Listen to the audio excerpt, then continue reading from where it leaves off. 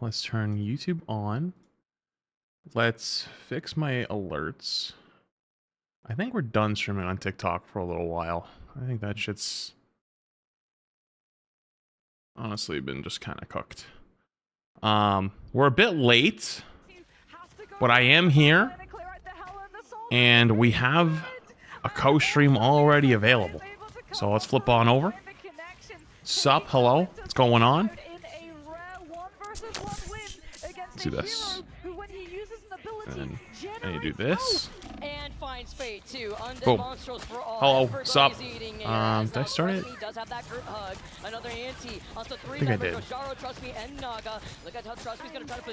Yeah, I did. Cool. Having that invisible boundary, but Fi hasn't been stopped. Hasn't been contested over to the side. Now will not have vision though, thanks to that invisible. I'll yap about Halloween and stuff when the round's over. I'm jumping in late, and it's already a one-to-one map banger. VODS Pro hold on to the objective just a little bit long enough to hit into overtime. Na'Vi now will be able to pick up the first point of cap, but they still have to worry about what VODS Pro have, especially your cloak and dagger. You cannot use Eternal Bond. You guys been watching this? Or how's this series been? I mean, I just came in now. I mean, it hasn't been on for long, but I came in to ask you whether cheesecake is cake or a pie. To cut them off cake for sure. Finish, and then you also have to worry about that title dirt here too. Team up with the anti, look for Durkee and Naga and that Eternal Bond, and also with Trijo with the recent. I'll just play underneath here. He finds Finzi. It seems like every team plays under here now. Honestly, I haven't played much ranked in a while. I wonder if people are doing that in ranked now. And that was thanks to Spark for finding Durkee to summon that on Dead Monstro too. On top of it all, they're holding the horn of Proteus. It's goddess of death. Rajara is also holding on to Meteor, and because the angle it has is not actually going to impact Na'Vi. Actually saved it. Oh, never mind. Now the Meteor M is used, and so too is the horn of Proteus with the fate of both worlds damage amp.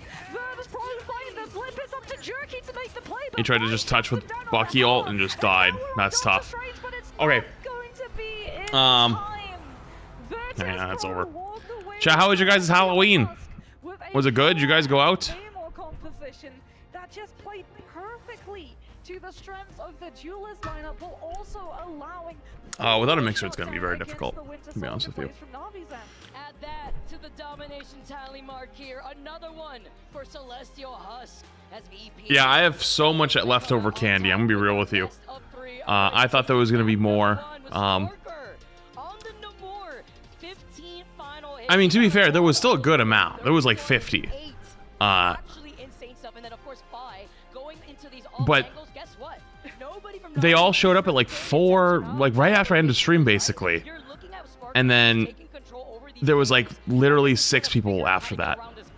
Yeah, and I mean, it was title dirge. It just was title dirge punished. So I was sitting downstairs, you know, because I didn't want to like not respond fast enough or think I'm not home or something. And there was like 2 hordes that started the night, and then after that it was just nothing. So I have, no joke, probably like 60 or maybe more full-size candy bars still sitting in my house. And I also have like a giant bowl of, what's it called? Like the smaller pieces of like gummy candies, like Sour Head or Sour Patch Kids and stuff like that. So yeah, I don't know.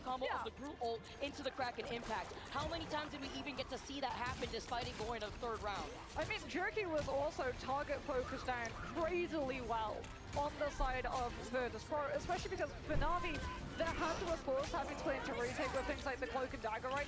15, 20 kids on Halloween. This year we only had 1 show up for candy. Really? Ultron was actually the first save coming on through from that side. It also weakens your retake potential because Rage of Ultron, it generates so quickly in 4.0. Damn. You would be able to pop it at the beginning of a fight and give it halfway through that fight. You would have another one or a good 75% of it all the way. That's kind of wild, actually. Now, when you play those retakes, it's either going to be something like the best part of Halloween is all the kids don't show up, so all the candy becomes my own. Isn't that kind of a little sad though? You know, Azrael in the prime. I think I definitely went overboard buying stuff because I thought there was gonna be way more kids.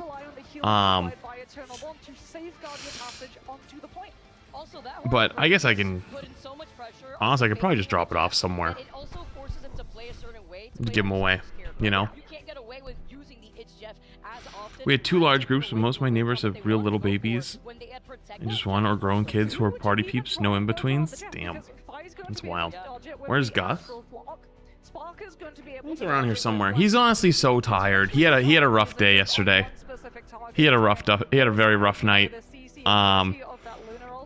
So I told you guys that there was like I got invited by one of my neighbors to a little party that was basically just like they do it like with all like because all the neighborhood kids, right? It's for the kids that live there. And they were like, yeah, it's mostly for the kids, but like you can come by if you want. And I was like, oh, thanks. I didn't go.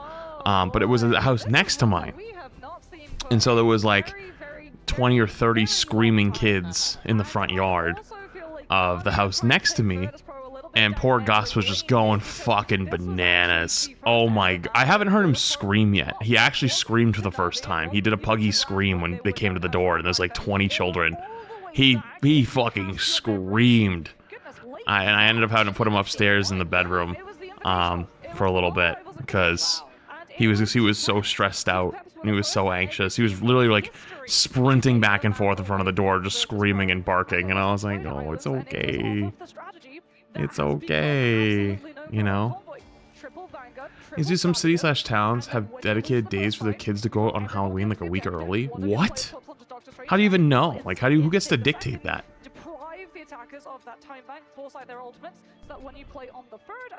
Too much excitement for the little guy? I mean, yeah, I guess it was excitement, but honestly, it's more, I think, afraid. Ooh, Mantis and Emma bans to start us off. It's the Mantis and the Emma Frost immediately out, and it goes into your point with that triple Vanguard hold that you're looking for these teams on defense to use. Yeah, and I mean, this is another it's run by like county boards. I feel like that's fucking insanity. Which means that Na'Vi will be able to grab up the Mantis. Am I crazy for that? Am I crazy for thinking that's fucking insanity? Adam and Loki and Mantis is just something you cannot allow a defensive team to get a hold of because of the amount of time that it will drain away from your bank. However, because we haven't seen a Jeff save from Na'Vi's end, VODS get the opportunity to save the Jeff, which means that there's going to be a lot of drop-off points off the map, but they still have to worry about the Mantis being in, so it's going to... I just started playing Rouse on PC. I used to play on PS5. What are some things I should be expecting? Less open mic. People, and especially in the lower ranks, have way more mechanical skill than what you're probably used to. Like, the mechanical skill of a gold player on console is, on average, significantly less than the gold player on PC. Once you get to the highest levels, like Eternity, it's the same pretty much. But in the metal ranks, typically on average, that floor is a little higher. Do have to field into a strategist who's a little bit less in terms of comparison to the Rocket in state of meta currently. What else? We're now going to start to see the sweeps come out on the Vanguards. I'd probably expect that ability to be able to triple hold, but also you're gonna have some struggles getting set up, like learning all the keybinds and getting comfortable. It's going to take some time. People say PC is more toxic thoughts. No one says that. No one says that. No one says that. No one ever. No one has ever said that ever in the history of ever. No, that's not true. No one has ever said that. I have never heard that take once in my life. And it's like you mentioned, they don't really have to worry too much. I just heard someone say that. I mean, other than the person who just said it. I was watching a streamer said that. It's on her VOD. That is crazy talk, like actual crazy talk. And I can systematically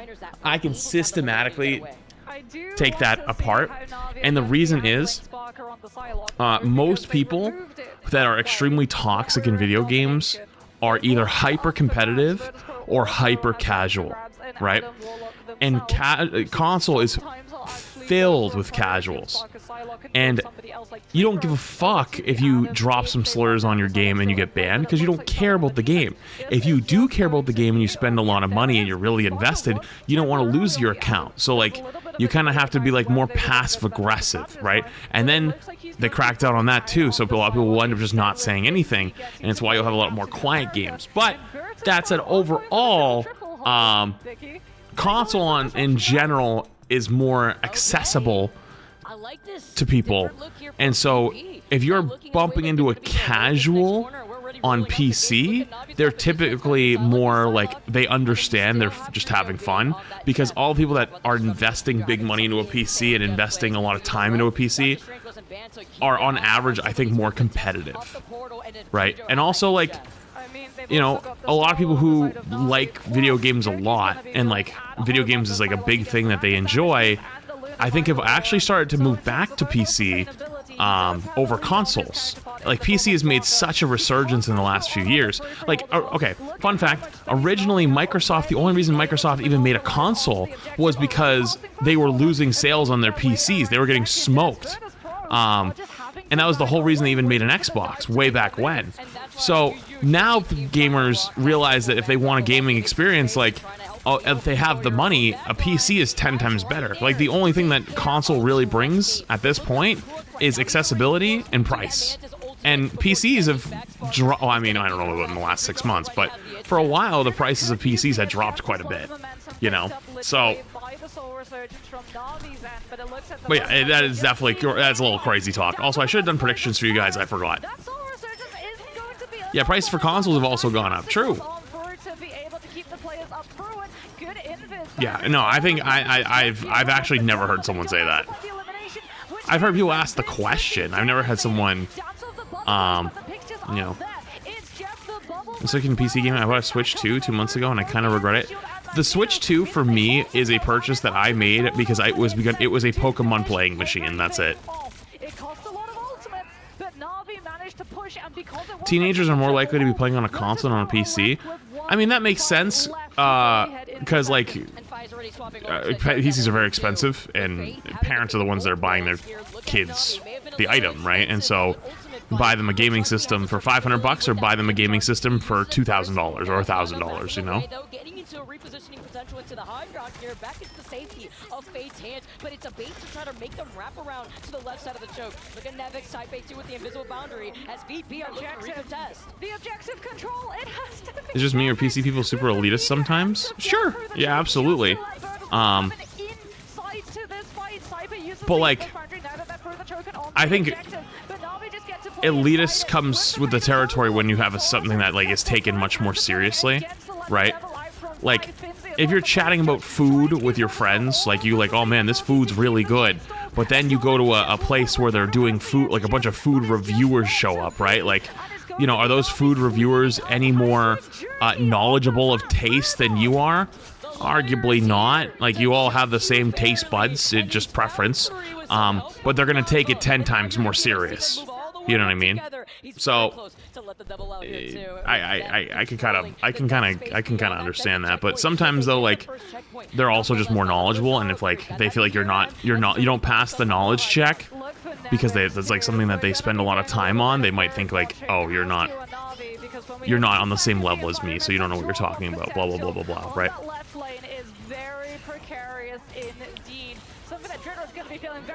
Yeah, I mean, you could argue console's elitist too. I mean, like, anytime I've ever talked about any gaming stuff, like, oh, like so-and-so game isn't doing well or whatever, they'll always be like, no, everyone's on console. Console's dominating. Everyone plays console, and it's like, I know that, like, some games that could be true, right? But like, anytime there's a game that's not doing well, or like it starts falling off a little bit, everyone always goes, oh, everyone's on console. We're on console. You don't know what you're talking about. It's like, okay, that's not true every fucking time. Like, it's just, you're able to say that because we don't have the console numbers, so I don't believe it. But holy shit. The Daredevil go crazy. This is the first time we've seen this map, I think, like, go past first point in a very long time.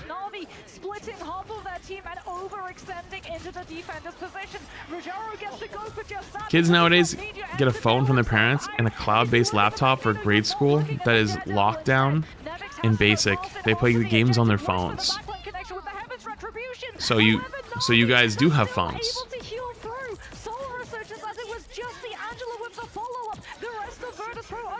You guys do have games on your phone, or you guys do have phones, right? Yeah. Oh yeah. Twitch is 100% skewed to PC. I mean, even if like I was actually talking about this yesterday with someone. I don't know why. Like we actually talked about it on stream. I don't know. We were talking about how on average, like even if you start off as a console streamer, a lot of people will move to PC eventually. That's a W for them here as they try to contest with the freedom charge and Fi finding Jerky before he can boost up into that let the devil. Holy shit. Fi getting the commitment of the righteous cross, using it as a lunge gap closer with the 6-meter distance. It carries you forward. Wait, he found him. Wait, he found him. Oh my god. The walls to catch the hiding Star-Lord. That's fucking hilarious. Virtus Pro have stalled all of the momentum and forced them into a full retake. What do you think about the Xbox Switch? What do you mean the Xbox Switch? Are you talking about, oh, the ROG Ally thing? I haven't personally used one, so I don't know a whole lot about it, but they seem pretty cool. I see you. He's looking currently at that Invisible Man now as you take a look at Navi. Less than 40 seconds on the clock. And with the oh yeah, games, like phone games make the most money of any game, and it's not close. Like, if the entire gaming market is 100%, I think PC and Xbox and like consoles gaming make like 10%. The other 90% is all mobile. Potentially, but no, they're so close to the Vanguard ultimates, they can't actually swap and give all the way the ult charge, which means that Virtus Pro have a potential here. When Na'Vi go onto the objective, they're going to be able to punish the split. If they split against the Psylocke, then they go directly into the Jeff ultimate, which means that it's going to be up to Jerky with the Let the Devil out to find the ice. He's got the Let the Devil out. Yeah, they all backed away though. He lost like half of it. And then, yeah, then the Invis ulted, and yeah, he just deleted. Holy shit. That was huge, and trying to pull him back here too. It does force out the invisible boundary. I wonder if that was a little bit of an early ult. Follows up. Sparker is enabled to use the dance of the butterflies. A nice stun onto Rajaro, and trust me, after Naga's forced to back away, Fate helping them out. Meteor M coming all the way up. He almost jumped into it. Wait, oh, it's his own mag. Dude, I wonder if that was the same mag. I thought it was, I'm not gonna lie, I thought that was VP for half a second because of the Star-Lord ult. Because you typically mag ult for the Star-Lord ult. Oh my god, I thought... Dude, I wonder if that would have actually hit him.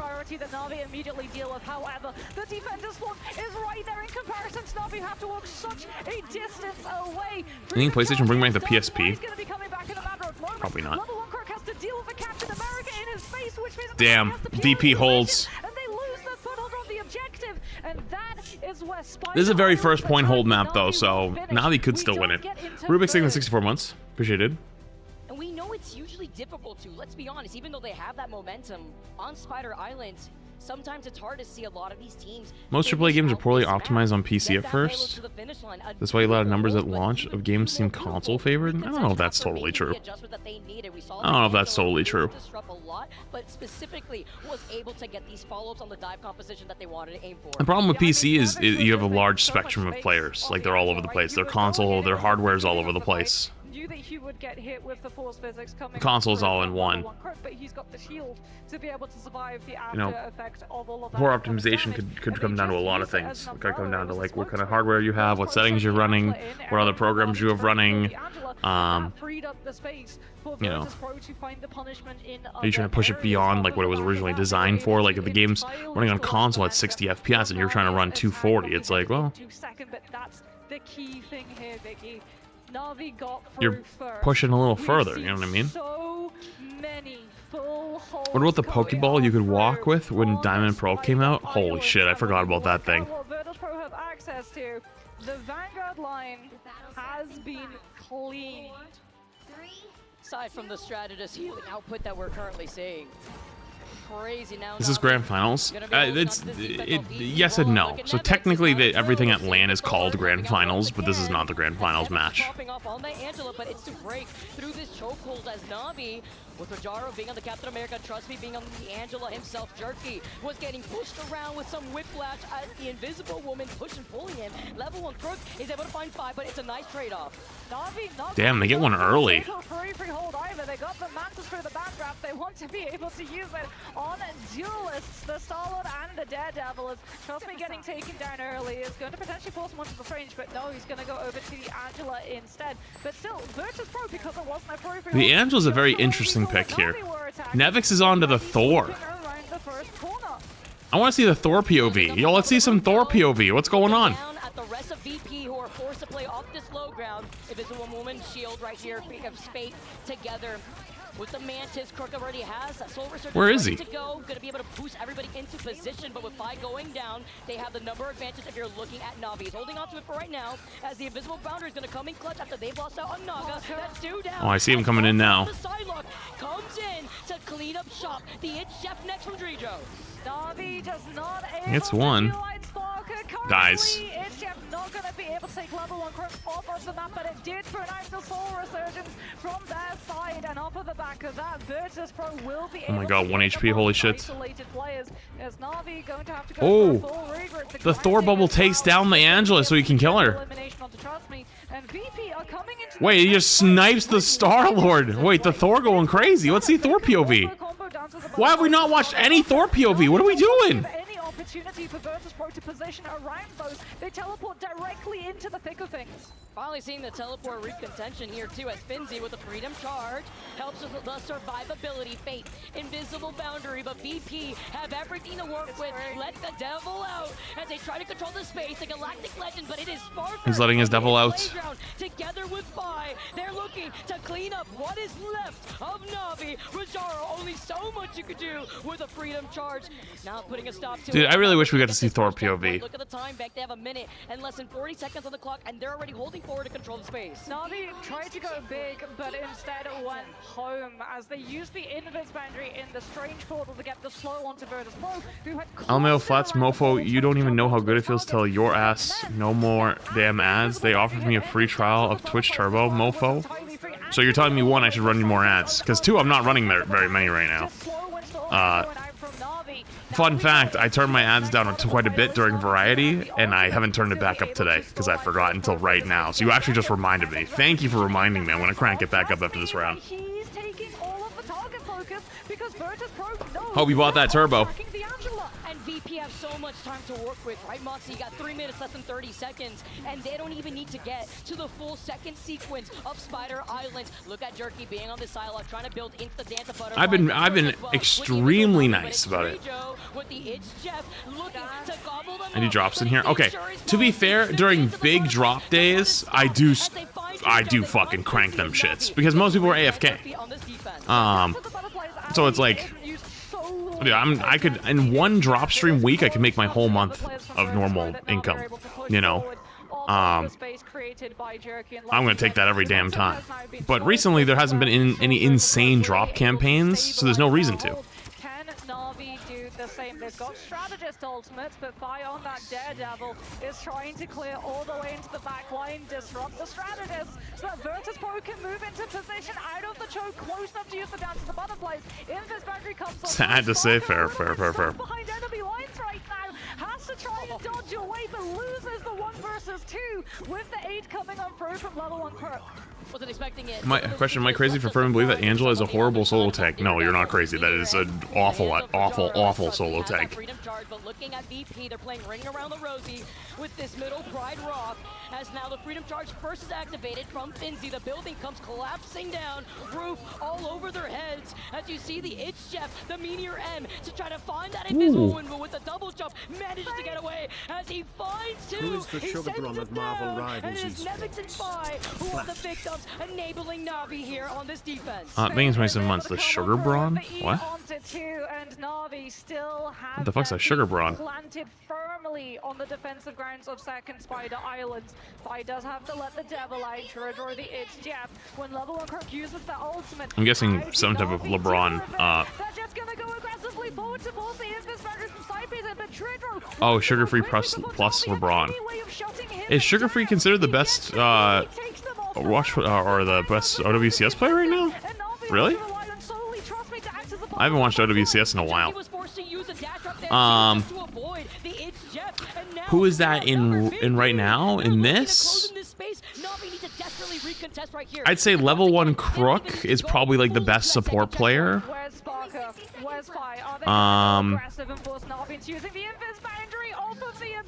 This tournament's been very interesting because Envy, for example, had multiple players that people thought were like the best players, like Kaluj. A lot of people were like, oh, Kaluj is one of the best tank players, and they got fucking rolled.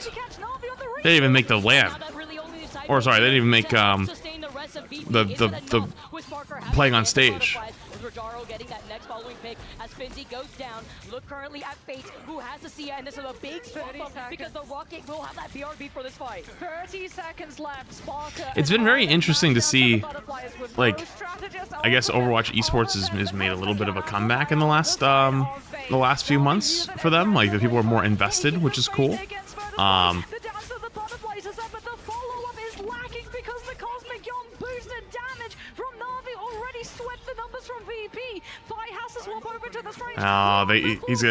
They're gonna stop the portal. Wait, they couldn't stop it though.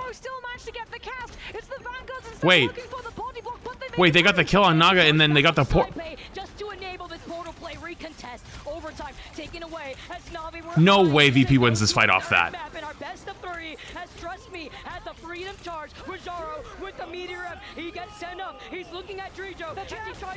Oh.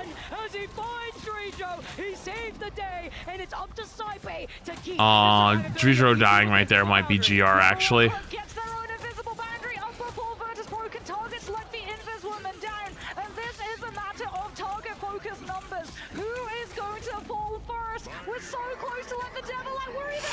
Gets pushed away, but he gets one, but he gets pushed away. They do get one though. That's something.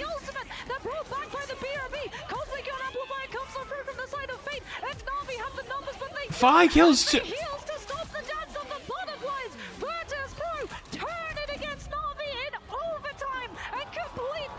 No fucking way. How did they do that? Dude, they went from getting held to not being able to touch with TP to getting the TP off, getting through, and flipping the point and winning. They're here to make a point. They're here to showcase that they are looking to get that first place prize. Oh my goodness, what a series. What a series. Dude, VP looking good. We were going to a map. I'm pretty sure the crazy thing is VP didn't even make the China land. They didn't even make China land last time. Everyone was really upset. They should have made it. And now they're just smoking every team. We highlighted, we said, wow, it's notable that Na'Vi let it through after they banned it on domination. And Na'Vi walks away with the MVP. 32. Na'Vi is the winner of the China land. Final hits. What a play from VODS Pro. They truly do know how to set their duelists up. Like that Vanguard. Nah, they just have big money by not making China. How Finzi and Nevix have the discipline, the wherewithal to go in and not overcommit, not overextend.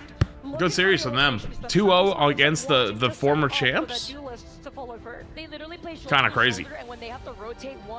Alright, chat, give me 2 minutes. I need 2 seconds. I gotta get up a stretch. And also, we got a sponsor for Rivals in a few minutes.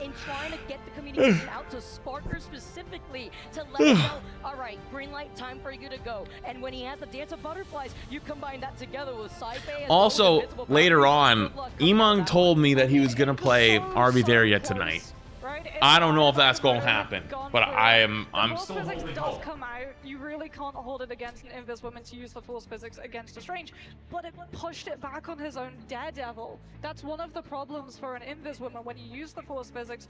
Yes, you've managed to prevent it from hitting the backline, but because you're positioned in the backline, the force physics pushes it forward, which means it's either going to be falling onto one of your duelists or one of your vanguards, and it fell onto the one player on Na'Vi's end who had an ultimate. If the Let the Devil Out had come on through before Dance of the Butterflies had been built on Sparker's end, maybe we go to map number 3. We'll never know.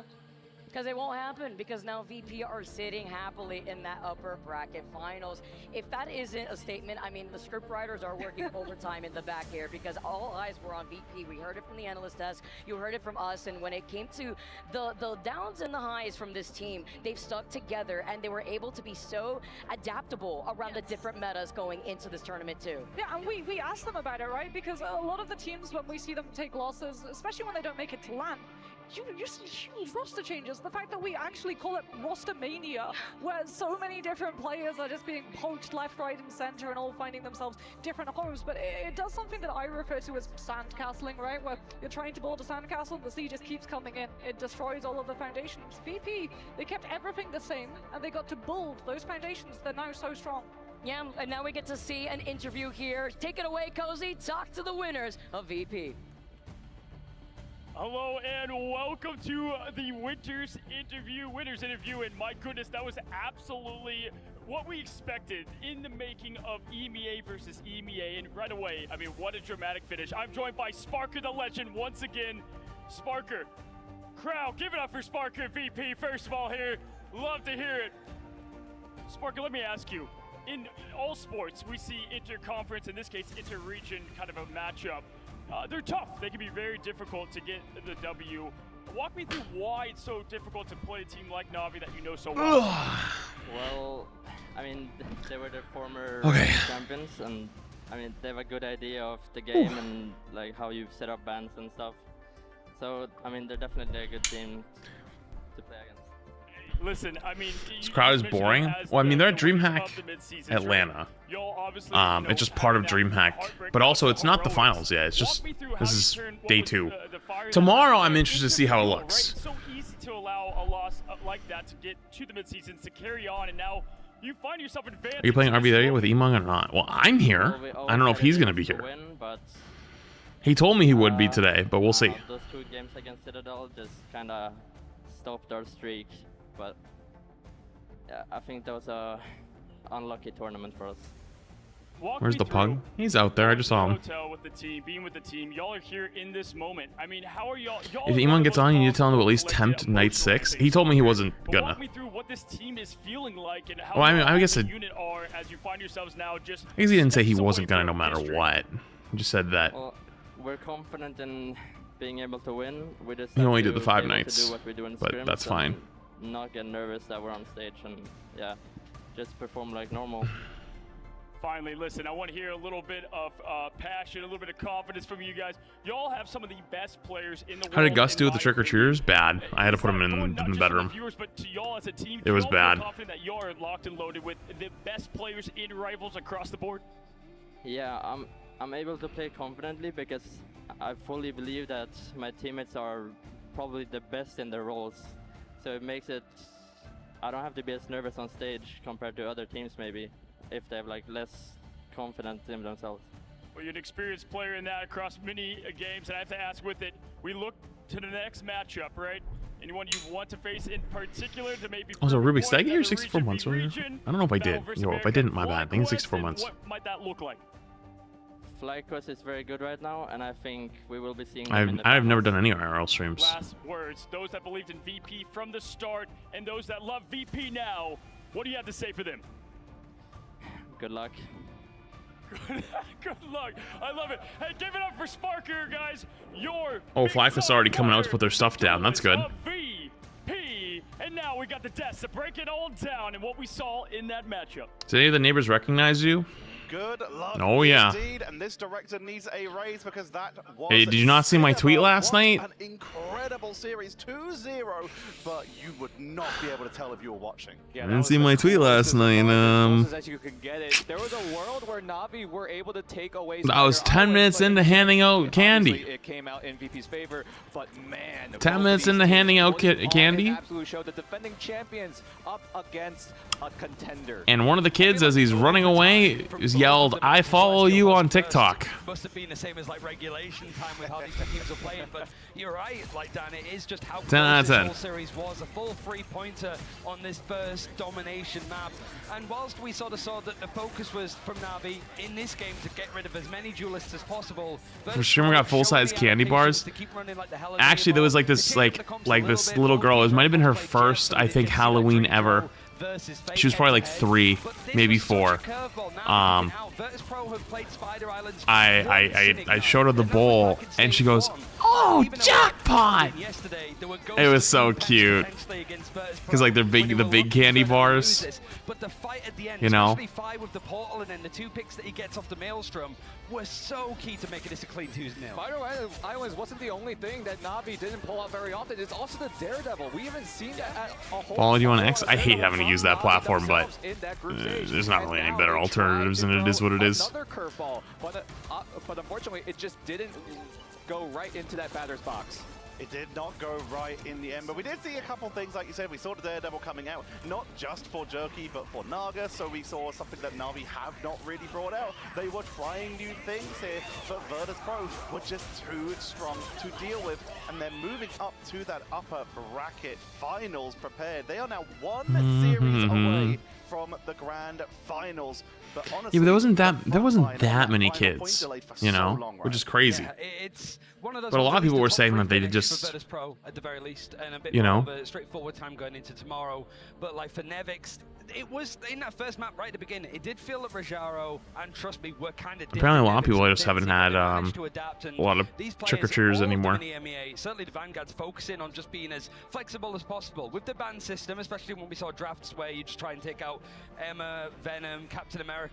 You have to just pull out the Angela, pull out the Hulk as and when needed. Nevix is one of the most flexible Vanguard players in the world, and it showed, I think, in those last couple of maps. And yeah, to what they need to. VODS Pro were also a team that didn't really have a big of a champion pool, a little bit of a hero. Wait, they're in a new arena, aren't they? Team compositions, but in the end, VP, they said that they went back. Or did they change they just worked on their hero area behind them? It looks further away now. It looks bigger. It was just enough for Na'Vi to get. Am I crazy? Blown out of the water. Dan, keep it going for me here. Let's talk about the last thoughts on this series. Oh no, I am crazy. Because that was back and forth. Na'Vi is Did they add more seats? It does feel like it's further away though. What are your thoughts? I mean, it's really the meta, right? We talk about this time and time again. Season 4.5 really favoring them this time around. That's why they were so, I guess, threatening off the get-go in Season 4.5. They didn't really have to do a whole lot of work. They had the hero pools already fleshed out, and with the meta, having no Torch, having no Ultron, it helps VODS Pro as a whole, not only in the game itself, but also in the draft ban as well. And Ryan, break it down for me, the thoughts on this matchup. I haven't seen them do any crowd shots. I'd be interested to see what a crowd shot looks like. I'm backing Na'Vi to win this event. I did it off the interview. I didn't have much like expectations, but from how they were here. Yeah, because I feel like this is also mid-season finals. They've got further in the upper bracket this time than they did at the mid-season finals. They went straight down into the losers bracket and were able to go for a run to actually win the whole event. So being knocked down to play Chopper Mag later, is it going to phase them? More time on stage, more time to fix some of the issues we just saw here. They're very good in the rematches. And let's break that down by looking at the bracket so we can see the results that we just had in a more wider context. Of course, moving up to the upper bracket finals, VODS Pro. It's their first international event, but they are showing up in style. They'll be playing against the winner of our next series, FlyQuest versus Citadel. And then coming up later, it's devastating to hear that one of these two teams is going to be going home. Na'Vi, our current world champions, and Chopper Mag, who have started to become, I would think it's pretty safe to say, the people's champions. Yeah, it's almost like the hometown heroes, but they're not hometown at all. They're just adopted. Hey, they got Fidel at least. Yeah, but he's standing in. Like, why are they the people's champion? For you. The next one is going to be FlyQuest versus Citadel. I just want a few words from each of you, 2 or 3. Who you got and why? It's got to be FlyQuest. Vest, the hometown hero. That's all I got to say. Citadel love a scrap. It's going to be that. Those are the predictions from our analysts, but we're going to be diving more into that once we get back from this break. So don't go anywhere. We'll be back with FlyQuest versus Citadel after this. Let's see.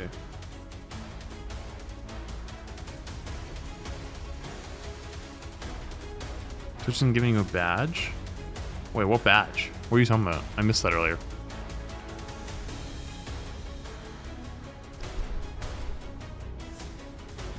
I think it's because they're kind of considered the underdogs, so they keep surprising people. Ah, true. I guess that makes sense.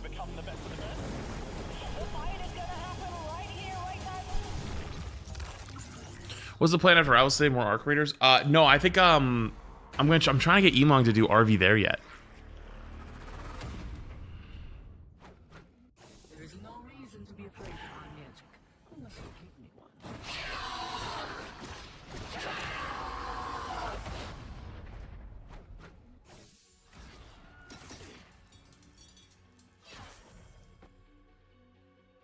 No bit dispatch today. I mean, if RV there yet doesn't work out, we could probably do dispatch, but getting a plan of people together is going to be tough. And so if I've got the plan to do it, we'll try to stick to it.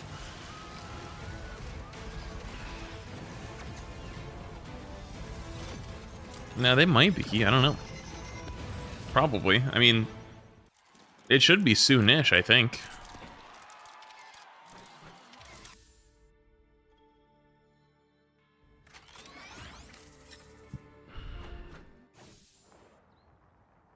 I don't think that's the welcoming committee. Bombs away. That is a pretty cool new skin. Powering up. Anyone say fireworks? Maximum pulse.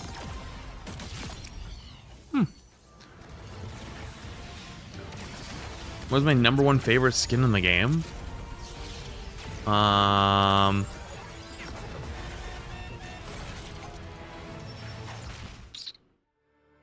Probably that Thor skin I always use. The fucking Rockstar one. Where when you're shooting out the lightning bolts, it hits fucking like strings on the guitar. You know what I mean?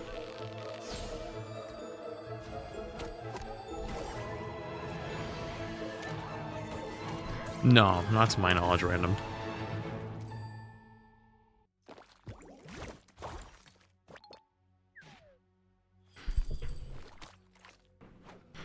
Love and Thunder? Which one was Love and Thunder? Actually, let me take a look at some stuff. While we have a sec.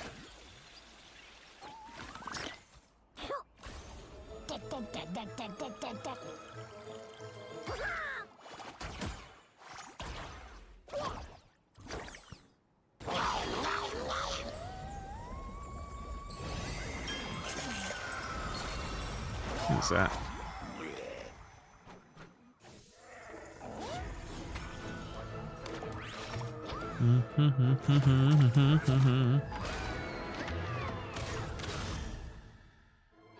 I was looking through Hot Topics just to see what's in there, and somebody put this fucking video on the Cinder 1000 page document thing, and it's like,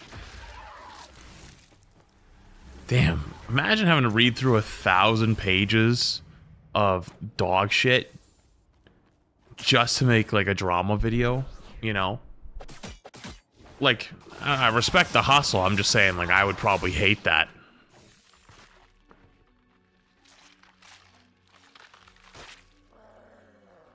What the fuck is that skin? Not worth it? Oh, it's probably worth it. That video will probably make, like... I mean, I don't know how many views it has. Let me take a peek. I'll tell you right now. I'll give you an idea. It's almost 6 hours long. It's 6 hours long and has 700k views. That video is probably made...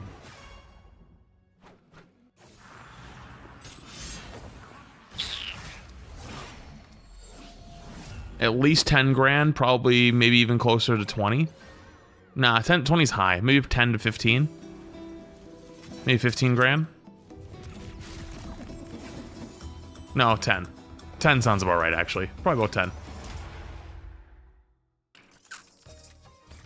6 hours long, and if it's like people are actually watching the whole thing, I guess that's to be fair, if people watch the whole thing or not. If people are watching the whole thing, then it's probably like really up there, but... Also, well, actually, I don't know what the CPM is of the drama scene of that kind of thing. It could be actually. It's probably as low as 5 or 6 and as high as 15.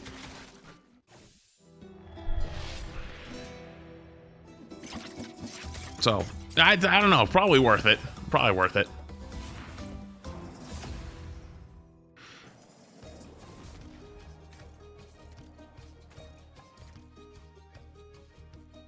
And only for unemployed people to watch it. You'd be surprised. There's a lot of people. There's a lot of employed people who love a little drama, but the people who take it super serious are mostly kids. I think teenagers, college-age kids. Once you get beyond that, people just like don't give a fuck as much. Hey, we're FlyQuest. We're here in Atlanta, and you're watching Marvel Rivals Grand Finals. What are you talking about? I was looking at Hot Topics videos, and there was one of like the Cinder document. We're just yapping. We've got Ryan and Dan, and listen, we just saw VP looking all that dominant. Now we head into FlyQuest versus Citadel. And listen, fellas, you look at what FlyQuest has been able to do thus far. They've looked all the part. Undefeatable almost, right? Up to a couple of points. Ryan, what's the key to success, and why do they keep just looking so formidable? Gamba? It's Sure. exciting to sort of see in America. Wait, it's FlyQuest and who? As good as FlyQuest have done so far, because it's not only that they were undefeated in the group stages of Group B, they topped the charts there, but it's just they dictate the pace. Whether they're playing triple strategist, whether they're playing 2-2-2, they look a lot more flexible event, they look in control, and with all of these teams like Chopper Mag, Citadel wanting to play fast and brawly, get in your faces, make it really uncomfortable, FlyQuest are like, yeah, no, we don't. Gamba's up. Have fun. Under our control. Yeah, the amount of individual prowess that they have is just absolutely through the roof. A lot of these teams got here mainly because of pure team play, but FlyQuest have that X factor. They have a chance that their star players could even pop off. Most notably, Energy on that dualism, I don't know, random. on that Jeff. And I don't think I've seen so many multi-man Jeff ultimates in my life. And there's a lot of people that just like it in general, Listen, when you know. it comes to just nerves not at all being there, we saw that with VP, right? They were like, we turned that fuel into fire. We're seeing the same. I can read the comments of drama videos. A lot of the team said, when it comes to I see you. this team is, I want you to know I see you. Not only that, you have someone like Vision having a Jordan flu game, wasn't feeling good yesterday, put up a performance of a lifetime still. And so for me, if they have all that going their way, this team looks to be unstoppable. And in fact, right, Sparker said that. He's like, that's who I want. They have such the talent. We want to take them down. Yeah, I mean, I have a question for you, because you're the only, like, you do Pacific, you're American. Yeah, I'm kind of just sitting in the back here. For somebody that's covered FlyQuest so far, it feels like How's they are dog almost like sitting the top going, team in Flats? North America, which Why is did you weird put that because in they were quotes? the third seed coming out, like Envy had a lot of expectations. Why'd you put that in We don't need to quotes? talk about that. And then after beefs, like, what is it about like FlyQuest that this stage seems to have gone really well for them? Yeah, so funny enough, in all the seeding stages, always coming out #1 seed, right? They're always looking so confident there. And then, yeah, we had that big upset that happened that ended up having them push to that 3rd seed. And for them, I felt like it was almost good for them in a way. Like Envy, if you saw in the mid-season, they were able to kind of carry that momentum forward. Because when you come in as the top dogs, that's anything to 100 Thieves, that's VP showing it quite nicely there. But when you come in as the top Yeah, dogs, because right, believe Gus is actually your dog. and, a lot of, He kinda is coming in. now. So for them, I feel like they were able to kind of reset what they have in terms of the talent. He And kinda their is jobs now. were close to finish, and they're just carrying that mentality through instead of letting it get to their heads. Yeah, because they played 100 Thieves in the upper bracket final. They lost to them, and then immediately Is the they played carpet Envy still and lost orange? to go out as the 3rd seed. So that's my only concern with Yep. FlyQuest is if Crap, are you here, right? We can just you want to get set up now? FlyQuest would have to play straight We can just send it now. Which 100 Thieves, It's in a minute anyways. They're ready to go. They're probably scrimming in preparation to play the loser of this upcoming series. But the problem, I guess, is like they're going to be warmed up on stage no matter what. Whether it's Citadel or FlyQuest that loses best of 3, they've already got their stuff set up, and they're going to be very ready to play on the stage. And we're going to have to see if that fatigue does kick in, right? Whoever comes out on top has to go right back in. And if you know anything, Marvel Rivals is a very, very high stakes, high pressure, high octane game with so many particles going around, and you have to just find a way to overcome that aggression. What a throw. And we're gonna Does see Gus's owner know how popular he is from you? They know. Bracket with such heat in the seeding stage before, so I think all right. that time and I guess them getting tired to me doesn't exist. I think What am I looking at right there? What are those? Oh, they've covered the crowd with a. That's what it is. They put a big. No, they are further back. They're up top now. That's what it is. They're on an upper angle. I bet if I went and looked at yesterday's, I bet they're on a different angle. That's what it is. team with just as That much said, confidence as Ryan, but tell me on the other side, right? Because is it they're up? just like FlyQuest Crap. coming in here, a different seed that they wanted to have. Yeah, second seed, despite the fact that they actually won the upper bracket final in EMEA. It was just that rematch against Virtus Pro that Chat, after they had qualified for Atlanta, it felt this that section the of the stream tension lifted off their is shoulders and going they to could be play brought the to you Marvel and Rivals that they wanted sponsored to. by Here it's been a Marvel tumultuous Rivals. event for them, which tends to Marvel suit their Rivals playstyle. as Every series that sponsoring they've this won stream to has let gone you the full 3-map know distance. And about naturally gets FlyQuest, Rivals you have to Ignites, expect that if you and have a is good game on sponsoring me domination, to which, by the way, is let still you getting know about it, and a we good can domination hang out and game. just keep It was watching the a game matches that the they were same so way we good at, they were have struggling been. on So now. you can do They Command need Marvel to Rivals to learn more about Rivals Ignite, and if you don't play Rivals already, you can pick up the game because it's free to play, but I'm assuming if you're already here, you've already have done that by now. So thanks so much to Marvel Rivals for sponsoring a section of the stream as we just hang out and watch some matches. Nothing's really going to change. We're just going to keep doing what we've been doing. It's just going to be a section sponsored by Rivals. So thanks so much to Rivals for sponsoring this section of the stream. Cool. Way to overcome this slump that they are experiencing, and now in the playoffs, the stakes being so high. How are Citadel going to adapt? How are they going to get back up to what they used to be? Hey, Flash, keep up the great No. work. Where do you think the Mr. Proceeding goes from here after the tournament? W Wang Wang. Maybe the 4 months. CTS isn't funny. Like, where will they host the next tournament? I don't know. Because there's still at least, I think, one more tournament technically in this series for the year. So used to being in that position, like no matter what it feels like, they're very good at if it's a 4v05, taking us the distance there. So no doubt if they do go down to that elimination bracket at any point, it is going to be pure octane from them.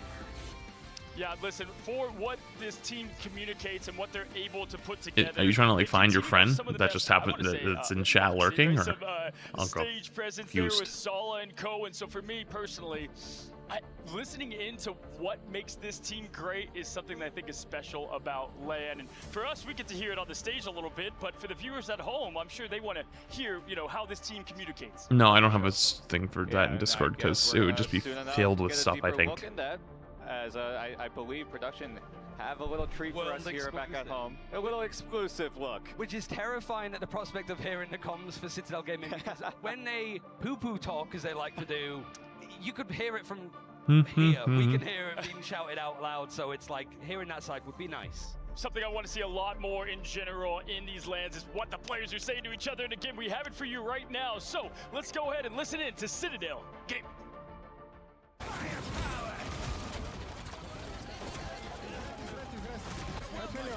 Our comms check?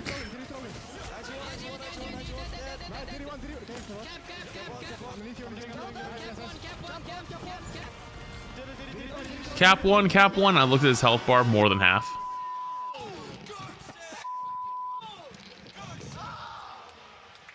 Oh, I heard a good shit. They didn't get that one. I would expect nothing less from the passion. You know what? For me, man, that's just passion. That's what you want to hear. When you can't hear half the clip, that's the best clip to have. I knew exactly what to expect, and I was still taken by surprise, because it's either just dee-dee-dee-dee-dee, which I guess is Daredevil, which is a smart call out, and then cap, and then expletives, just bleeping.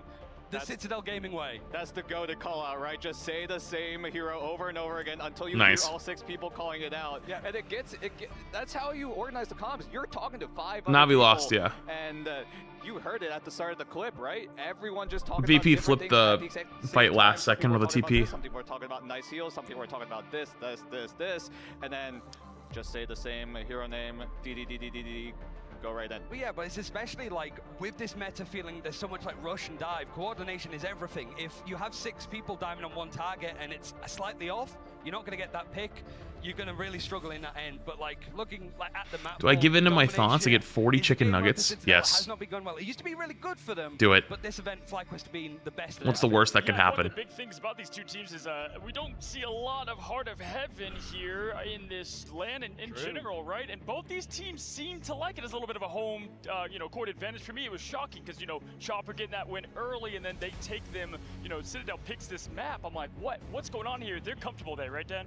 Yeah, both of these teams actually picked it once throughout the entire group stage. FlyQuest won their map against OUG. Citadel won theirs as well. We might see some Heart of Heaven. And we have to ask that question, right?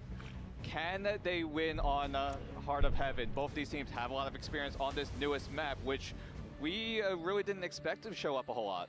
I think What match is when it next? comes It's to, like, new FlyQuest stuff and meta-wise, Citadel. whether it's new characters, like we've seen the teams that picked up Celestial Husk first really do well. Arako used to be like VODS Pro's home ground, isn't so much anymore, but it's like, if you make the new map yours, that's such a big buff going into an event like this. For me too, I love that just like every player thinks they're the best at set hero, every team believes that the map is their map, right? You know, with 100 Thieves saying, hey, VP, let's go to Yggdrasil. This map is ours, and for y'all at EMEA, you're like, wait a second, Yggdrasil, that's VP's map.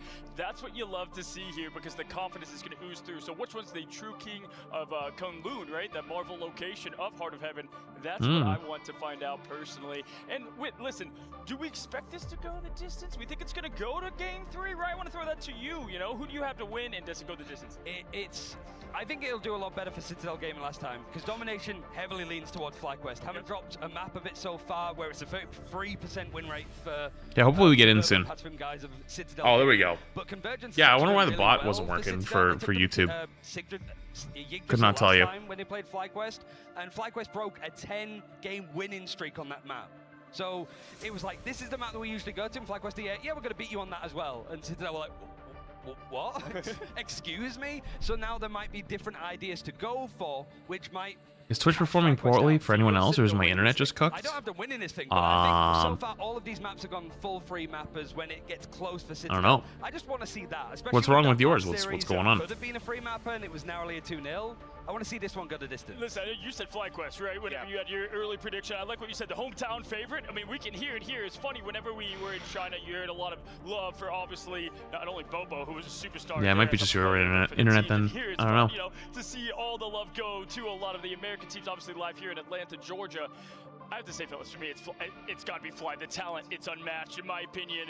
They have looked ever the part, and they haven't shown me any reason. Takes like 5 seconds and freezes for 1 second and starts playing again. Might be you. Yeah, and FlyQuest look to be really, really in form, but... Oh yeah, if you have ad blocker, sometimes it makes it worse too. Might have a little bit of an edge over them, especially since the Citadel, like we've been talking about time and time again, they are so good when they are against the wall. There's been a lot of downtime. Yeah, there has been a lot of down. Yesterday there wasn't a whole lot of downtime when the matches were rolling, and the last day of the group stages there wasn't a whole lot, but this is a good amount. For Citadel, that their biggest win condition is to just rattle the opponent as much as possible. And so far, it feels that FlyQuest this event have just been unflappable. They don't seem to really show any cracks in their ideas, their drafting, their compositions. They feel just unimpeachable right now, and I think for Citadel, they're going to struggle to try and up the ante. You know what? I think that's it right there. I think you guys nailed it perfectly, because for me, it's if FlyQuest wins this thing clean 2-0, it looks to be theirs with ease, right? But yes, you let in Citadel an inch. They take a mile, my friends, and with that, we have... Sometimes not your internet. It could be Twitch's working bad on the servers in your region. True. That could bring the action. Time for our second Did I hear a bug? semi-final! Nails? Did you see Puggy Nails? Americas versus EMEA Classic here. So let's waste no time by introducing our first team, hailing from the Americas. It's gonna be third out of the Americas and first out of their group. It's FlyQuest. Oh. With Spark Chief, Vest, Energy. Oh, they actually did change the walkouts since yesterday.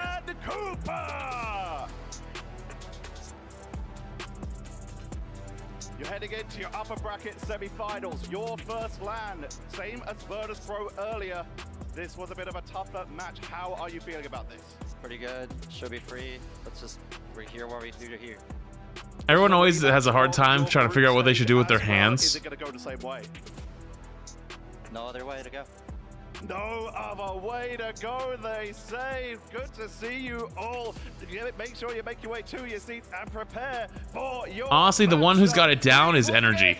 Energy's got it down pack. There's a couple of easy ones. The easy ones are 2 hands behind your back, interlock underneath like your lower back. The other one is like 1 hand over the other like this. Right? You have 1 hand under, 1 hand over.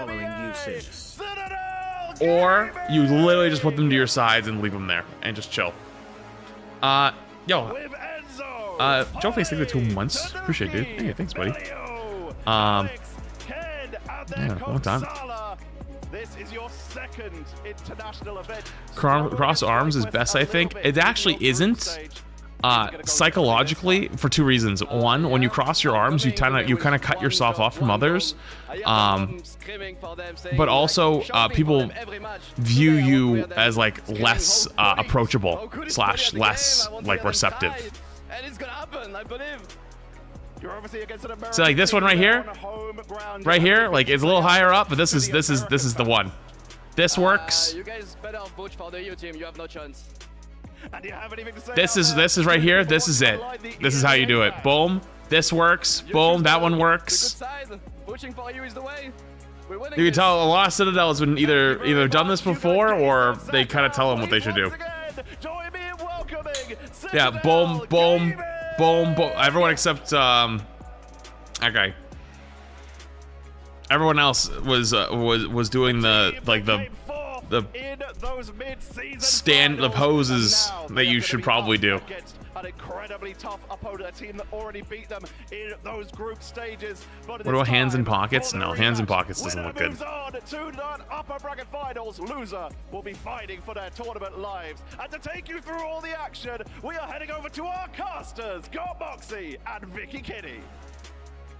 Thank you so much, Tetcher. And we got FlyQuest versus Citadel Gaming Moxie. I was looking at Enzo, I'm like, damn, they look fly as fuck. Enzo. I mean, we got FlyQuest. They got a horde ready to support them. Maybe Energy's mom gets to bring him some food later, like we saw in one of our interviews. Does Moxie have to get up at like 3 a.m. to get started? Like, that looks like it probably took so much work. Here in the crowd, showcasing not only how happy they are to see their kids up on that stage, but to also give them that support, because this is a big one, Moxie. FlyQuest versus Citadel, the run back potential, but FlyQuest, they don't feel phased here if you look at their performance thus far within the grand finals. I tell you what, Enzo might need to be a little bit careful, because there is someone in that crowd who has a magic sword and it looks absolutely insane, and I'm pretty sure they were also cheering for FlyQuest too, so watch out there for Citadel as gaming with a watch on is crazy. Just saying. With it all on the line. FlyQuest, Citadel, whoever wins this one is going to be safe to move through our upper bracket. Whoever loses is going to find themselves having to play out a nerve-wracking best of 5 in the lower bracket run. And FlyQuest don't want to be the ones to send another American team home, right? I know American Man in the back won't be very happy for that one. As we get to take a look at our players getting set America Man is still in the back. That's funny. Moxie, and as we've already seen I'll turn up a little bit. Stage, this is a rematch as FlyQuest. I don't know why it seems a little quieter. What's up, Nate? Game number 2 of group stages, and it did start off on Hell's Heaven. It's a different look this time around as we get started on Krakoa. Yeah, and that's going to instantly be targets. Where's Gus? He's just around the house somewhere. Because he's not going to always be in this room. Vision's Jeff is one of the best in the world. He likes to go exploring. We got to see it in the Americas region. We get to see it here at Atlanta. He also likes napping, so he'll typically find a spot in the house. So he'll find one of his like 4 dog beds or the actual big bed, and then he'll just go take a nap. We head into our first ban phase. The crowd are starting to get wild. FlyQuest have the the crowd today is actually much bigger than the one yesterday. It's about double the size of yesterday's, and tomorrow's is the finals, so I'm very interested to see if tomorrow will end up being packed. It is Saturday. It is Saturday, true. But Sunday's the actual finals. So lethal when it comes to the Jeff. And there's the stock exchange starting to open up. Double Mantis ban, Jeff save, and then Venom ban, Venom save. No more symbiotic shenanigans. Jeff ban. Citadel will be able to claim Venom themselves, so they are going to have both the Feast of the Abyss, but also forcing FlyQuest into banning. Yeah, the double Mantis or Mantis Jeff bans are pretty popular. So that Citadel do not have the undivable backline. Interesting here, a little bit of a different look considering the last time these. I feel like they added more chairs. I want to check yesterday's VOD. I feel like the crowd size is bigger, or the the area is bigger, and they moved the desk back. I'm convinced. I think I'm losing my marbles.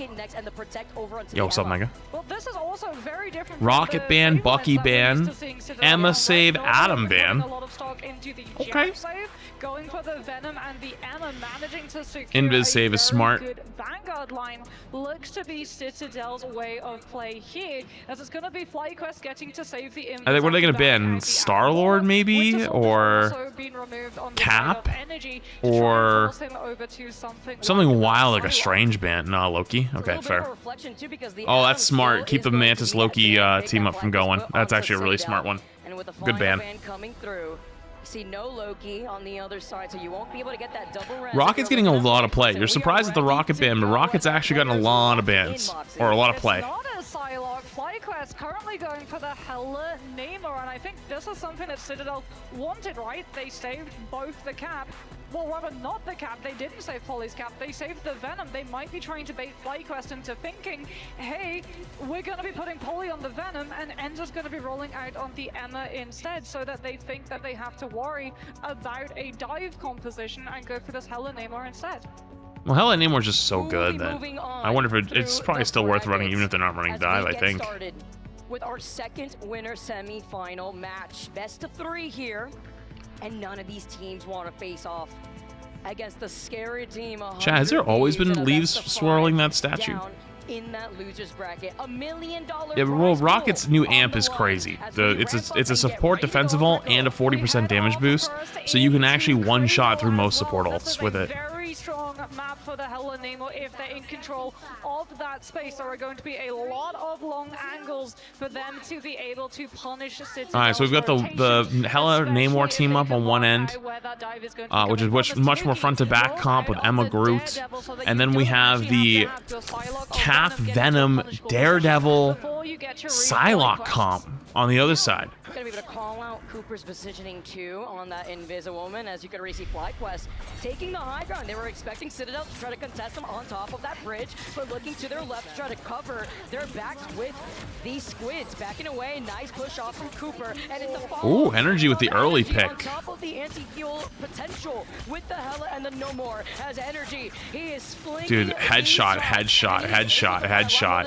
damage, and even with a Terror Cave, talk about a lot of that damage potential. You don't even need a Mantis. Yeah, Zealous rolling out on the Cloak and Dagger, Cooper the Invis. So FlyQuest, when they stack, they get so much heal off of the Pierce from the Invis, but also the AoE attached to the Dagger's primary, while also being able to prepare for the Venom's commitment, because the Psylocke and the Daredevil don't go first. They get to play off of the space. Polly's in, cap. and he's out. Polly going in, creating space for his team, trying to force out some of those cooldown resources from FlyQuest, so that they look in front of oh, behind, because Tanuki's in, he's already behind him, but he's already popped his block. He's gonna be in trouble here if they turn for him. Yeah, he's dead. He didn't get enough. He didn't get enough value out of that before he popped the reflect. The number advantage for FlyQuest with Cooper having that invisible boundary to match that. Oh my! Ew! Is also going to try to match this No More here together. Over to the left side, he's got the whale ready to blow, and with the Eternal Bond, he's got the reset. Go bear thing the prime. Citadel do have freedom charge as well, down to the butterflies, and there's what? On the side of FlyQuest to deal with it. Strangling present into hold. What was that ult? But doesn't catch the Psylocke, and Melio is still cutting and wait, what did I miss on that side? I knew they got 2 with the. How many people did the cap ult hit? Because it looked like it was like a cap ult that was like maybe a misclick or like not really worth it, but there was actually way more people alive over there than it looked. Maybe because they were all TPing in? But it's a great flip in favor for good fucking shit. I didn't see that. Already 68% progress on this point before they try to go for the recontention. But you have to imagine what went wrong there when the Strangling Prison was not the bread and butter follow-up with the wheel crashing down. Energy is going to be finding it really difficult to use this Goddess of Death all the way from respawn. So FlyQuest are going to utilize the teleport to put themselves directly onto point. So Goddess of Death gets the angle. Citadel don't have presence on the objective. They have to go directly into the line of sight coming through from goes down early. Doesn't get much value out of that, unfortunately. He's letting his devil out. To take the Venom down. Holy, so much damage on the right clicks. But with Tanuki or the bounce ones and then the slams. And with follow-ups from Melio, he's going to be able to find Entertain next. It is a wipe onto FlyQuest while Citadel. FlyQuest did flip the point though really quick, so I mean that wasn't too bad of a fight. FlyQuest after that fight probably feeling like they got hit by one as they had to go onto that portal. I don't know what the drop is. The Fantastic one's still going. To be able to catch on to them with the I don't think so. I want to say no. To see these rotations come on through, but instantly it's going to be clocked by Citadel coming on through, and that just hello. Put the pressure onto FlyQuest. He just got deleted. This is classic Citadel bread and butter domination play, but the punishment is there. Invisible boundary catching onto the slow after Citadel have already used theirs. Damn, they're invisible so far forward, and here comes the will, the sounding of the 7th trumpet as they found 2 here, and Enzo does have the recent potential. A Capel kind of comes in to save him a little bit though, but they flip. So this is last fight now. And VODS does have that psionic seduction. They have the dance off. It's a nice little look at the Coachella, but with the one shot through with the Luna damage boost. Holy shit. What's that to stop the psionic seduction other than positioning? Citadel disengage the ammo so that they don't get swept away by the seduction. So I think Citadel's winning this, but FlyQuest got point again. Citadel now have to put players onto the objective, but they're so spread apart the place. Oh my god, that took too much. So FlyQuest has time to reset and go again if they wanted to, which actually they might not even need to. They're already all back. Spark Chief has taken 9 years to die, doesn't actually end up dying even at all. Point blank block here onto the goddess of death, staring at that Doctor Strange shield before he goes down. Dude, how the fuck did Spark Chief stay there and not die? Back around, overtime, taking away in favor for FlyQuest. Rage of Ultron comes on out. FlyQuest not using the invis boundary just yet before they heal through it. I don't know what's up then. It sounds like your shit sounds bugged. Damn, that looked like that was such going to be a map for Citadel, but FlyQuest just has good positioning, always flipping the point back to in their side. Citadel kind of gives up point easily. It could look a little tricky, right? His ankles weren't just close enough to that vertical box on top of the point to keep it into overtime. Both teams, though, did burn up that Doctor Strange portal for the recontention. Yeah, they also burned up all of the Doctor Strange shield against Energy's ultimate. Like, FlyQuest are doing such a good job of playing Energy and Vision, sometimes with the team core, sometimes apart, to force Citadel into expending Melio. And if Melio's out chasing a Hela, he's not putting pressure onto Zealous or Cooper, and it's reflected in the casualties on the strategist lines. Fact that Vision has 11.2k damage done already off that first round. Crazy here, as now we get to see 11k damage in the first round. Gotta take a look at him. You cannot ignore him when he's trying to harass your backline. So FlyQuest has 3 ults rolling into this. Citadel doesn't have any yet, but they're close to tank ults. FlyQuest do have the advantage though. They've got the ultimates and they know this. They can go first, they can go fast if they so choose, and they absolutely are. Galactic Legend, however, in the interim, Polly was able to bolt the Freedom Charge. They are still going to be slow. Ooh, good hunting of him. Knew that he was split off. Gets the kill, worth. 2 for 1 trade, I think that's worth. The rest of the team core had already established a hold on the objective, and they get first cap no matter how long this next Spark Chief knows he's there, he hears them. And it's Jeff's kiss to be able to see the follow from Cooper on the invisible boundary slow down onto Citadel Gaming's exit point. Melio, he comes back for revenge though, and he finds... I feel like FlyQuest looked a little lost that fight. I don't know what happened. Miscommunication, didn't know where to stand, didn't know where to set up.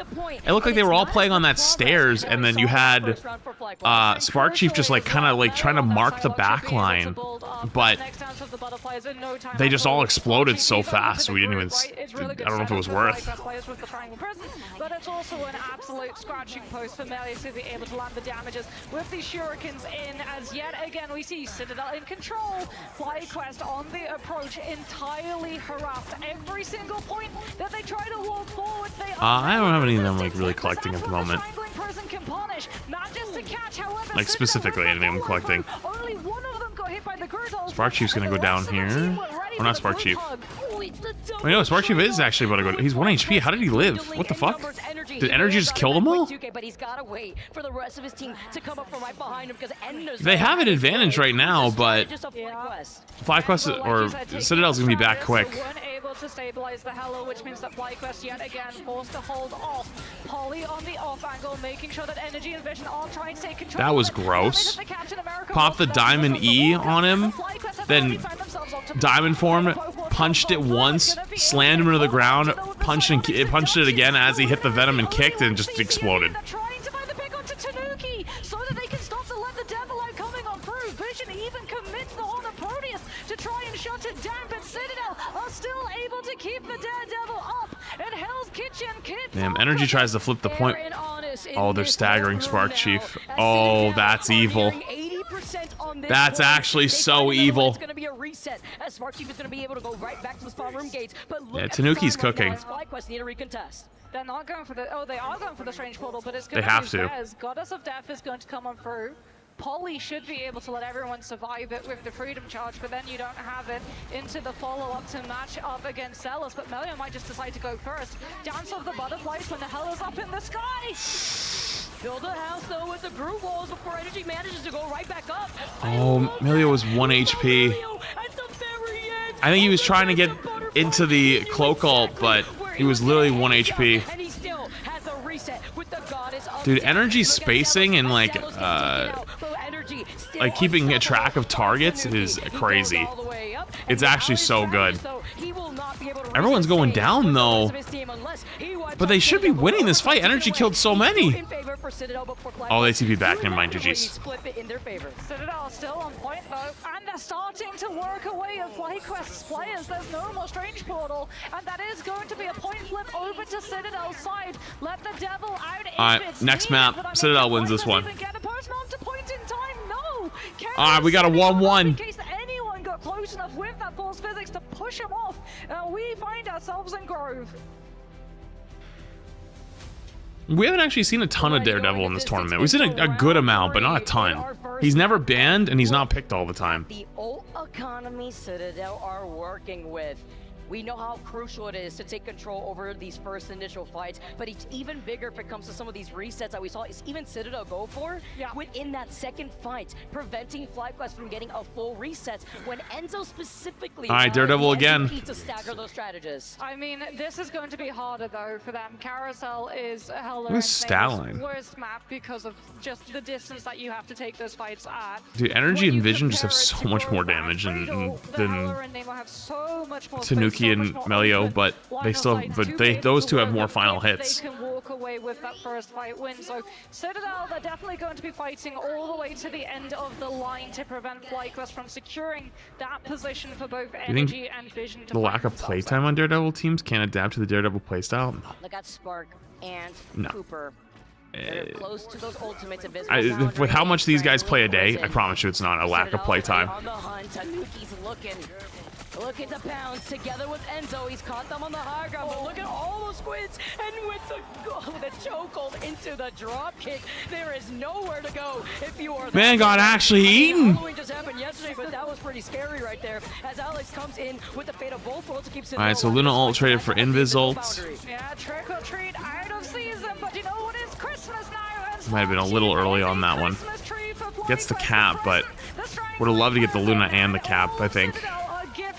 Right through that invisible boundary. Can they manage to find the elimination? They get one onto Tanuki, which means an undead monster spawn. And that Hella is entirely untouchable. Safeguarded by the Vanguards in the front line and the strategists in the back. And FlyQuest, they did exactly what they Not bad. Citadel expended the ultimate economy, but weren't able to Not bad, not bad. have the numbers because of the dive being staved off at the beginning of the fight.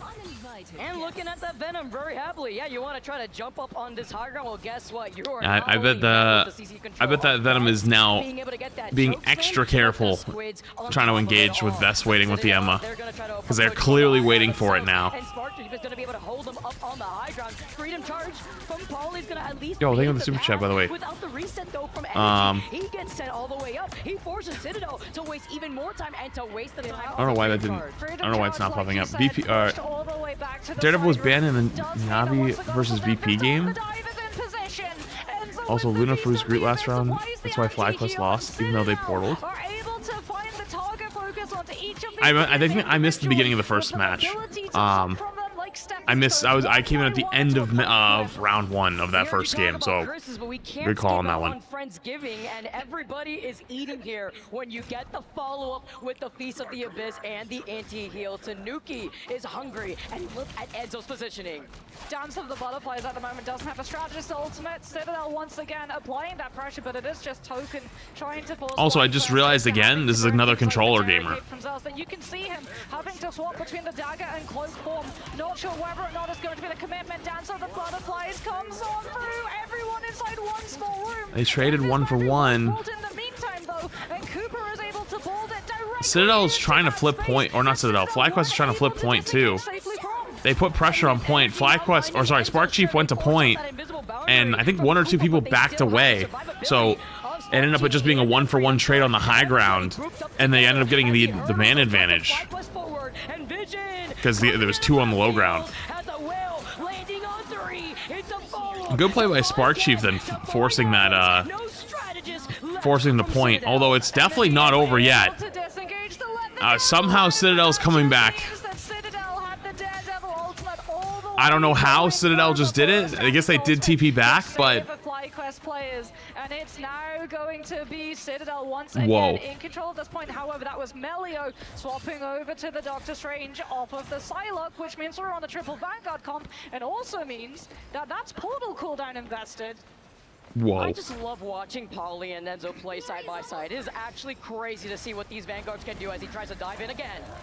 Here it comes, and yet again, Energy uses the shift to be able to disengage it. Enzo will be able to swing safely free, though, back to his team to get fully stabilized. As Polly now absorbs the position that the Venom left behind. Zealous with the Eternal Bond will these pros make Venom look S tier. Oh, brother, Venom's been S tier. Hey, I listen. I tried telling people. They didn't want to listen. All right, they didn't want to listen. Don't forget about that. They just didn't want to hear it. Having the progress of 99% on the point. Tanuki's found Cooper, and that's the invisible boundary that won't be used up for them, and nothing to protect them to. As long as Citadel dies point here, they'll be fine. He may have found Alex, he may have found Ken, but with the strategist now, he gets a 3K. Is it going to be enough? As overtime favors Citadel. What? Hello? Energy finds the elimination, doesn't have the team to back. Wait, are they going to flip it back again? No way. Yeah, just reset this. There's no reason to keep fighting this right now. And they TP'd. Ooh, I think they were fine. They were gonna win that anyways. I don't know if I would have TP'd. Oh, I think that FlyQuest might have just made a little oopsies. And keep it contested. Has now flipped this for FlyQuest to near 99%. Speaking of flip, Melio's roll. Yeah, this might be they don't have the Emma now. The Emma is one of the things that keeps them from eating their backline for lunch. Energy gets one back. And it's time to let the devil out. He has to just wait it out because they have both support ults active. But right when that's over, though, they do have Capo coming up soon for Citadel, but he dies, actually. He doesn't get it. And Energy taking to the skies, too. It forces Citadel to hide in that side room, and they can't show up. The crowd, they show their support as overtime goes away. Wow. They stay planted. I think Energy just went crazy. I saw Energy kill like 3 on his own. Holy shit. That guy just fucking carries. The survivability of this Hela is insane. Absolutely wild. Like, so often we see the Astral Flock, the shift. I think if Energy doesn't absolutely annihilate that Venom, they disengage out their support ult to come back in. It might have been a different fight. Plays an off angle, doesn't play with the team core. And that means that she's going to be isolated, having to take some of these 1v1s against heroes like Psylocke and Star-Lord. These teams have been running the Hela Namor comps, have all been winning. I don't know why more teams don't try to run it. You know? That's why she has that cooldown to be able to reach verticality, but also disengage. But he's using it to disengage ultimates and go directly up so that he still doesn't give up the pressure, he doesn't get forced off of the angle, and instead the silver lining of it is that not only does he dodge the ultimate, he gets a literal bird's eye POV into everyone from the side of Citadel, which so often we've seen actually then change into an elimination. You like that 35 and 8? I mean, crazy damage output, and it makes you wonder, Moxie. With that 25 bonus health that Hella gets after the Astral Flock, and it's faster, that's the recent change that we just saw come out from Season 4.5. It's the clutchness here, together with energy still sticking to that Hella, and it's kind of what we always see whenever we see a player flex over to Hella, right? All eyes on what's happening in the front line. Meanwhile, energy is that silent assassin trying to go over to the side without even not needing to be on side lock. It's just the damage output and how energy plays that is so fixated and also clearing space with that Goddess of Death. Yeah, and they're so good at slowing down as well. Like, a lot of these dive formats, when you come through with this composition, you're playing in different tempos, right? You're playing in different windows of opportunity. So I forgot to pay out Gamba. In first and trying to FlyQuest wins map 1. And I'm going to give you another Gamba right now. And go again. Sorry, I was checking a short that Crap was wanting to upload. And getting off the objective first, they actually prioritized getting into a safer position so that the dive had less ability to commit in and set up for things like the Invis woman to grab back, and also the cloak blinds to make the Venom vulnerable. It's crazy how quick they were to adapt, right? Because even though they did take that first fight within that second round, it was the way that they brought that fight immediately to them. So they took a much more roundabout rotation to get on the high it's best of 3 still right now. The dive to come to them. Why not? When they know that they have economy advantage, they want to be able to take that away from them, because especially when it comes to domination, right? We keep saying it time and time again, how important it is to take that first fight to then get the point advantage first. Yeah, and I mean, for both of these compositions, there's reasons why it's so important to take the first fight, right? When you're running Captain America and Venom, the stall potential with the mobility that your composition has is almost infinite. And then for the Hella Namer, we talk about it so often, really easy to punish on the rotations when they're not set up into those angles. And once they have been set up, really, really hard to be able to push out. So it's really important for those first fight wins to be able to come on through. As we can have a look at our overall statistics, there's a lot jumping out here. But it really not is really the fact Magica. that FlyQuest were able to make this Hella and Nemo composition work when Citadel just continued applying so much pressure, right? Like you said, the adaptation that they were able to make, really being pressured at Dude, energy having 33,000 damage is crazy. Like, I think I'm covering it, but look at their DPS on the other side. Melio and Tanuki, 19 and 26k. Vision had 31. Energy had 33. Because we've seen it already from Citadel before. And since Citadel lost his first how's our boy Gus? He's around here somewhere. And they've already had so much success as we go on to Heart of Heaven. I'm so excited too, because this will be my first time casting a series on Heart of Heaven, and I personally really like this map. I think the fog is really cool, but also it's a very beautiful map too, just on top of it all. And can't play, I think, the 12 months. Appreciate it. You could get on top of the rooftops when you have Polly on the Captain America. Yeah. I wonder if we do see the Captain America though, because like we've seen Citadel really try and prioritize saving the Captain America in the past. That was sort of their turn the last couple of days when the Jeff save wasn't really working out for them. My real concern for them though, with Heart of Heaven, there's a lot of verticality.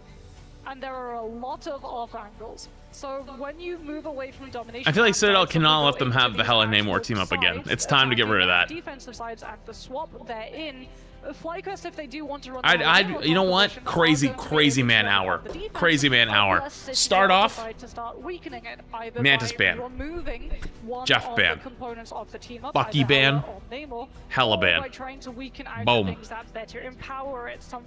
And if they save Hella, ban Namor. You know what's crazy though? Fuck it. Well, we keep talking about Citadel and Heart of Heaven. Like, this is where FlyQuest also won a map earlier on within the grand final stages. So now the fact that they have this experience of being able to practice it, they probably, I'm not gonna lie, were expecting this if they were able to take game number 1. But that's also why I really like it when we enter a best of 5 territory, because we usually see it go the distance, but that's not the case here, right? It's best of 3, and currently FlyQuest are sitting at match point. Yeah, I Well, think that's codes really get wiped important after a if while, they're I'm gonna pretty be, sure. like, going on the attack, that they have to be able to find those flank rotations, because defensive sides always are going to favor things like the Hell and Namel. However, with Heart of Heaven, one of those first walk-ups that you have, you get the ability from the attacker side to hug the wall and go all the way to the far left side, therefore showing up behind the defender's backline and also taking away their high ground potential. So it's really going to be a lot of fighting for control over those spaces, to the point that we could very well see something like a Phoenix, who's actually seen a lot of play on Heart of Heaven because of that little shrine just in front of the point, which overlooks the main road approach coming on through from the attacker side, where something like a Phoenix or a Hela like to post on up and put pressure on the walkout. I like how you said shrine right there. It had a lot of emphasis, as you could expect, the verticality like you mentioned. I'm thinking Angela may even come out. Double to Mantis play. ban? I believe Yep. it was actually even banned against FlyQuest when they did play on this map, and it was versus Chopper Mag, so that's just a little something to No surprise on that when we one. take advantage of this verticality as we already get started with Emma a big advantage. save. No Mantis on the table Ooh. as the Emma Frost is protected inside of Citadel. Smart on this map. A really good save here, because Venom it's gonna ban. You prevent rushdown. You also have avenues of heal if it is a dive, but what you also get is shield. You get the opportunity to be able to shield some Jeff of these save. angles of coverage that Hela and Namor can provide on a duelist lineup, as FlyQuest are going to be removing the Venom and saving themselves the Jeff. And Heart of Heaven is one of those really frustrating maps to play against a Jeff because of those clouds. Yes, they're up in the sky. Venom ban back. Now this is where things get interesting. DPS ban of some sort, maybe? Bucky? Just putting himself into the clouds, and you're going to have to play a wonderful, frustrating game of hide and seek to be able to remove him from No, the spot. Emma ban, Cap So ban. tricky to hit on top of it. It's a little finicky here, a little slippery. Very interesting. The ban phase is so different this time. Like, FlyQuest is trying to ban on all the dive heroes, and then Citadel's, well, that's what Citadel played last time. But I feel like they handled it pretty well. Invis save. There be an opportunity because these rollouts are very important. When you take a look at a new map like this, you take away the experience that maybe some teams are lacking in when it comes to this map, but that's not the case for FlyQuest. They understand and they protect I appreciate the invisible. 4 months. I have been. Cap and Venom both being banned out. Those were two heroes that were a staple of Poly. We've Hella also seen them ban. move over to things Oh, like no more Hella Namor for them. as there it is. They were sick of that shit. Is paid to FlyQuest's team-up line. There we go. Removed, and Tidal Dirge will fall silent. So the only problem I have with Citadel's ban phase here is now they're just gonna play Bucky. And now they're understanding that the Hela was a problem. Citadel protect the Atom, but I was also wondering, with FlyQuest, yes, they could rock out with the Jeff, but they also could utilize the double res composition. Yes. They're trying to force out a Loki ban. There could be a Loki ban here, but Jeff is also still currently up, and Jeff will be removed. But like you said, Yeah, I think Citadel's gonna play Mantis, Loki, Emma, what? Emma Mag? Maybe? Emma Mag? Unless they're trying to do dive, then they might do Angela Emma, which I'm not sure it would be a very good idea, but they could.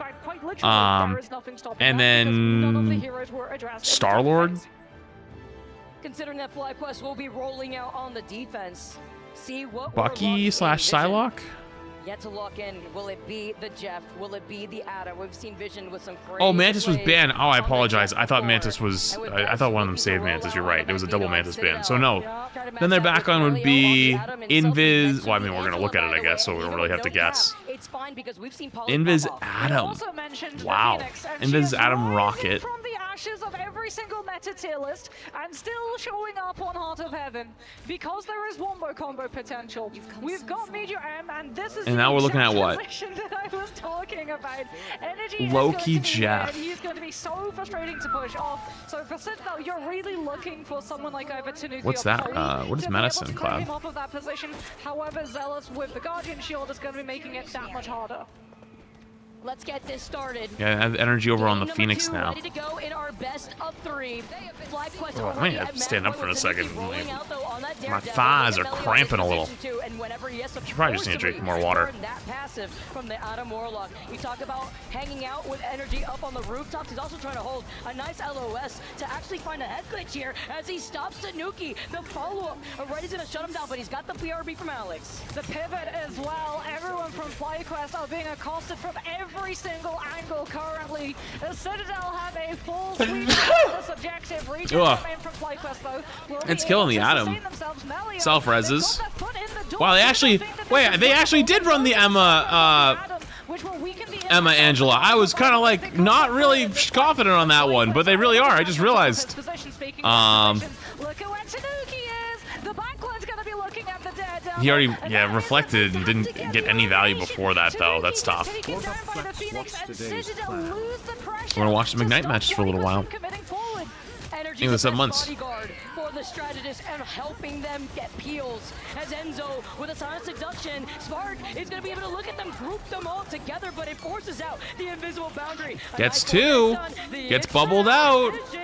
He's making the run. He's found both. Strategist is enabled by his own invisible woman, and it's the alley-oop as he finds two. Wait, what was Polly trying to do? Was Polly trying to like catch him? Like, FlyQuest, I just gotta reset anyways. Strangling prison and yeah, there we go. They swapped off. Bubble along the way of that bulwark to make sure that Vision's So now they're more front to back comp, more like brawly with the Brute over the Emma, and also, or not Emma, sorry, Angela, and also swapped over to the Bucky. It's Zello stealing all the KOs here from Vision. Because I feel like they're kind of playing into a style that lets energy just go crazy. It just gets so much value. But FlyQuest have so many answers, Moxie. Can Cooper find the connection of God of Mischief onto the Adams? Tomorrow is Loki, I believe, yes. He's going to use it. Yes, no, it is tomorrow. But it's unneeded until now. Out comes the comic revival, but they get the elimination onto Melio, and he did not have self-res, so comic revival brings back a precious few. Citadel now without the numbers have to give up the space and go. Wow, FlyQuest holding really fucking strong right now. To add the cherry on top, while Citadel are struggling to regroup together. Energy, I want whatever Energy had for breakfast this morning, because he is literally on fire, putting the word Ignite to Marvel Rivals Ignite here, but Citadel will be rolling out. Yes, they had that Karmic Revival that they used earlier, but they have these 4 ultimates ready to go. They've got the Wombo combo, Triangle in Prison, Kraken Impact. Do they have the space to be able to use it onto the objective? Spark Shoot goes first. It's going to be the Jets, and it's a big, big one. It's going to be 4, and he's taking them all off of the map. Citadel yet again prevented from walking forward, but silver lining for this team, Vicky. They did not commit the Strangle. Eats They did 4. not commit the Kraken Impact. But do they get the space to use either? Because look at how aggressive Enzo is right now. The Shork. The fact that Vision sends himself down with everybody after using the itch def to make sure Zellos doesn't get the push off, by the way, just in case to make sure he gets it this time around. He'll have more than enough time to come back together. And as you mentioned, and also look at Melio, nice little stun. Jeff the Shork. Still has the passive active. Psionic Seduction to start things off as Zellos is ready with the invisible. It's a pretty early invisible, but they don't have a way to answer it, so it's honestly fine.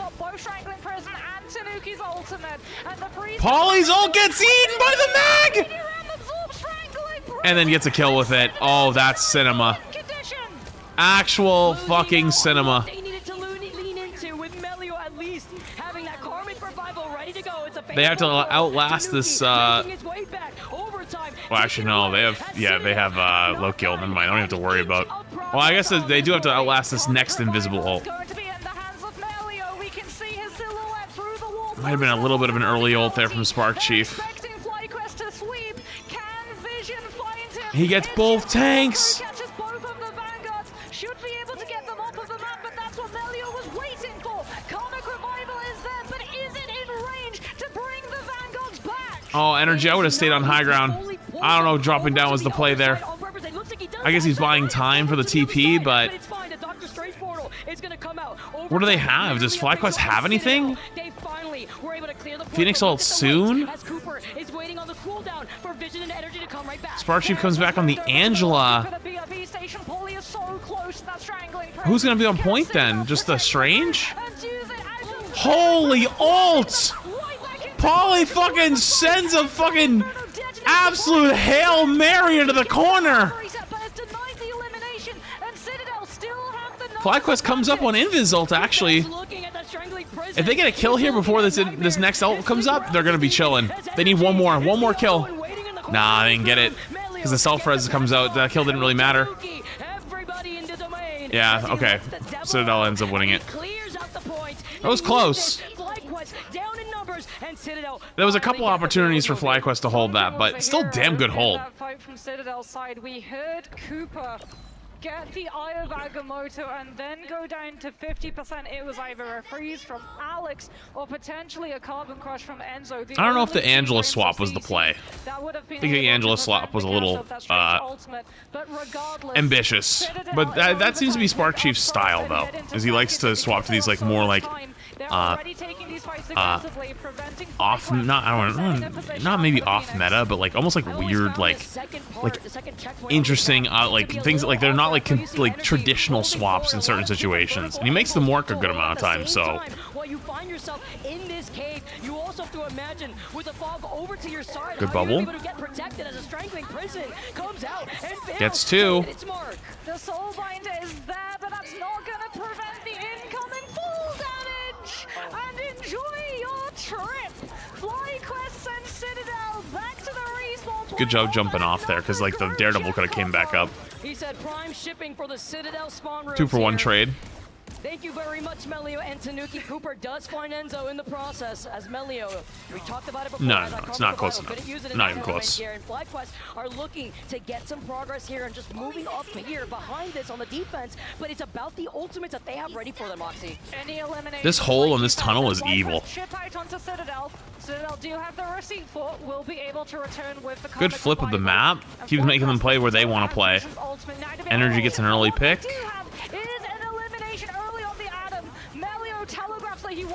He doesn't have any of his abilities though. He can't do anything.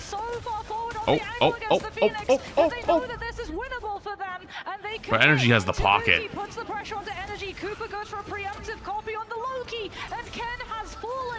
And they just walk forward with Invisible, kill 3. Holy shit, Vess. They res. All that hard work, but FlyQuest were calling it out. They were expecting this Karmic Revival. That goes up, Meteor M, the wombo combos, Energy comes crashing down, but Ken... So much is happening. Dude, what is happening? Be able to bring them all together, but it's the inject that gets shut That's down. A huge mag ult to stop that. Meteor M for this moment. Enzo says, not this time. Fool me once, shame hello? me.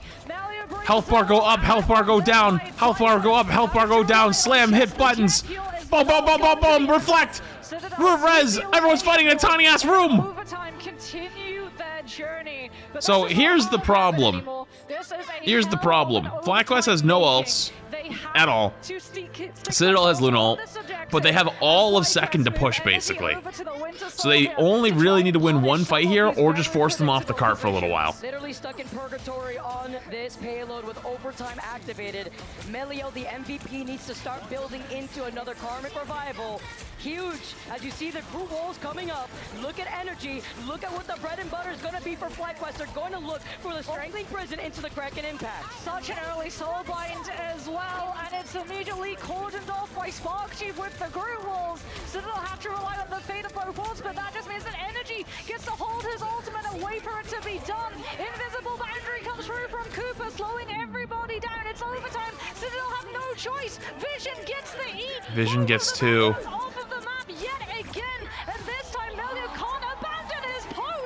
Damn, he got both their tanks, so they couldn't stay on point. Guys, the objective-based gaming game is important. The objective finishing its final stage. Objective-based gaming is important. And you're thinking about the Kraken Impact. The bodies are non-existent to keep that point in overtime. That is also why having a Jeff for a map like this is so important. And remember, Citadel cannot utilize that Jeff. It was banned against them. Citadel also, because it was overtime plays, didn't have the opportunity to swap to something like the Phoenix or the Bucky that could have been able to shut down the Edge Jeff. It is all on in terms there's a lot of metas actually at the moment. Dive's pretty strong. Honestly, there's a bunch of metas. I wouldn't even say there's like one meta. Ranked meta is different though. Ranked meta is very different than pro play, I think, right now. Just because the bans. So like, for example, Mantis would be getting played every game if it wasn't getting banned every game. But in ranked, you only have 2 bans, right? So damage output from Enzo, by the way, and he still only has 4 final it's a little hits. different. Meanwhile, 22,000 damage in favor for Energy. 17 and no real Spider-Man pick, guys. Don't get baited. Don't get your hopes up. Well, the Jeff, he is you're getting baited. Literally being not only on the Jeff with the damage output as well as the 10 final hits, the It's Jeff having so much.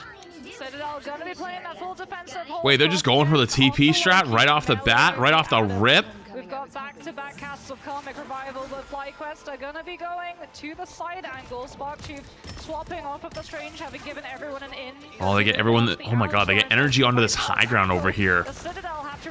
And then Sparkchief comes back on the Angela. So look at this. Sparkchief's just gonna harass them while Energy just takes shots. I don't know if I like. Yeah, I don't know if I like that far of a rotation though. Sparkchief gets Polly. Did he push him off the map? It's a trade-off here. While Tanuki's trying to eye out where that Loki is, it's Cooper who knows he's in trouble as he tries to hide right around the other side of the rock. But he gets some PO and some help from Zelos being on the Invisiwoman. That's regen domain though. Already advantage coming on through from Citadel. Soulbind's gonna get them moving forward aggressively too. Loki's been getting played. Loki is being played right now. Into Tanuki's vision so he can start cleaving through all of these players with those righteous crosses. Oh my god. His combos are so gross. And that's another force of regen domain as FlyQuest use them as hopping stones to skip their way back to main, trying to prevent the stall line. Good hold from Citadel. They go down even later in the fight. All the strategist mains understand that situation. They're screaming, "Help me!" as Tanuki was help me, help me. Better look at Citadel on this defense as they fly around. Look at the Angela from Polly and Alex managing to shoot out from underneath the waterfall. Look at Melio too, so close to that Karmic Revival cast. Vision is going to have the It's Jeff. I'm sure Citadel going to be looking at the Jeff because of that fact too. They don't have that Magneto to be able to prevent the It's Jeff. They do have Emma ults here. Yeah, when they're all trying to rotate in this corner, good Emma ult pulls them out of it. Forces the bubble, but you really do wish you got more of them on the cross. I think it was like a slightly late ult. Oh, Energy gets one though. Tanuki, that's huge. You won't be able to let the devil out now with Tanuki going down, but look at Melio, who does have that Karmic Revival. Energy gets 2. Another one, and that's going to be the cue for Melio to safely put himself in a position to get that online. He's still holding it. Ken's got the cast too. He was leading for Vision's ultimate. The It's Jeff comes on through. Tanuki with the let the devil out on the point to prevent FlyQuest from taking advantage of the numbers fight. Melio still got that Karmic Revival cast. Yeah, he's looking for the res, but he couldn't find a spot. Sparkchief on that ass. Sparkchief's on that ass. You are not getting that res off, brother. Too close. He couldn't have gone for it. If he committed the self-res there, he goes down without bringing anyone back, and means that he has to hold on to the Karmic. Yeah, you gotta respect the Jeff. For the second fight. And he gets staggered on top of honestly, the best thing the Jeff can do on this map is just like, you just eat the tanks and run away. This is another reason why we're seeing the Angela out. It's the tag where Melio utilizes this passive. Can't do it. It's a reset, and FlyQuest are holding up and trying to control. Oh, they're on low ground. Never mind. I'm gonna say that he's dead. Tanuki taking advantage of Daredevil's mobility, just getting in, stopping FlyQuest. And not like the Angela pick here from Polly. I think it's way too hard to play Angela on the defense here, underneath. Yo, what's up, Emily? Thank you for the 16 months. Appreciate it. Long time. Sparkchief hunts down Tanuki on the flank.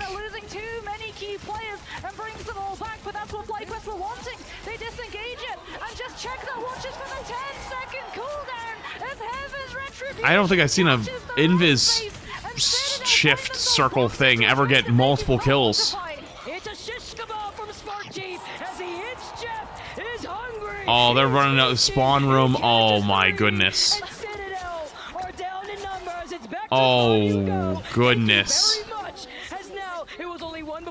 Dude, he's feasting.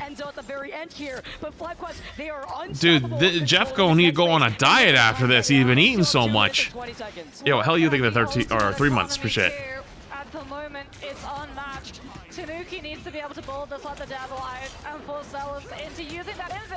Boundary, but that's exactly why Spark Chief is Spark Chief's just taking the 1v1 with the Daredevil. one of the most important, and he's denied the opportunity of building it up before we go into final fight territory. Zealous is going to have invisible boundary. Citadel had to hold their position to prevent FlyQuest. Spark Chief gets Milio. Spark Chief gets 2. You know, these maps where these like more off-meta heroes are really good, Spark Chief kind of eats.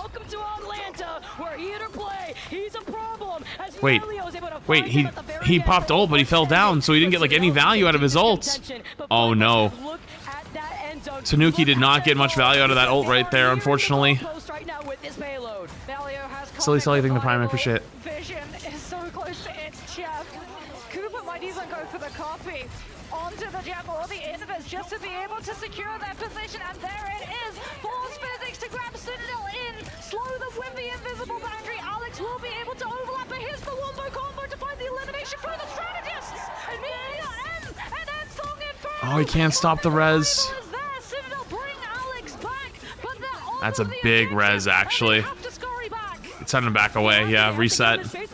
Because Citadel, they enabled Melio, that karmic revival, helping out the team, leaning into their win condition. Big fan of these announcers. Oh, me too. They've been great. Now there's less than a minute.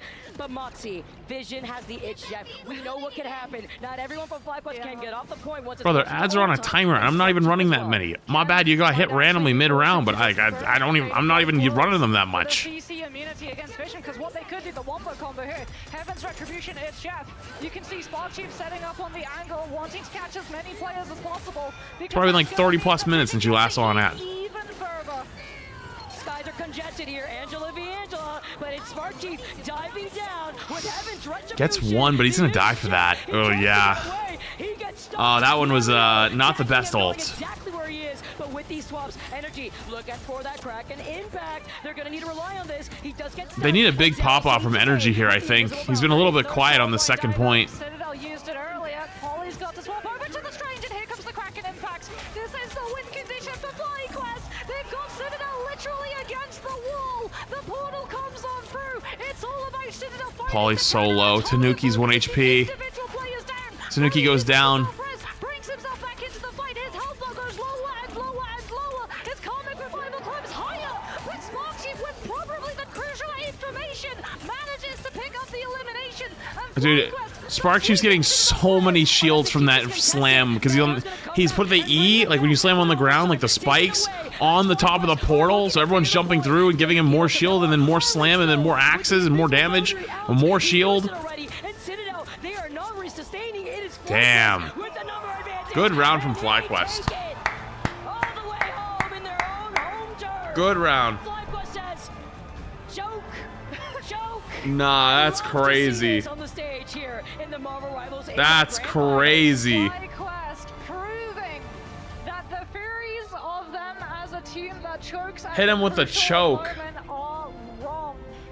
What a play. I mean, the most crucial elimination for me has to be Spark Chief being able to find the elimination on Melio.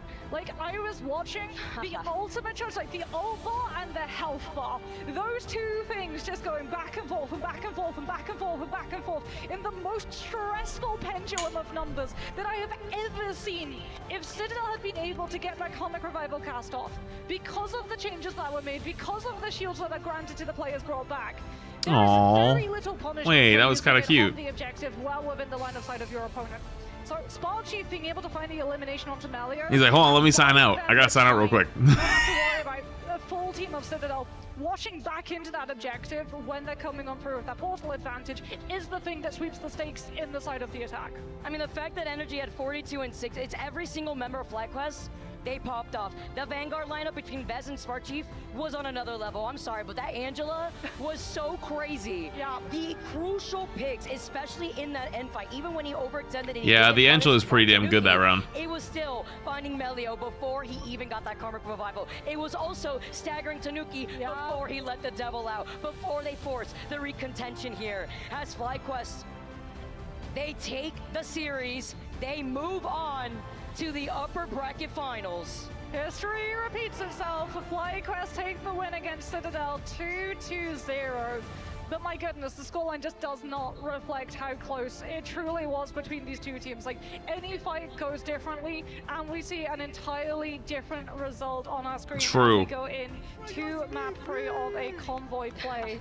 You can see FlyQuest, they're so happy. They are the home heroes. So many of their families here as well. And that was, I think, the question about this team, right? It wasn't about whether or not they would be able to keep up with the rest of these teams mechanically. It was whether or not that pressure would be able to get to All right, what's the next map? What's the next series? They have so many players for whom it is their first ever international LAN.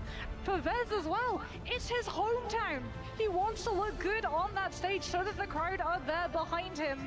And FlyQuest, they're looking 100 Thieves oh versus so Navi, for sure. Yeah, to be able to do that in front of your family, that must hit very differently. It's crazy. You're here on the big stage. It's very easy to get nervous, yet you look at these professionals and there's a reason 100 Thieves versus CTG. Calm and collected. They were very happy to not only take that series, but it's a showcase of some of these strong. I'll wait till it pops up. We have and I'll put up the Gamba. I'm hearing that we got an interview with our winners. Take it away.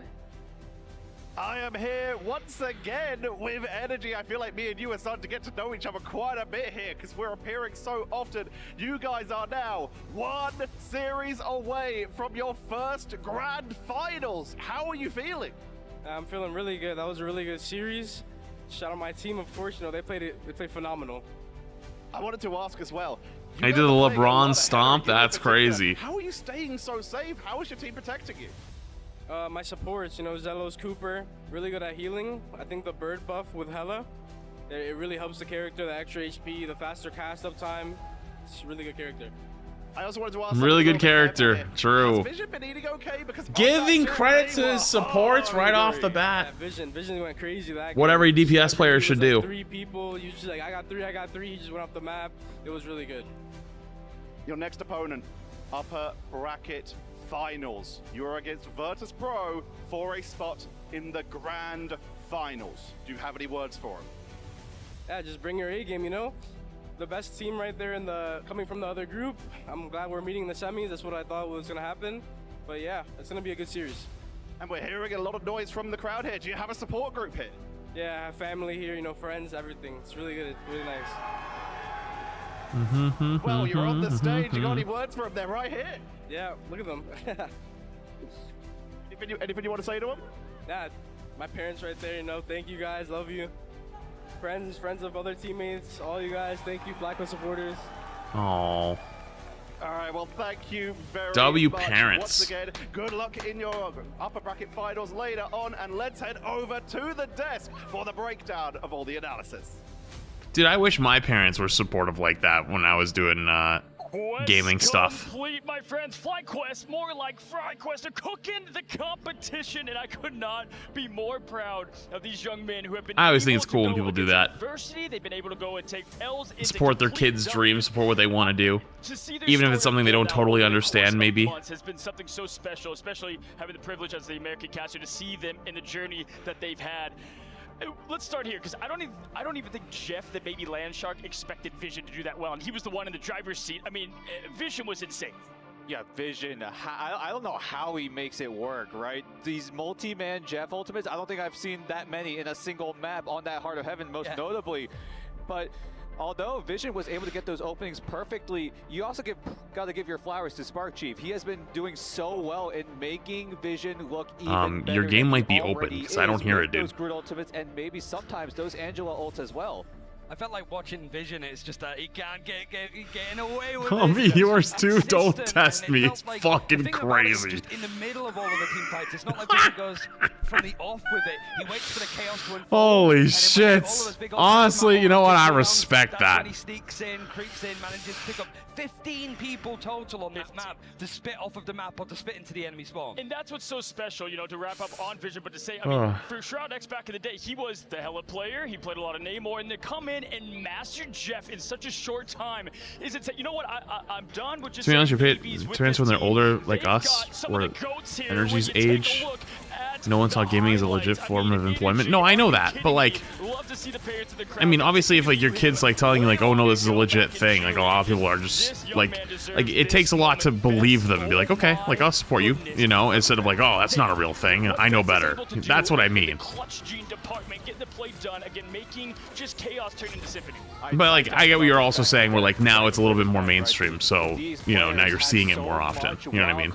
So much X factor in them, and I get what you're saying. Those individual plays, Vest could come up huge, Energy could come up huge, hell, Vision could even come up huge as well. So anything can happen for this team, whether they are in the driver's seat or probably in the not today. Well, it depends. I'm trying to get Emong on for something later.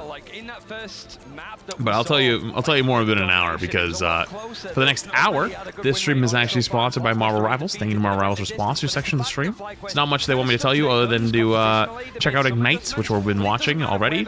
And you can click on the link or do Command Marvel Rivals to learn more about Marvel Rivals / Rivals Ignite.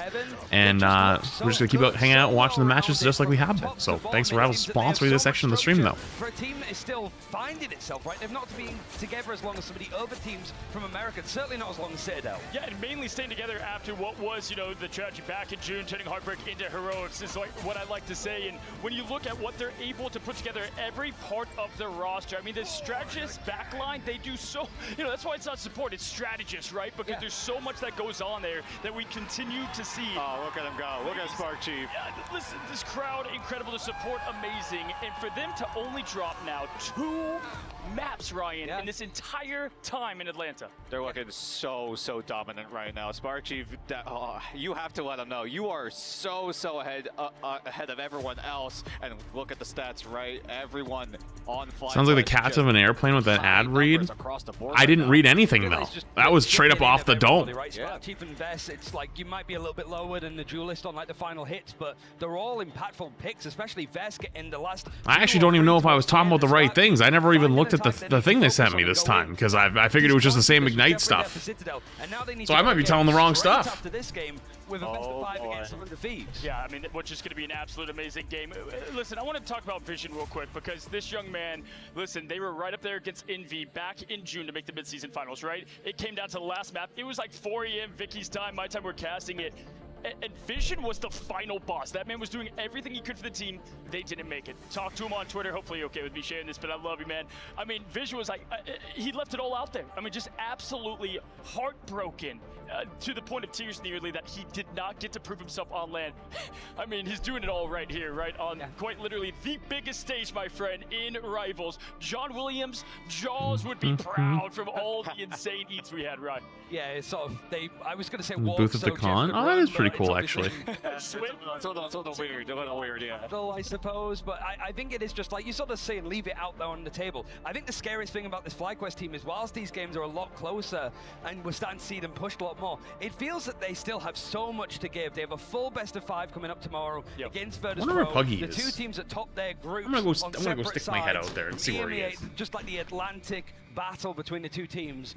They are going to thrive for that opportunity to show themselves here. Yeah, we're set up for so many NA versus EMEA. It's really the El Clasico matchup, not only in Marvel Rivals, but also just esports as a whole. We have that debate where maybe the Americas are better, maybe EMEA is better, but now here in the Grand Finals, we have that, and we also have another one coming up. Yeah, listen, I'm a fan of, you know, Cinderella stories, Bobo, Chop Around, we love that, but I also love seeing top talent versus top talent. We take a look at the bracket here and what will be coming your way. I mean, there it is, VP FlyQuest. You know, listen, the upsets maybe didn't happen in the top end of things, and that's okay with me because it is pure talent v talent, best of 5.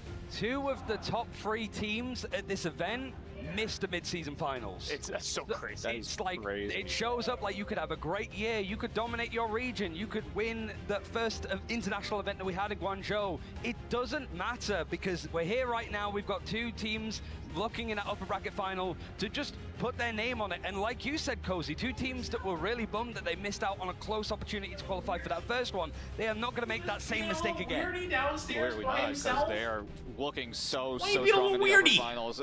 VODS Pro and FlyQuest, the 2 teams, obviously, like you said, completely missed out on that midseason finals, but they are not looking to go to waste here when they choose to get into the spot that they are. For me, You having a good morning? You see, I love your Wanna point say there. hi to Because Chow when you with look at some even, let's little take it the NFL. You look at Tom Brady, look at Baker Mayfield, these players, these studs that have kind of a chip on their shoulder. Cozy. You know, when you have that chip on your shoulder, like Cozy, did you just put Tom Brady and Baker Mayfield in the same sentence? I'm gonna be real with you. If the next time I see you, I'm flaming you for that one. That's crazy talk. Don't ever do that again. Live here at Atlanta. Don't ever put the GOAT in a conversation with Baker Mayfield. No shade to Baker Mayfield. Just be real. Available only for a limited time, and so if you haven't already, be sure to be picking up the costumes with Iron Man and Big DreamHack Shot. Partner Absolutely Costume beautiful Bundle. you can find that way. Listen, Wait, what? We have great matches to come. We go right back into it with Citadel now, backs against the wall. Did a lot of kids come to my house? Probably about 50, but I was expecting more than that, to be honest with you. So I have a fuck ton of candy. I have like at least 60 full-size candy bars. The server go and play here, but it's more the fact that like they have this best of 5, and then we'll have Na'Vi playing up against Chopper Mag afterwards, and then the winner of those 2 games play a best of 5 right at the end of the day. So to finish and get to tomorrow, you have to win 2 best of 5s now in a quick gauntlet. It's hard work. How many gifted are the Gus treats? 10 gifted. And I have a cap of 3. We have a cap now. He had too many one day, and he wasn't feeling very good. So we're limiting him to 3 treats a day. Or 3 treats for like every 5 hours. Because he got 5 one day, because chat was going fucking bananas. And he wasn't feeling too good after. I could tell he was feeling a little sickly. So no more. His tummy can't take more than 3. But he does know a new trick now.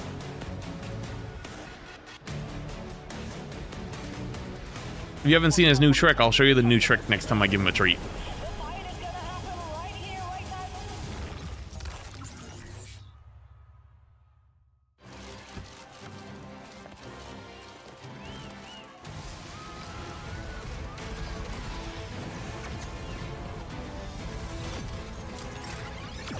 Oh, so it's CTG and 100 Thieves. Okay, so let me do the prediction for you guys.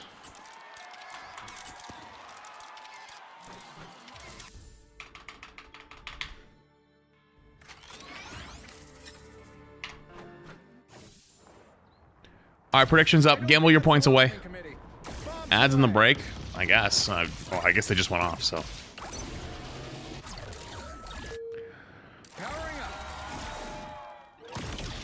Have you tried Gus's treats to make sure they're good? No. I am not CarQ. I did play football in college, yeah. Many, many moons ago now. Right, buddy? Right, buddy? A long time ago.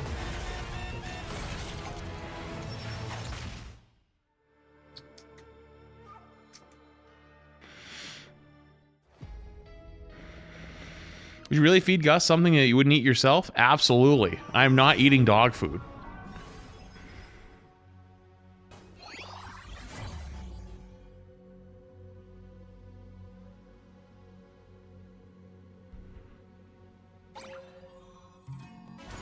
Fun fact, by the way, he absolutely goes fucking bananas for coffee.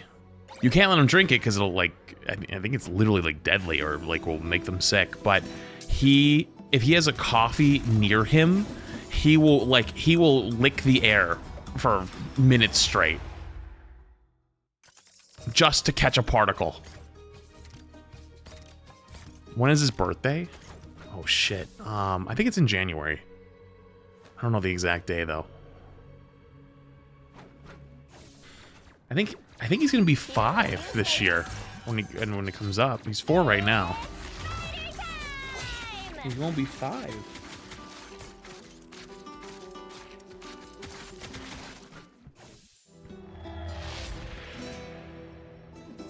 Dogs do not metabolize caffeine at all.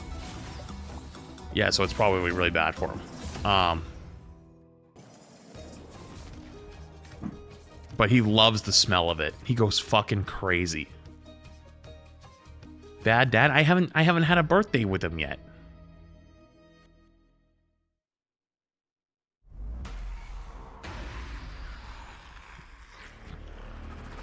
Oh yeah, one of my like close high school friends is still in the NFL right now. Well, I think he is. He should be still in the NFL. I haven't checked in with him on that department actually in a little bit. Yeah, I think he is. Yeah, I think. What is the Gus lore? Gus lore is hard to talk about. But at first I was kind of just watching him every once in a while. Now he kind of lives here. So he just appeared one day. Yeah, he actually came with the house. When I bought the house, I found him here, and I was like, "Oh, you can stay." And now we live here. He was actually the landlord.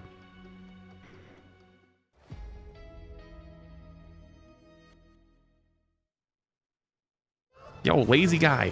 Thank you for like 203 months in advance. Appreciate you, dude. Thank you. The goose dropped him off? Kinda. No, they didn't leave their dog. I was making a joke.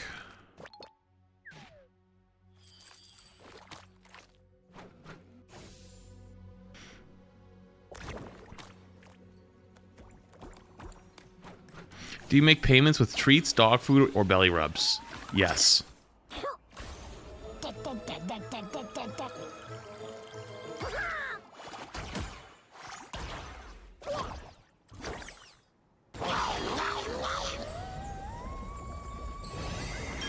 Is the Loki recolored not a Twitch drop? Are you talking about the Loki skin? That's tomorrow.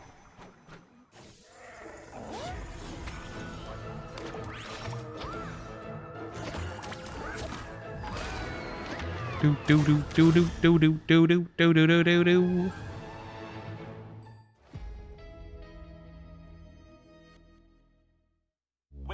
Rivals play free now.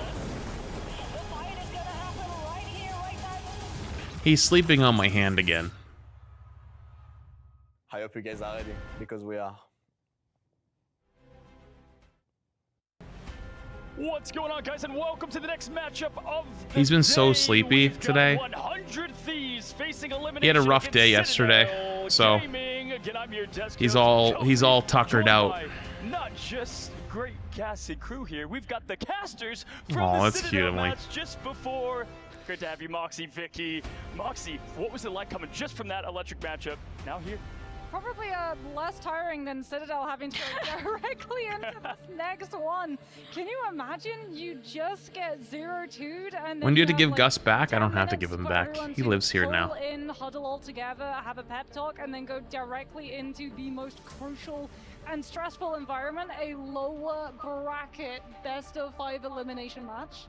I can't imagine because I mean, it sounds like you just a also have to get degen the situation reset all in, over, you have 10 minutes to go to the all bathroom, around and still. I then don't know huddle what you want me together to say on figure that out one. what Gus went is the wrong, pub right? lord Because of you're just going from a Boston. best of 3 There are many pub now lords, but immediately this to a one best has of chosen 5 to where stay we with heard it from Flax. 100 Thieves just He yesterday. Tara sometimes himself was graces like, us with this his is our presence, but Gus territory, only now Citadel responds to the have to treats doled enter their out domain. despite the Yeah, dumb vet absolutely. Quite saying literally he storming needs the a castle is diet. 100 Thieves. How He fitting is for the Thieves perfect against the loaf of fortress of bread. Citadel. And We He love is- Gus in this you guys said it household. best. I mean, He when is you the win and you perfect have to loaf go of on, bread. It's a little easier, right? We see He's that in, my like, the little loaf lower of finals bread. into the grand finals because you have that momentum. But you're right. I mean, you lose. You have to figure out what went wrong in such a quick time. And 100 Thieves is not exactly an easy team to go up against. Listen, Moxie, with Citadel, FlyQuest is a tough, judge of. It's okay. I just never imagined you having a pug. Neither did I, dude. I mean, Neither did for I. Citadel, they showed the weakness of Trust 100 me. Thieves, right? You don't ban out Terror. Neither you did don't I. ban out TTK. You go for the I throat. You like ban out 9 months ago, 10 months instead. ago, a year However, ago, there's 2 been a years couple of ago, days 3 for years that ago, dust to be 4 able years to ago, settle, 10 years and we've ago. seen 100 Thieves really start I don't prioritizing think if getting you the asked winner me what here. kind of He dog I can would do have, it I would by have being not forced even put it in onto my the triple top 5. strategist role. It probably wouldn't have even been in the top 10 of what I would have thought. Now, funny enough, I'm doing my notes, watching the teams play. And now 100 Thieves is looking he's here very all the good. time, Although, and Yggdrasil, this is map 2. So I good can't that was imagine like, not okay, waking up have my without notes. him, I left. you Come know? back, Citadel 1. That's how close this is going to be. We had the best match of the group stage now, and it's going to come together here whenever we see it on the main stage. But this time, obviously, the big difference of best of 5. Vicky. Yeah, and now with 100 Thieves and just looking how their domination counter was in in stage 2. They've been 8-2, but going into the grand finals, a did you bit slobber all over lackluster, my very arm? uncharacteristic of 100 Thieves, Ew. but this is also Cozy. Why are you where we've slobbering seen all them over thrive, my right? arm? When they get to play more games, Oh, it's like an gosh. in-game rage meter, What right? the You know, fuck it's are you a power up, drooling? and they look stronger Why are and you stronger. drooling? Then you have to consider the mental aspect that Monty just mentioned, that Citadel just coming off of a loss. What does that mean for these players? Do they end up getting powered up, or is there mental Was Gus someone else's dog and your dog sitting forever? Kinda. You can kinda say that. Right? So they got to see the compositions that Citadel came into today with. They also got to see the band structure. And the thing that stood out the most was the Jeff. That Jeff was so impactful. Ew, those are his I would be blessings. very surprised if we don't see a Was that your Jeff save blessings? coming on from Fuse End. Well, listen, ladies, first of all, the fits, gotta say, by the way, just absolutely. I love what we got No, I going didn't get to on. brush You him know what else I outside. can't take I my eyes off? forgot. Calling on Captain America. I mean, this man has been. I actually need to do a few things outside. I need to bring my outdoor umbrella inside, but it's been pouring for the last week, and there was a fucking hornet inside the umbrella, and I tried to get him out at night, and then I realized that the landscapers that came unscrewed my hose and moved it. So I was gonna wash it out at nighttime because I was like, oh, it's nighttime, he's gonna be sleeping, I'm gonna fucking blast his ass. And then I realized they fucking they unscrewed it, and I was like, ah, shit, I don't know where it is. And then I saw where it was, and it was like all tangled up in a corner, and I was like, I don't want to deal with this right now, I'll do it tomorrow. And then the next day came and it poured for 4 days straight, and then after the 4 days of pouring, I just haven't had time to go back and do it, but I gotta do that.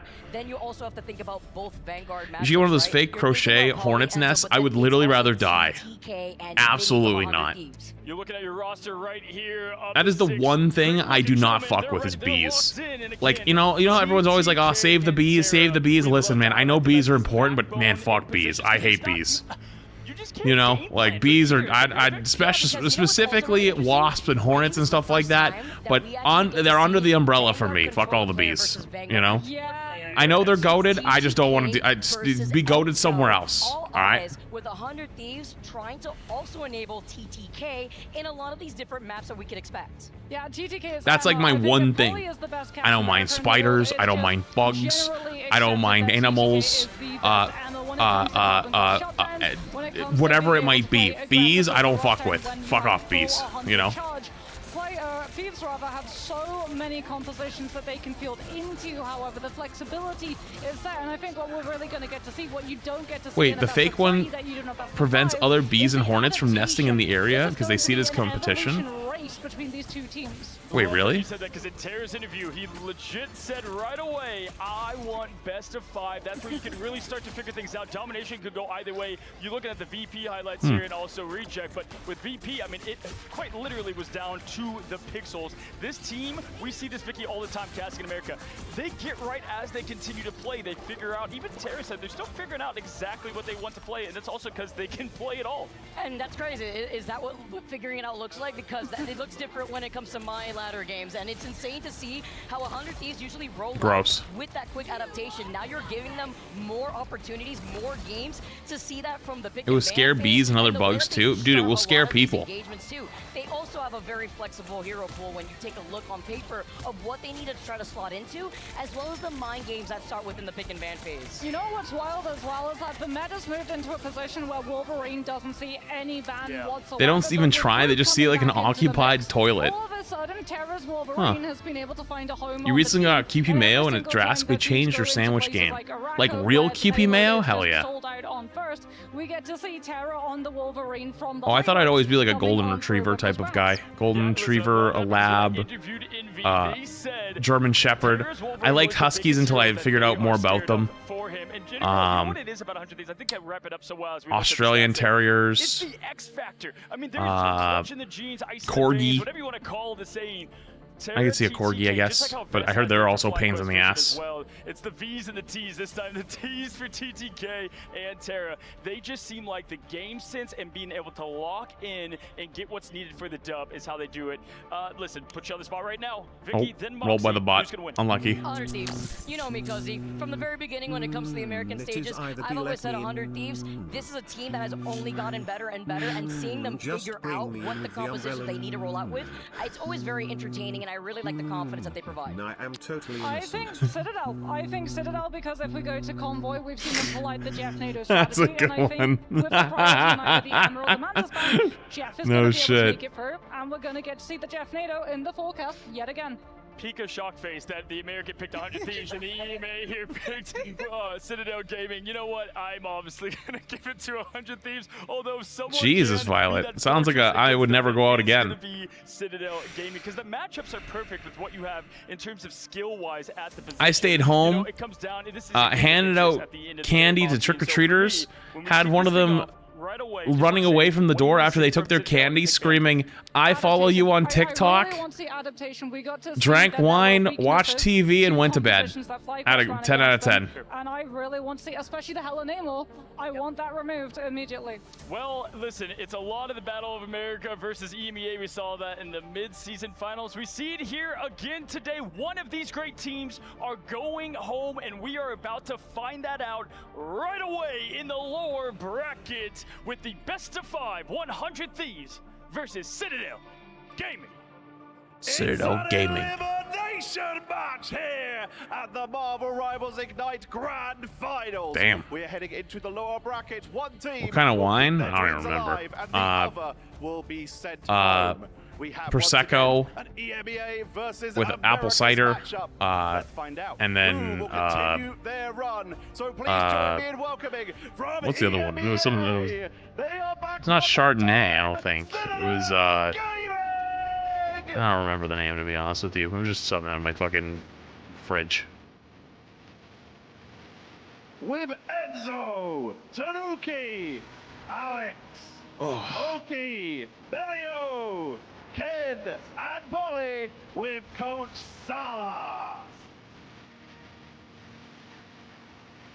Enzo, that last match didn't go as well. Cabernet, yeah. Wait, how'd you know? I think I lost the first map for us. I think it was like so winnable. Oh, no, it was Pinot Noir. That's what. No, it wasn't Pinot Noir. Was it Pinot Noir or was it Cabernet? I think we Oh, no. just like one fight, 2 games, 1 fight, 1 kill, 1 shot, and we just lost it. It might have been Pinot Noir. Now we're ready to fight again. I don't remember, I'm gonna be honest with you. Already, you basically just had a full-on warm-up. Yeah. All right, well, I'll let you get sat down. Get ready for your elimination. You're a red guy? No. I just ran out of the other stuff. Once again, join me in welcoming Citadel Gaming! Champions of Stage 1. Damn, they had to pick up all their peripherals and move to the other side of the stage. That's fucked up. Through this losers bracket, fighting for their tournament lives. Citadel will not go down without a fight. Those are both red? Yeah, but I didn't know which one it was. It was one of the two. So please welcome from the Americas, Yeah, I don't really like dry, you know, kick you in the fucking dick type stuff.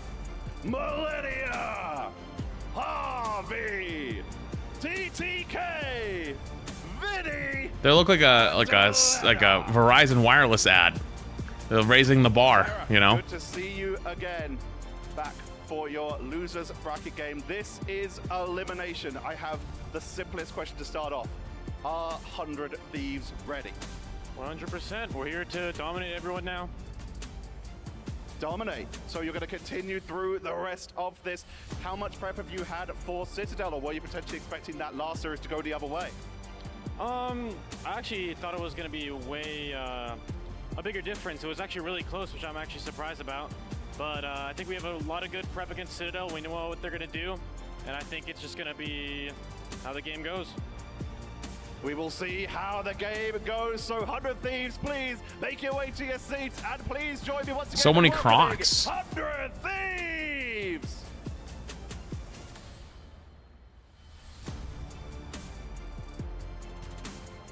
This match is going to be incredible. One of these teams keeps their dreams alive. The other is going home. We'll be finding out. Let's find out a little bit more about one of these incredible players before heading into our elimination match. Try berry red. What is berry red? Whoa. Would it just say on it? I don't know. To get at the game. Let's be honest, he's a very, very good player. I think everyone is aware of that. Very good Captain America, if not the best. No one can do what he does, you know. Some call him one-dimensional. He's very good for his age and very good for his role, but I think he's a very one-dimensional player. He just jumps. No one else jumps. That's all he does. That's special. Others say he's the reason you can't stick to your game plan. It's just annoying. This guy's jumping around. You're gonna have to have 1 or 2 people turn, and then they don't even know like exactly what they need to do. He's also very communicative from what I've been told. What was my game of the year this year? But the people that work with him said he's like a really good IGL. How much time do I got left? My game of the year this year was Marvel Rivals, actually. Thank you so much for Marvel Rivals for sponsoring this section of the stream, by the way. Appreciate it. We're just going to keep hanging out and watching some of these matches. Getting harder every tournament. He's adding new heroes, new layers, and new ways to break your setup. Nice save. No, unironic. I'm dead serious with you. That would actually be my answer. Like dead serious. I know that might not be a popular answer, but like that game literally had it's had the biggest cultural impact in gaming in like at least the last 5+ years. You know what I mean? You gotta respect it. Separates great players from the rest when the meta shifts around you. And you could ask me that again in 30 minutes when the hashtag ad's over. Hello? Oh. The battle between the Americas and I just have a horrible memory. I just forget. I haven't been to an HEB in forever. You know what I need to go? I need to go to an H Mart. Do you know what H Mart is? Because I got a hot pot machine, and I want to do at-home hot pot. I'm thinking about it. How are we feeling today? Feeling good, feeling great as we shut the gate on one of these team stories here today. Oh, it's like an Asian supermarket. And so are we. We are ready for an all-out brawl. I have to go into Boston though to go to one. So ready. Citadel is showing some cracks up against their match recently, up against FlyQuest, getting taken down 2-0 down into the lower bracket, and now have to go up against 100 Thieves. And we've talked about this back in the green room, right? 100 Thieves came in with a little bit of strategy, but Citadel were the first ones back in day 1 of the group stage. They were the ones to crack the code that 100 Thieves have really planned out here for the grand finals. That's right, you know, taking away the group stage matchup 2-1 there. Definitely I've had soju. A bit of a revenge story for the Thieves, you know. I feel like they're on their redemption. You're drooling like crazy today. You're covered in slobber. Starting off on Bernard T'Challa, you know, Thieves have had a... Wish I had dash cam exclusively to show how the world how terrible Houston Texas drivers are. I actually really need to get a dash cam now. I really gotta get one. I guess it's a bit of a mixed bag. I gotta be real. I'm gonna be real with you. I need one, especially for the new car, because I've had some interesting encounters already. A team that really hasn't been really finding their stride in these domination maps, but when it came to like these convergence maps, they've been really looking a lot better. And that's the beauty of playing into a best of 5 compared to a best of 3. Oh yeah. Even if they face a bit of mortality into the early stage on domination, they can always have a chance at redemption, a chance to bring themselves back once we get into it. Getting into it as both the man I bet Cyber are going to be removed from either side. Well, I wouldn't be able to do it for the back. The engine's in the back. Lately, I know some of us have been a little bit critical about letting the Mantis leak. Oh, double Mantis ban. At least in map number 1, we're not going to see any Mantis this time. Nintendo in 34 months. Yeah, no Mantis this time around. Venom will be taking a hold for Citadel, and Thieves have the next ban on the chopping block. Who will it be? It's going to be Jeff. They do not want to deal with the Land Shark today. When I put you down and you go in your bed. For Citadel, you want to do that? Getting rid of the symbiotic shenanigans as well. A very powerful team up enabling Jeff, enabling the Venom as well. And because Citadel were able to save that Venom, you put 100 Thieves in a position where you have to go for the jumpies. Ban. And 100 Thieves will have to ban it away. Surprised he actually listened to me there. He was gonna jump and I said don't jump and he actually stopped. You're such a good puggy. You listen to me so good. Get the flip side through exactly right. No, I don't have an electric car. I almost bought one. I was thinking about it, but Venom save Venom ban. Jeff save Jeff ban. No key duelist for Terra. That's really the main target. I'm a little interested to see what they'll go for this time around. Usually you target out Delena. That's been the key to solve 100 Thieves' setup. but Citadel looking to just limit what Terra can do. And We might have an SD card slot in the glove box if it has the right package. Oh, I don't have a digital mirror in the back. It's an L1. Maybe the Daredevil, but who knows? They might be looking to say something else here. Next ban on the It does have a really cool thing where it has a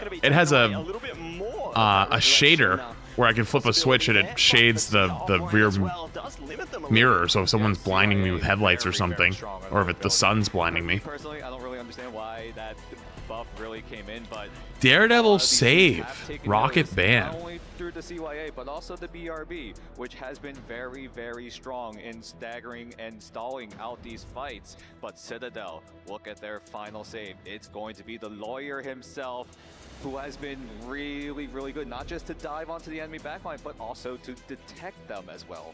Yeah, taking this one. Psylocke ban, okay. It's all in their favor. Going to be protecting that Daredevil through for Tanuki there, but they also slice away the Psylocke. So Citadel not going to be able to take advantage of that. That is going to hurt them here, but Delena is going to be looking to play right into it. Another thing to note, Tanuki on that Daredevil now. I don't even know the answer to myself, to be honest with you. Delena, we saw him play the Psylocke up against their match against Reject, albeit it was a little bit difficult for him to get used to the environment, but Jeff's been extremely good for the last couple months. You don't have to go for a Psylocke ban. You don't have to invest more into it. You can just save the Daredevil, and that's gonna probably, in theory, deter 100 Thieves from putting Delena on that Psylocke. The bans for the enemy team, the saves are for your own team. So you're banning out characters you don't want to play against, or you think are strong, or to target certain players, or whatever. At least initially here, maybe trying to focus on just getting a solid hold over the initial mission area into this one. Once they manage to convert a bit of percentage in their favor, then maybe they look to change the pacing of their composition here. But obviously, nothing's set in stone just yet. You know, I think that Millennia likely to change into this one. Always a good bait and switch, and there you go. We're not going to see Cyborg in 7 months. And now the gates open up. Both teams ready to go. All right, what do we got? On the left, Citadel on the right. 100 Thieves playing Jeff in Viz. Citadel's got the triple support backline with Tanuki on the Daredevil. Going to be scouting ahead, looking for their next target. They've spotted Enzo. They're not. They've actually come off the triple support comp. They're putting Delena back on DPS. I think this is where they look their strongest. Melio's just been so cheeky right now, focusing them up high. Terra in big trouble, and there's the opening for Polly. We saw the cinematic early kill on Terra. Shows us why you demand his attention as we and have to settle things down almost immediately as we experience that's tough. A pause between that first fight. But so far, on paper, great picks coming in from Citadel, taking out Terra relatively early. Harvey also getting taken out as well. So that's a great early advantage. And in theory, Citadel should be able to take early control of that site. Yeah, they were looking good at just targeting down those key players there. You know, finding Harvey, finding Terra really does cause a bit of calamity for the Thieves here. They have to try and regroup, restructure the way they want to approach this. I wonder who called for a pause. How Citadel can further their pursuit onto this one and look to zone them out even more. Yeah, so far Citadel also rocking a very, very dive-heavy composition. Was it Citadel that called? I don't know. The Venom and the Captain America, respectively, to try to aid Tanuki in going for these dives. And Tanuki as well, he doesn't have to go for college apps right now? Necessarily. He's also there to holy shit, I forgot you do that in like November. He can see you all. Hey, best of luck. Have to be careful when they want to go for these dives and look for off angles because they're going to get detected right away. Couldn't agree more, you know, in one in the same, Terra playing a similar role there, you know, scout and swipe through the information, see if they can zone out a KO for their team, but for now, Citadel have found the success into this one. It looks like they're back into the action, and we are going to be seeing more KOs zoned through. Millennia in a lot of trouble there, but it's backing away. Smart. I think they were trying to kite them a little too far away from their team. They good discipline, not chasing them down. But they have a lot more work to do. They want to not give 100 Thieves any sort of room and force 100 Thieves to maybe even the best key ultimate to try to even make way. Dude, he's sending it. Just got pulled in. Is he dead? It is going to be a little bit of a nuisance. It is going to try to bother the backline, but is going to wow, good save. Let that push and pull. He has the snowflake and the drone. They're just giving him every piece of support they can. Yeah, but the Age of Ultron is just beginning. Am I trying to fan a friend swap? Why? I'm trying to get Emong in for some stuff later. Let me finish this first, though. The parade is over. Millennia taking a dive, take a bow, and that will further their Gets the Venom. Freedom charge comes out at the right moment, but the KOs Are they actually TPing? What? Help them contest here, but do they commit to it? Because the mission area. That was a little bit of an interesting play, wasting your portal to. Okay, I don't know about that one. They cannot afford to use it, or else it'll go to waste. And 100 Thieves, now it's their turn to be in that driver's seat as they climb closer to close that gap between Citadel. But Citadel looking to get the retake down. Oh my god, just one-shot him out of their invis ults. Tanuki cooking. But they trade. Polly goes down. Damn, it looked like Citadel actually might win that fight off that huge pick on the invis right as she ulted, but Terra just kills multiple. Keeping them in play here and allowing them to flow ahead in the percentage right now. So great stuff coming through from the Thieves, but they got to worry about Citadel right now. They got 3 key ultimates to their name and might just be able to barge their way in. But Melia going down early. It's a great start for the Thieves here. They need to zone out even more. Enzo in a bit of trouble. Needs to get back to their team here, or they could get caught out of position. Citadel have 4 ultimates, still waiting for their perfect opportunity. Melio did switch over to the Winter Soldier. I'm gonna try to damage this one shot. To try to get a bite on their team, but Melania gets 3. Oh my god. He's eating good tonight. Enjoy. Holy. Because you just sent half of Citadel into the abyss. Just literally said, yeah, Invisible, or sorry, Luna ult and Venom ult, yeah, get rolled, get eaten. Yeah, but Jeff is always eating good, you know, just a bottomless stomach, all in all. But rise or fall, Citadel now gonna have to fight it back because that percentage is getting dangerously close. Dangerously close as Delena sends out the dance of the butterfly, but this time it will not be lethal. TTK goes into the Diamond 4 and gets the Karma Crush onto Tanuki, and that's the lockdown that they exactly needed. But Enzo is able to trade things as Harvey goes down. But Terra wants to make the difference in favor of 100 Thieves as 100 This is loser's bracket, yeah. Loser goes home. But that overtime meter, keep your eyes on it. It goes down. They don't touch. It goes all the 100 way Thieves down wins to first. 0 as Nah. 100 Thieves take control of map 1. Steal away the stellar spaceport, and we move on to the Imperial Institute of Science. Any advice for new streamers? Focus on not streaming. I know that sounds stupid, but streaming should become last. You gotta become a content creator first. What does that mean? Depends on what you want. Do you want to do short form? Do you want to do long form? YouTube? TikTok? Good looks for 100 Thieves. Whatever it might be. A team that got sent down to the lower brackets early in this playoff round. Kazomi, thank you for 36 months. Appreciate it. Also, weird thought I just had recently. I feel like every streamer has a subreddit. We don't have a subreddit. I don't know if that's a good idea for us to do or not. As we progress throughout this entire tournament. And this is just the beginning. It kind of lets you guys vote on like things that we want to do or want me to look at, etc. This has the makings of an amazing storyline here, but now it's you know, because like let's say there's something you guys really want me to play or really want me to watch or whatever it might be. It's like almost like a voting system. But there's also a very scary side of that can happen as well. That's why I've never wanted to do it. Will be zoned out just yet. They're waiting patiently for the next fight. Tanuki still has the devil to be released as Harvey does have the invisible boundary to. You can vote in Discord, yeah, but Discord's very different, especially mine. My Discord is massive, but it's a lot of people that just from a collection of games over the years. Then a lot of them were there for like specific pieces of something, and it's just like muted, and it's like not very as active. For the size it is, it's just not as active. You know, Polly runs over their backline. Oh my god. Polly is feasting. Kills 4. Nicely done for 4 there, and there's going to be more in store for Citadel. They managed to yeah, that's what. Yeah, you're spot on, Westra. With the Feast of the Abyss and many more around the corner for Citadel, this is troublesome for the Thieves here. Really going to have to rely on its Jeff and the boundary. There you go, both opened up in unison. Feast of the Abyss out from Enzo. Better both worlds to come in response there. Alex could have the upper hand. Ooh, a little bit of a struggle coming in from 100 Deep. They invested Harvey and Melania. Let the devil out! Goes in, but the devil comes out for Tanuki. He's letting his devil out! He's letting his devil out! The underworld and the heavens are fully in control of Citadel Gaming, and 100 Thieves have to go back to the spawn room yet again. Citadel looking good here. Welcome to Rad. Rad is Navi. They just got signed to a new org.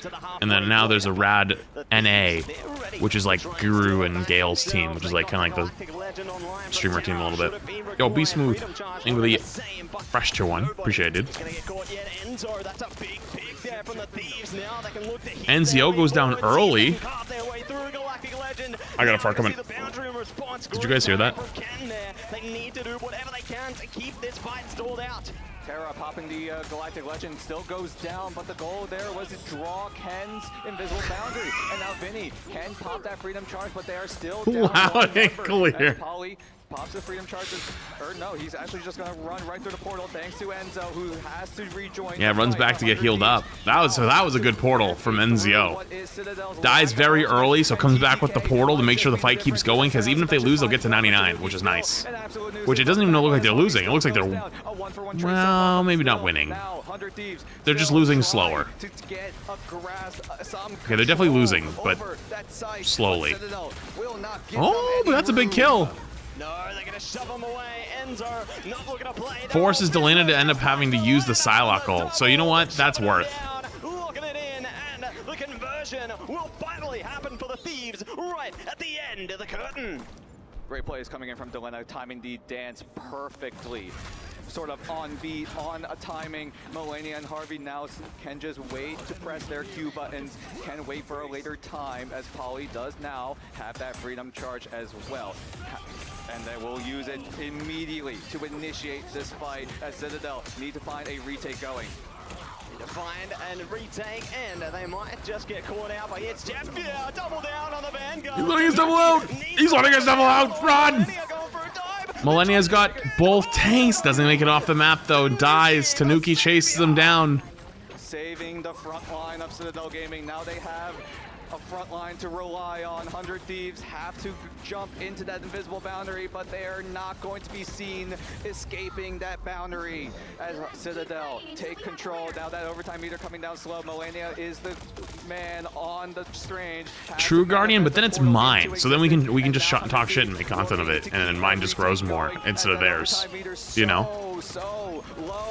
Vinny now popping that freedom charge, but Terra and Delana now going down. Can they make it to the portal in time? We will see as Citadel still 6-man strong. Melio pops the Galactic Legend up from the skies. Tanuki controls the ground. Melio goes up into the sky, and Melio and Tanuki keep this map going. We go the distance yet again.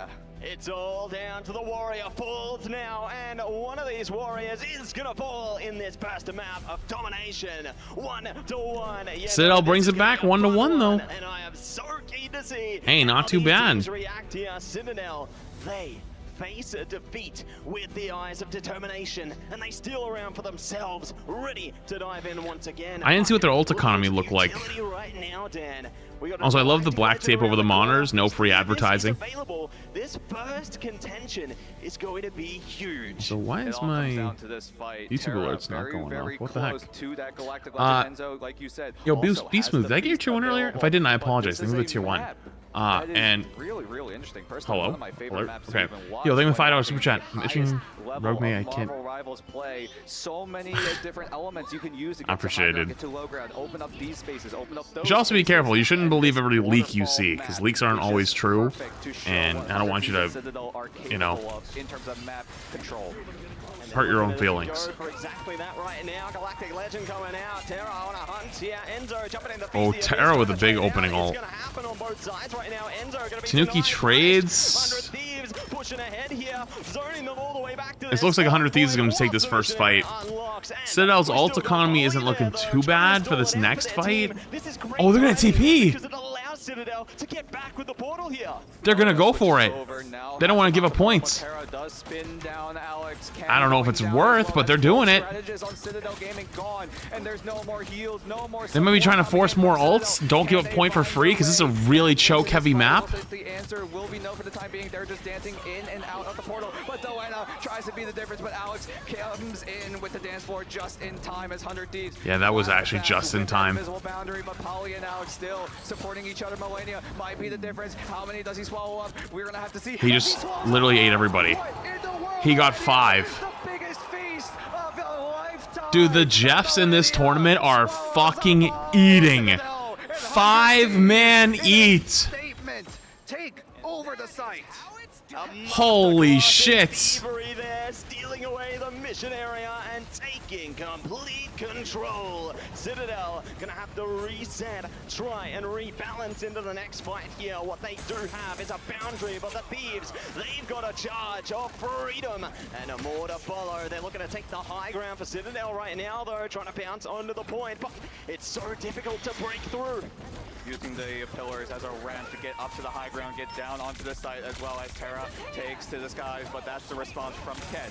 Will use that as a visible boundary to prevent anyone from Citadel Gaming going down, but Vinny does have the support. They flip it back, actually. Citadel flips that. Keep 100 Thieves into that fight as Enzo also popping the feast. Vinny's just trying to run around their back line, but... Half of them already wiped out. Citadel, they get the retake going. Wow, Citadel got an early retake there.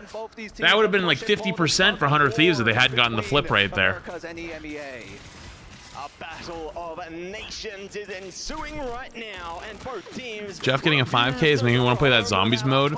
They are putting on a show. Tinfoil hat theory. They buffed Jeff, made him really strong. And in preparation for the zombie mode, they would know new people would watch the esports, see Jeff is really strong, and then they want to play more of the zombie mode. Thoughts? And Polly is looking to zone them through.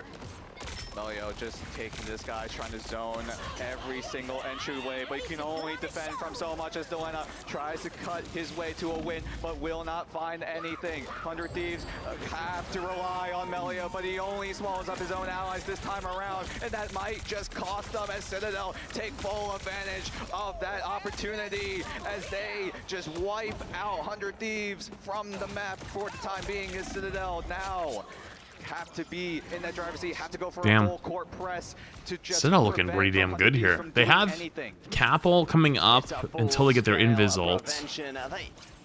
Invis ult advantages to 100 Thieves though, but they'll probably trade Daredevil ult for it. Consider their options because the percentage, it ain't going down anytime soon. They do have some utility that can try and steal their way back, but singling out a KO here would be so big. That would be big, but Tanuki released. Yep, so they trade in. What is going on with Emma? Did you see that? Why did it look like Emma had her own pocket dimension? TTK tries to slam down one member, but cannot find it as Tanuki successful on taking out Harvey, what seems like the millionth time in this entire map. And now Enzo has to find that anti-heal onto Delena, but he is able to dash away into safety for now, as Ken now has that invisible boundary and will use it whenever Citadel are in any trouble, but it seems like Citadel. Yeah, it's Daredevil ult plus Emma ult. Creates like a little pocket dimension. Wait, did they just not touch? And Citadel take over map 1. Wait, Citadel just wins map 1? Dude, that was so anticlimactic. What happened to 100 Thieves? After losing out the first round there, they grind their way back to the top, to the summit of domination here, and undeniable. All right, next prediction's up.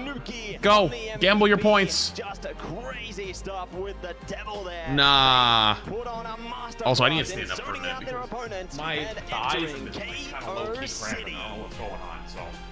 Big props to Citadel. This is what they need to do. Adaptation. That is the biggest word, the biggest theme coming into this series. He left again. Citadel needs to find ways Why does he keep leaving me? Things going. 100 Thieves. He doesn't love me anymore. Having to figure out, pick up the pieces, go back to the drawing board. While Citadel, they are looking good in terms of finding that key to their own success. The key is there. Actually, I want to pee really quick while I have a second. I can go pee and then I also stretch my legs. Right back, put your points on the journey's just started. The never-ending story has not ended yet, and we'll see how they fare heading into the next map or so into the future, because it could be Convoy, it could be Convergence. The choice is theirs. But then again, it is 100 Thieves' choice, like you just said, Convoy or Convergence. But one map that comes into mind when you hear 100 Thieves is Yggdrasil, a map that TTK has been absolutely insane at. But not just TTK, also the team as a whole, at least in map number 1, they have looked to be online and ready to go. That entire map on Burnet's Child was just so close. And then Melania with the biggest Jeff ultimate in this entire tournament. I don't think there has been a 5-man in a very long time. Making history right here at the Grand Finals. You love to see it, and I'm sure there's going to be many more eats to come, just like in these highlights here. Seeing many moments of greatness, getting it over the line when it mattered, when it counted for both sides. Absolute cinema, and it's only map 1. We have 5 coming up. I don't know if I can handle it. If this goes the distance, obviously, first of all, this is one of the longest series we will ever see if it goes to that point. But 100 Thieves and Citadel ready to put on a show as Citadel look to crack the code yet again. And look at the feast coming in from Melania. Look at them pop, and straight down the waterfall they go. Just delicious feast coming through for Melania there, and allowing their team to pull on with more and more presence here. You can see Citadel zoning them out when it counted and pushing it over the line. Amazing work into the first map in contention here, but the next one, as we said, the choice of the Thieves. Where do they go? Do they play to their strengths? Do they play to what they can find success on? It's a tough call here. You know, they've had a bit of a tough endeavor, but let's talk about some of our MVPs on both sides. Yeah, Terra and Polly, the 2-star players from their respective teams. Terra, though, they make, the entirety of 100 Thieves make Terra look good. Everyone on 100 Thieves, you cannot count them out. They are still very strong players, and with them being on the supporting cast, they know how to enable Terra to do whatever he wants. But then again, Citadel also doing the same to Polly, giving him some resources despite him being on the Vanguard position, so he allows the team to set themselves up for success. And it goes to show, you know, not only duelists can be MVPs, the Vanguard, the strategists play such a critical role as well. You know, Polly just doing great work on the cap there, trying to keep 100 Thieves in check as much as they possibly could there. But Terra, one and the same, are doing all the work they can to keep their team online. You know, it's these players that can activate, really head into that flow state that make or break a game. We're gonna have to see Citadel and 100 Thieves, the Americas versus EMEA matchup, ready to go into Yggdrasil. That will be the choice, a choice that we ourselves have predicted. All right, it came back right in time for bans. Have been very comfortable on what is the oldest map in the pool. Yeah, it's been Mantis Jeff. Citadel said, nah, no more Jeff out of you. Struggled on it. They've lost out about 3 times, and Citadel, they've lost out. So 100 Thieves will probably save Mantis here, right? So curious to see if both teams can turn it around here into the draft, because we're already seeing Jeff taken away, Mantis taken away, and saved by the Thieves. Well, let's do. I'll do it after the bans, because I was gone for a couple of seconds. A pattern we've been seeing is that Mantis being banned from both sides. That pick has been just so versatile. Being able to save your own team, being able to go with the engage thanks to the bonus movement speed available. And now 100 Thieves have access to that resource, but Citadel, they go a different approach. They decide to target TTK on that Emma Frost. Yeah, don't want to deal with psionic seduction or whatsoever here. An extra attack. Emma ban, Emma saved. So Citadel feeling comfortable with that Vanguard and leaves the flexibility. Thanks, Serbihead. Appreciate the 8 months. Ban out. Will it be the Jeff taken away on both sides here? No, it's going to be the Venom looking to take away the symbiotic shenanigans. Symbiotic shenanigans is very strong. We've talked about this already. Venom ban, smart. Dive into it a little bit too much. Is it? I was about to say, is it DPS ban time now? You can really Atom ban and Venom ban. The terrain with a lot of verticality in Yggdrasil in particular, a lot of tall buildings, tall pillars that the Venom can just climb and just slam, rinse and repeat. That's just the gameplay loop, and Citadel are also aware of that, and they will take it away as well. Yeah, and the Thieves Jeff take save. Adam there. Do not want to deal with any form of resurrection on to the convoy there, but Jeff are going to hit the protector for Citadel right now, so it's Jeff going to be available What ban, for them though? once again. That is just going to be. I actually genuinely don't know. Yeah, we'll see what they can. Might be something do wild, like for a the rocket Thieves ban? now. Next ban online. How do they Or cap climb ban, up? maybe How do they randomly? fare into this one as the time Yeah. through? It's going to be cap. So denial on Napoli. And then save. The adaptation coming in from Citadel. Usually, Bucky, the DPS way save. you can beat 100 Thieves is targeting down 100 Thieves' other duelists. You've got Terra, but you've also got Delena. Delena has been that second duelist for the team, and Citadel, when they targeted just Delena in these bans, they have been absolutely stomping them. They've been absolutely taking Groot. over, and other teams have taken Yeah, notice for this and map, have this is been doing actually a the good same ban. thing, which Groot's a really good ban is part here. of the reason why 100 Thieves are already I like down that. in that That's a smart seed ban. coming into the All right, playoffs. cool. But Citadel looking at a different Let's roll. approach, By and the way, they though, look to really target quick, TTK. this section of the Not only stream with was the sponsored by Emma Marvel Rivals. Thanks so much to that Marvel Rivals for sponsoring this section of the also stream. targeting down If you want to learn more about Rivals Ignite, which is happening right now, you can click on the link that's pinned at the top of chat, or do command Marvel Rivals. Learn more about Ignite / learn more about the game, but I'm assuming if you're here, you already probably play Rivals, so, but yeah, we're just gonna keep watching like we have been, and that's all I wanted me to tell you guys was about more Ignite stuff, so thanks so much to Marvel Rivals for sponsoring this section of the stream. However, that is the end of the sponsored section. W Marvel Rivals. Okay, Crap, you can take all that stuff down too, whenever you can. On 100 Thieves, he is absolutely electric on this map, and Citadel will be forced to navigate through the streets of Yggdrasil in order to find a commanding 2-0 advantage in this best of 5 series. 100 Thieves on the attack. W Citadel Guang looking to True. defend, keep their fortress alive in this tournament. Yeah, I'm trying to get Yimong to play RB there yet later. Decided in moments as the gates open. Let the gates All right, lock in. begin. 100 Thieves look to take this one out for a spin. The mission vehicle starts its 100 Thieves playing Mag Cap. that roll right in its tracks, but Vinny, they're on a mission. Interesting. And down, these strategists are being so They're not even turning for him. Like, do you see how like he's like hesitating? Like, oh, they're gonna turn for me in a sec. Didn't turn. Tanuki is the one to stand on top. Triple setup, triple strategy setup in favor of Citadel, but it's still going to be. Dude, what the fuck? Why is the Jeff on the flank? Bro, he's literally on the flank. What is this? Polly is able to find a trade as TTK does get taken out, but should. Hey, Futz, what is your game of the year? I meant what I said during the sponsor segment. I still think it's Marvel Rivals. I think you have to give it credit, even though a lot of people talk shit now and are like, oh, it's not as good, whatever. This game literally dominated every headline for like 4 or 5 months straight. You know? But it came out at the very end of 2024, which is like, or in December of 2024, which is after Game of the Year voting happened. So it would be a 2025 Game of the Year vote. You know? Single player game is different, but like Game of the Year, you know? I think it's still that. In the end, we'll find the right Loki clone, but Terra firing the shots away. All the resources it need to be used in order to enable this Bucky as Tanuki just sneaking around, looking for the Jeff. What's he looking for? Up anyone as the Meteor M Yeah, I might want to just run. TTK, can he find anything?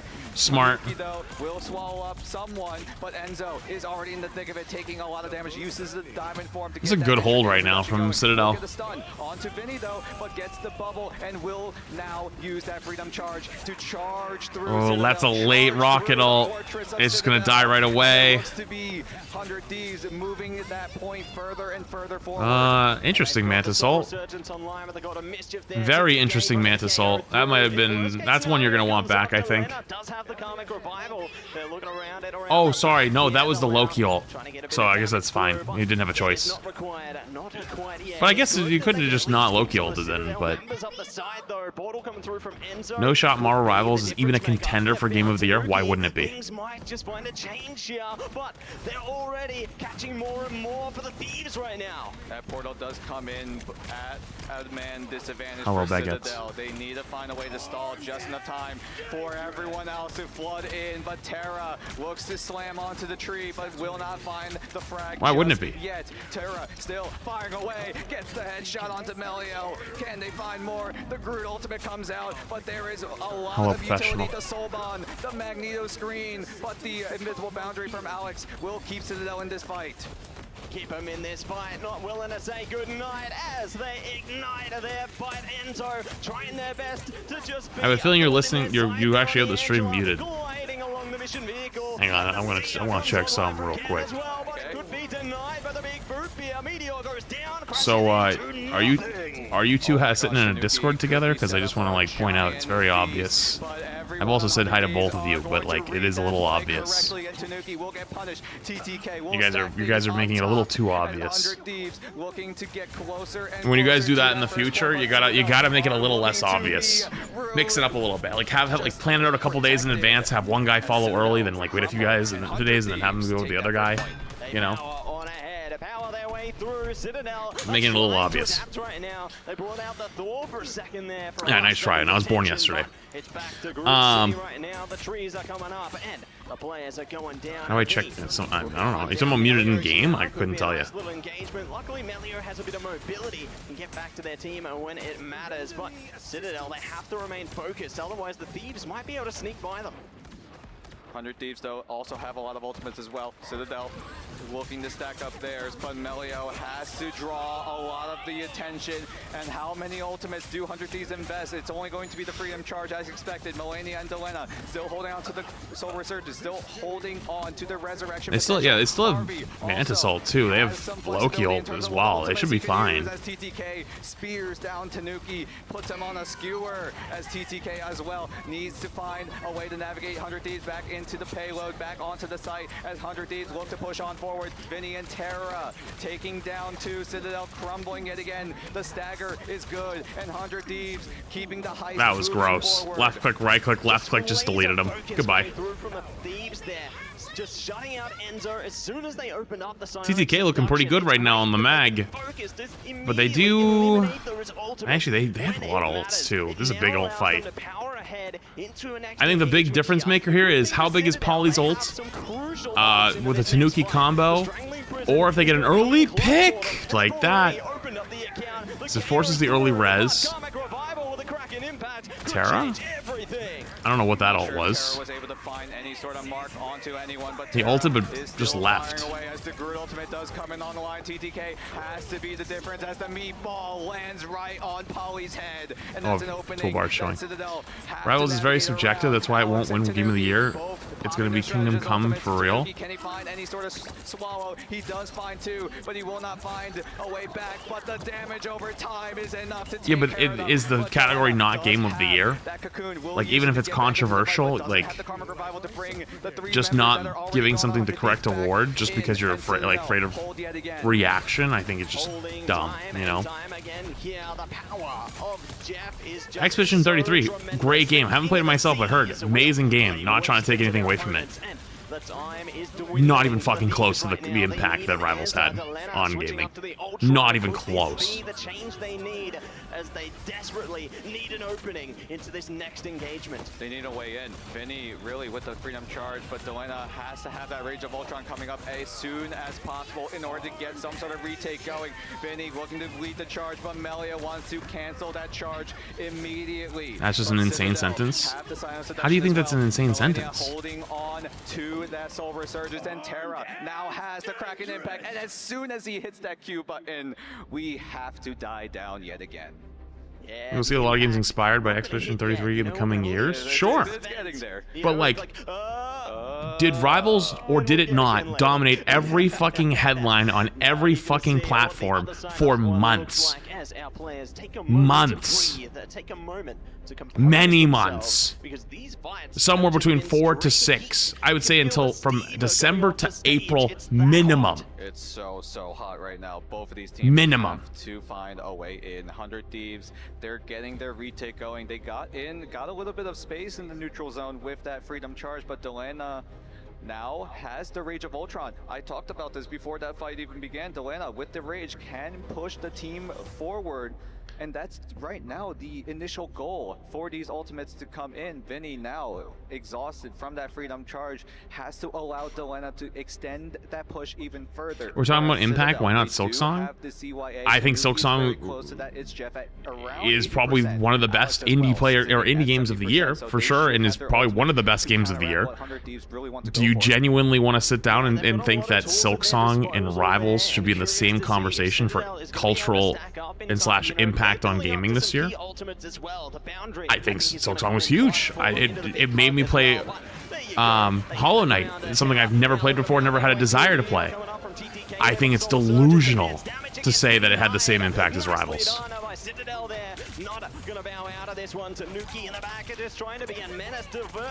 Impact has no bearing on Game of the Year, never was. But it does, because if a game is that popular and that fun and played by so many people for so long, that's impact. Harvey was able to pop the Soul Resurgence, but immediately gets swallowed up by Tanuki. How can Harvey make its way back into the site? That's going to be a key ultimate denied by Tanuki. Astrobot won last year, and I think Astrobot winning last year was very controversial. I think there's a lot of people that disagree that shouldn't have won. But a lot of people are arguing that Black Myth Wukong should have won over it. But it's like, I didn't play that game, so I honestly wasn't I didn't have a huge dog in that fight.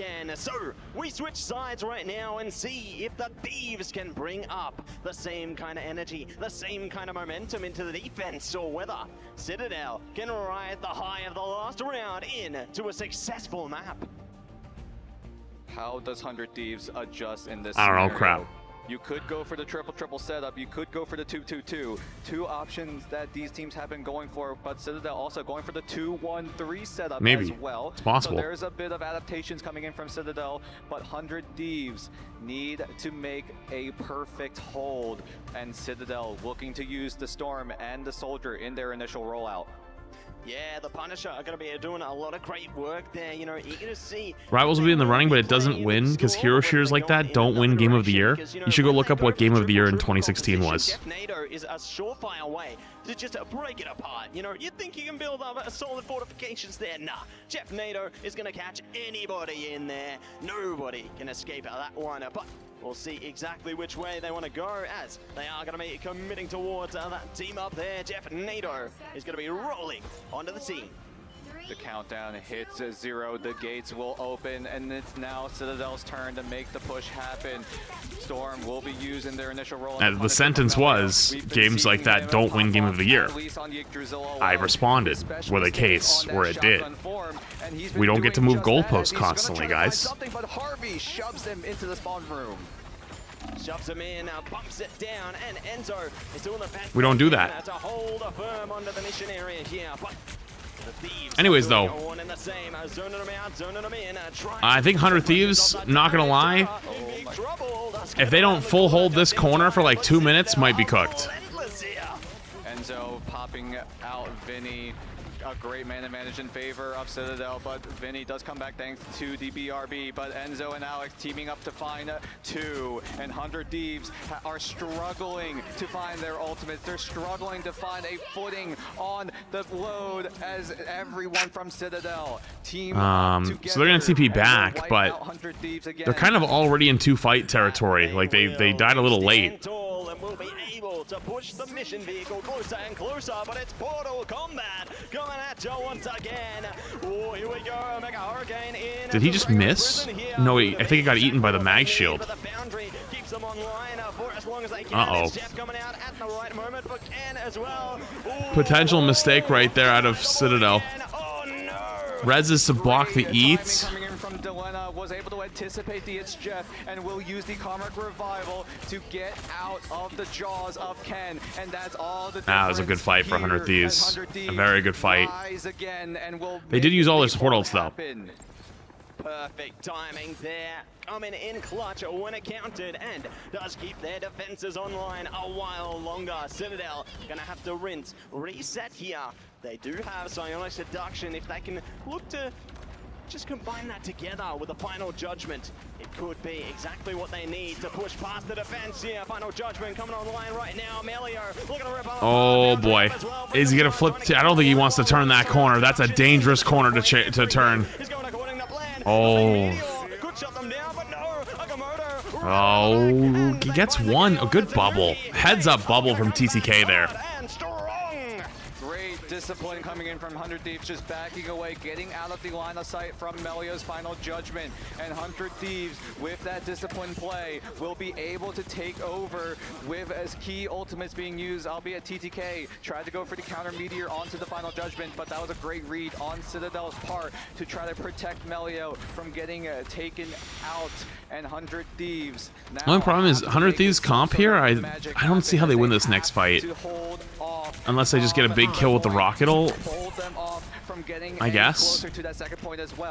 But, wait, did they just... Wait, Polly, what happened? Wait, Polly was just so deep. A couple big mistakes coming out of Citadel right now.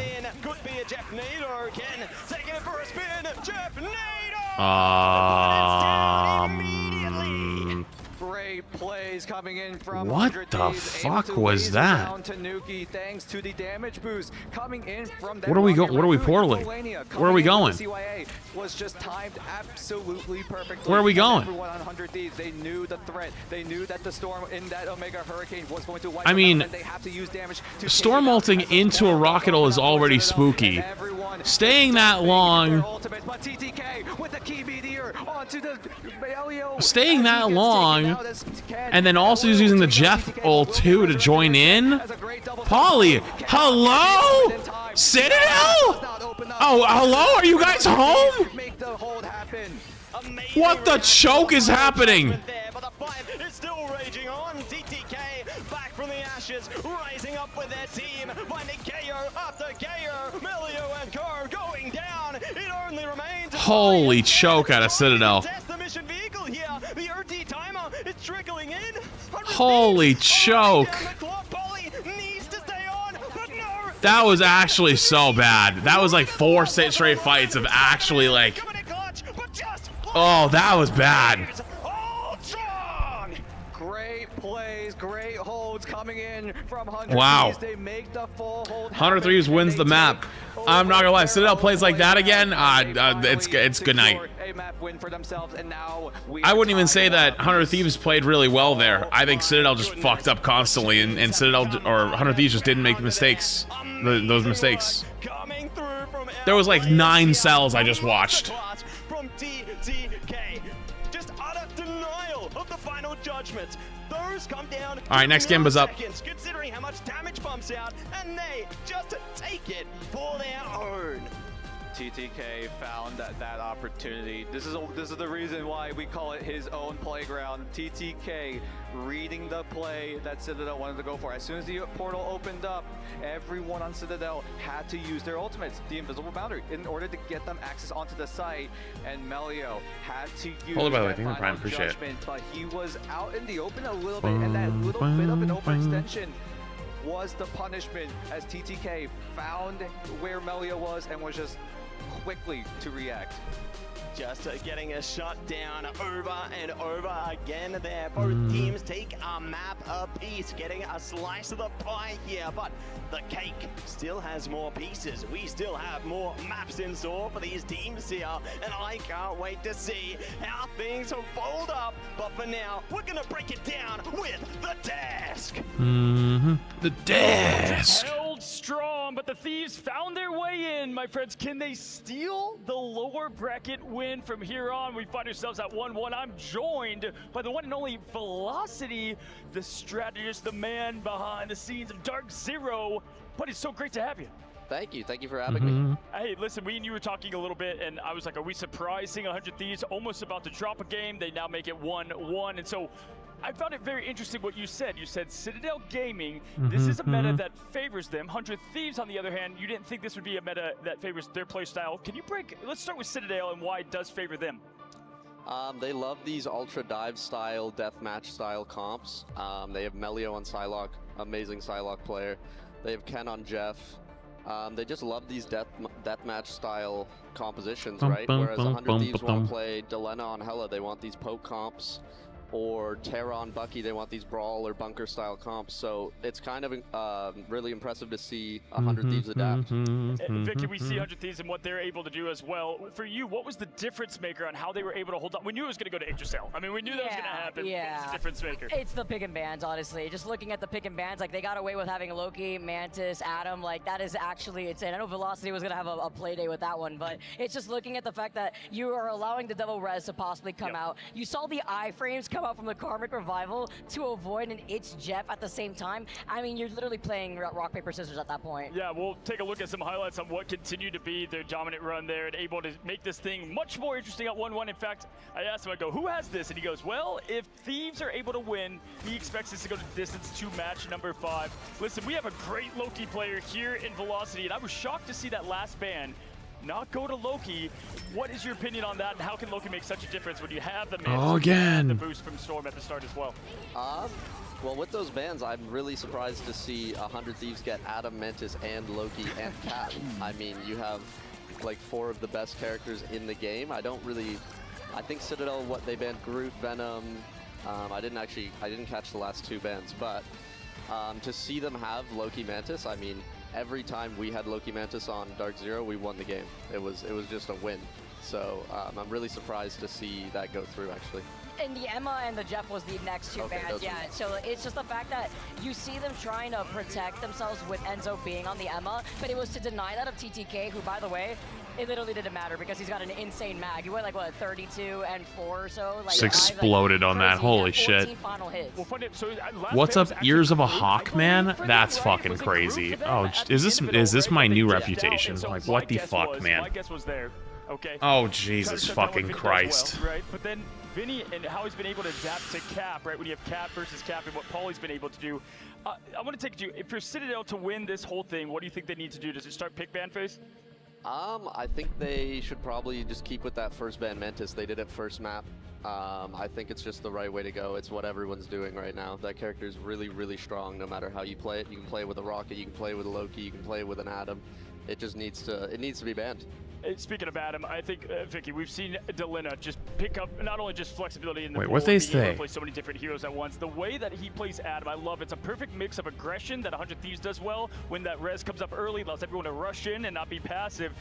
Vicky, what has it been for the Adam play for you that Delina just continues to deliver? Well, aside from the timing on what I just mentioned, like with the It's Jeff, it's also the positioning for these Karmic Revivals, right? You want to be able to not only, if you've already used up your passive, now you're forced to play extra safe. Just literally stare at a wall and don't move, right? In that position. But then with the communication of 100 Thieves, they enable Delina to be in that spot to then allow themselves to have the Karmic Revival when they need it. Velocity, I mean, you have one of the best Adams in the world in Kurova, the man most, at least tied with the hero. Even the voice actor, Jordan, what's up, man, was like, hey, Kurova is Adam. Why does he play such a big impact, especially, it's not the triple res anymore, right? It's a different look. Why is Adam such a big impact in this meta? I think it's because there's so many pick potential characters, right? Like Psylocke can just randomly one-shot someone and be able to res and like use that res and to copy res even if you're on Loki Adam is quite good. And yeah, Delina's Adam looks good, man. I'm surprised because normally when we have Adam mirrors we win, but you know, he's been doing pretty well, and yeah. Listen, when you look at the strategists, because when you look at the game in general, like football, for example, quarterback is a lot. Wait, did I pay out the last gamble, by the way? You see a lot of the flashy stuff. Yeah, I did. Okay, this is a new one. I love to break down strategists because there's so much behind the scenes that happen that we don't even get to see sometimes, right? There's clutch Luna freezes, for example, or whatever it might be. So let's talk about the strategists on both ends. I guess let's start, you know, on the side. Fearless Monk being 3 months. There versus in comparison, what a great matchup here with Millennia and. True. Actually, I should run another set before the game starts. I'm doing it. The other opposition. What do you Never mind. think? It didn't go off. When it comes to Millennia being able to flex from the duelist to that, I mean, break down that matchup. I think it's like a big bonus to be able to have the skills of a duelist on support. It makes him a really good support player, honestly. I think his Jeff is incredibly good. And I think Alex is really consistent. I've played against him quite a few times. I swear this guy never dies first. He's very good at staying alive. And yeah. Kin, Harvey. That's the other side, right? You have Kin and Harvey on that side. Harvey being able to play Loki felt like the good old days. I mean, that man was quite literally kind of like the admin of Kurova. The exact All right, chat. same. We are going after this map, or after this match, the newest map. Vicky, don't I think we're good to go. I love this map, by the way. For RV there yet with the squad. Through as we get started with the pick and ban phase already, but you also have so many interesting rollouts to get up on the high ground. I mean, I'm really curious, Velocity, looking at the pick and ban phase right now, looking at what we just saw. Double Mantis ban, series, what can you expect Emma save, Venom ban. Plays with the Loki opportunities, but as well as with the Jeff plays. It's going to be Emong, Somnus, and Ruben. I mean, you just have to do it, honestly. Citadel saving Emma, I think, is probably a strat for this map. I'll probably start us over again, because because Emong's never played before, we just start from the beginning. Saving Jeff kind of forces a Venom ban. If you don't, you give them the Jeff Venom team up, which is very, very strong. So I'm expecting Citadel to ban Venom in these next two. And there you go. Yeah. I think we'll see a Psylocke ban to address an Emma potentially there from 100 Thieves. 100 Thieves might ban Psy. I know Citadel won't because they are very comfortable on Daredevil, and that matchup is very favoring Daredevil. So I think Citadel's probably just going to be a Bucky ban here, and 100 Thieves could be Psylocke, could be Star-Lord. Oh, I like that idea. Yeah, the Bucky. Okay. It's okay. Yeah, it's Adam and Bucky. Nice call there on the Winter Soldier. You can't when you have someone, especially in Terry's position, that is able to snowball so well. That's why the Mantis is important, but also the Bucky. What do you expect for them to wrap it up on the ban side for each side? Honestly, for Citadel, they could match that Adam ban, but it might be saved here by 100 Thieves. I think this is a really good Adam map. So I guess we'll see Rocket save. I was actually going to mention a Rocket ban maybe. This map is really good for Rocket. You can hide your res in the smoke, and the ult is you can put in the smoke as well. So yeah, so maybe the Adam ban. A lot of verticality, right? So you have a lot of angles that you could get away with. And then what do you save? Just kind of avoiding the dive composition as we see that Rocket save, and looking at what that next ban is going to be. I'm curious because now you have no Bucky. They've already taken care of the Mantis. It is the Psylocke, and yeah, you were just mentioning this, Velocity. I'm surprised. Honestly, I'm surprised because I mean they're hovering the Daredevil right now, so I don't know why you'd ban Psylocke if you're planning to play Daredevil. Not to mention Tanuki played an absolutely insane Daredevil on this exact map that helped them, lead to success. Save Jeff. I believe Chopper, right, in the early upper bracket, and so I do expect the Daredevil as well. The cap ban makes a lot of sense. Can't give Pauly that as we wrap up what we see here in the last ban going on over the last save, shall I say. Anything else to wrap up here? Want to give some last words to you here, Velocity? Shout out to my team. Sad we couldn't be still up there on stage, but we made it pretty far for assembling a week before. No, they don't typically tell us what the pauses are you for. You guys did a fantastic job, and it's been great to have you on the desk here. And now being able to see who gets eaten by a bear first? My guess is Ruben. Cool to see how the metas progress. You'd think it'd be Emong, but Emong's he's too smart. He'll figure out a way to throw someone else under the bus. Like like the classic, like you don't have to outrun the bear, you just have to outrun at least one other person. They'll find a way to make sure someone trips and falls. It's interesting to watch. Well, it was a pleasure to have you, Velocity, as we throw it to the casters. It's the heart of heaven. Let's see who takes game number 3. Welcome back, everybody. It's time for map number 3. Is there a max limit for RV there yet? I think it's 4. Heart of heaven. We are down at Kunlun and bringing out Kunlun's finest here. It's 100 Thieves. All right, 100 Thieves playing the Hela Star-Lord. Angela Mac. Wow, that's a comp. And with the Animal Crossing backline. This map, a map that they have been pulling out a lot, but now sitting at 2-1 is their map record on this in particular. Their loss happening in the hands of FlyQuest not too long ago, and now Citadel looking to make a way back into the series. I don't know if they mean to do it, but it seems like Rivals, when they put out a map right after they put out a new hero, like the new hero is good on that map. This is probably, I think, Angela's best map. Because Citadel can't rely on the BRB there. They're going to have to play a little bit more safely here. Melio already in a bit of trouble. Has to fall back for Pauly. Catching the KO. Nice stray coming through there. Terra out of play. And Vinny trades it right back. Yeah, and that BRB going down. Pugs, thanks for the prime. Appreciate it. If I do well on it, no.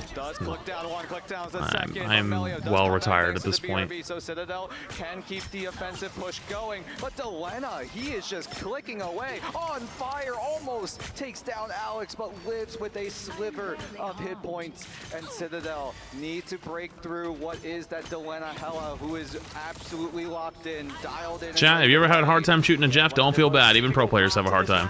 To be taking this first semblance of control here, trying to break up past the barrier. And Citadel have a task ahead of them as they're already taking a ton of damage there. The Thieves are locked on, locked in. Melio goes down to Lena, locking it in and looking for more. Tanuki going to be able to train it back though. Nicely done. Still need to spin their way through more. Oh, Polly so close to the catch there. Not going to be able to get them just yet though, but this does split the focus of the Thieves on the defense. Right now, the ultimate advantage is slightly in favor of 100 Thieves. Harvey now has a CYA, but Terra gets absolutely lasered down by Enzo. Now Tanuki could have a good chance to use his own ultimate, and will use it as soon that as fight. The fight in that room is wild. Need to find their own ultimate to counteract, but they're just going to resort to stay sheltered. There's so much happening in there. Gets one. Says fuck that fish. Throws the Emma off the map. Gets punished for it though.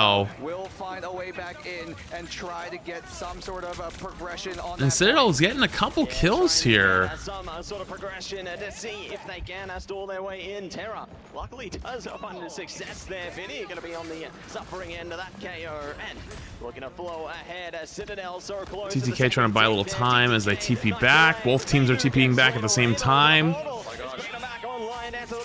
Shuts down the Galactic Legend, and they're looking for more. Both Heaven's Retributions fall, and it's Citadel. Hits him with the ult as the Psylocke ult ends, so he just spears him right away.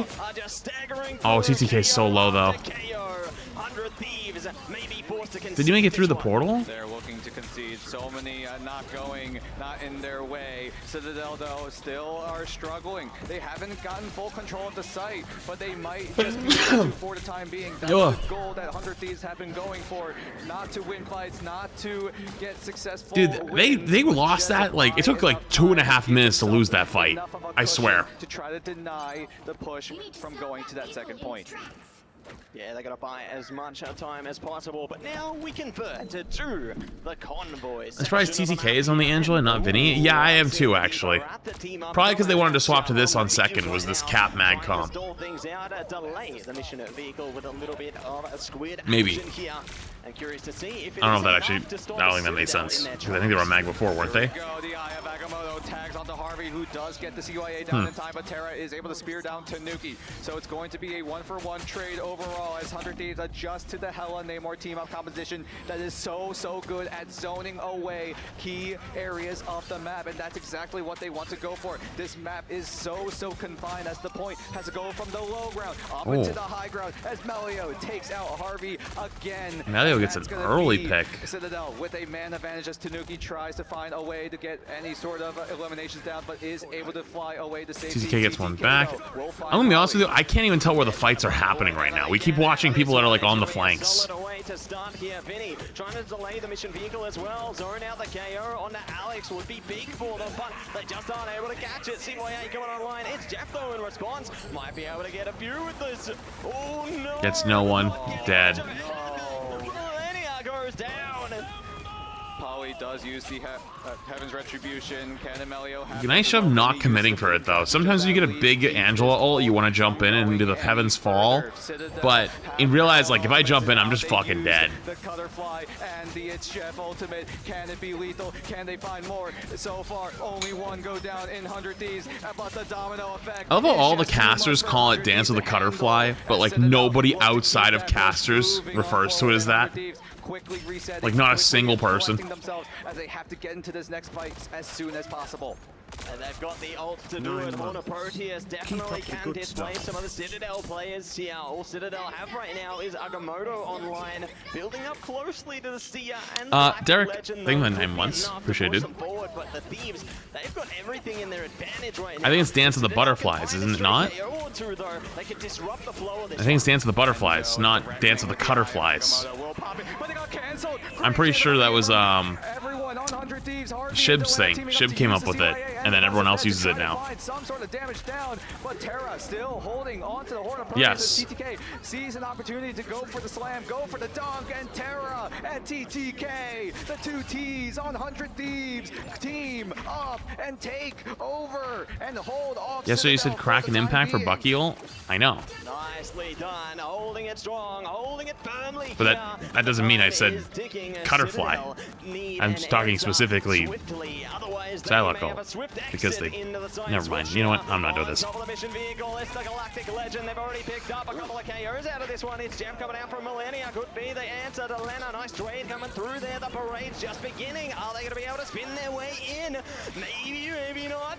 They're taking it easy for the He has the Jeff ult ready, but do they even need it? Bring back Millennia thanks to the BRB, but Citadel also still 6-man strong as the Heaven's Retribution does come down. Terra does laser dies as he ults. That's tough. People gets a double on the Raccoon, and 100 Thieves are wiped out yet again, and Citadel finally secure that second point with 1 minute left on the clock now. Well done, well played. They are battling against the clock, and they are not letting up. I love the turtle on this map. To fight their way through this one, and Citadel, they have 3 ults to their name right now. Thieves only have Proteus right now. Terra in deep trouble, needs to use the Mister to their advantage and see if they can get a good vantage point. I hear him back there. Can't see him though. Melio just kills 3, 4. Doesn't get the final hit on one of them, but it kills 4. Holy shit! 1 Psylocke ult. Because they didn't have support ults yet. To that third point, 100 Thieves. What do you go for? It looks like they're gonna no longer use the Hella Namor team up ability. Now putting Terra on that Star Ward. Oh, I get support. Yeah, I just meant it as like a. It's not actually what the ult is called, you know. It's like a made up nickname for it. But like all the casters say it now, and no one else does. That was sick. Dude, he bought so much time flying the opposite direction. Right now, everybody's getting staggered out. The Thieves need to find a way back in, but they're not able to stay online long enough. The OT timer is trickling through. Run for the hills, run for the mission vehicle, and it's all over now. Damn, CTG, that third point looking pretty damn good. Push for Citadel. Hey, they cleaned it up from that last map. That last map was kind of gross. Able to push on forward, but 100 Thieves, now it's their turn on the offense. You need to get the full push if you want to force the Heart of Heaven into an overtime scenario. Ruben has not responded to me. Ruben might be asleep.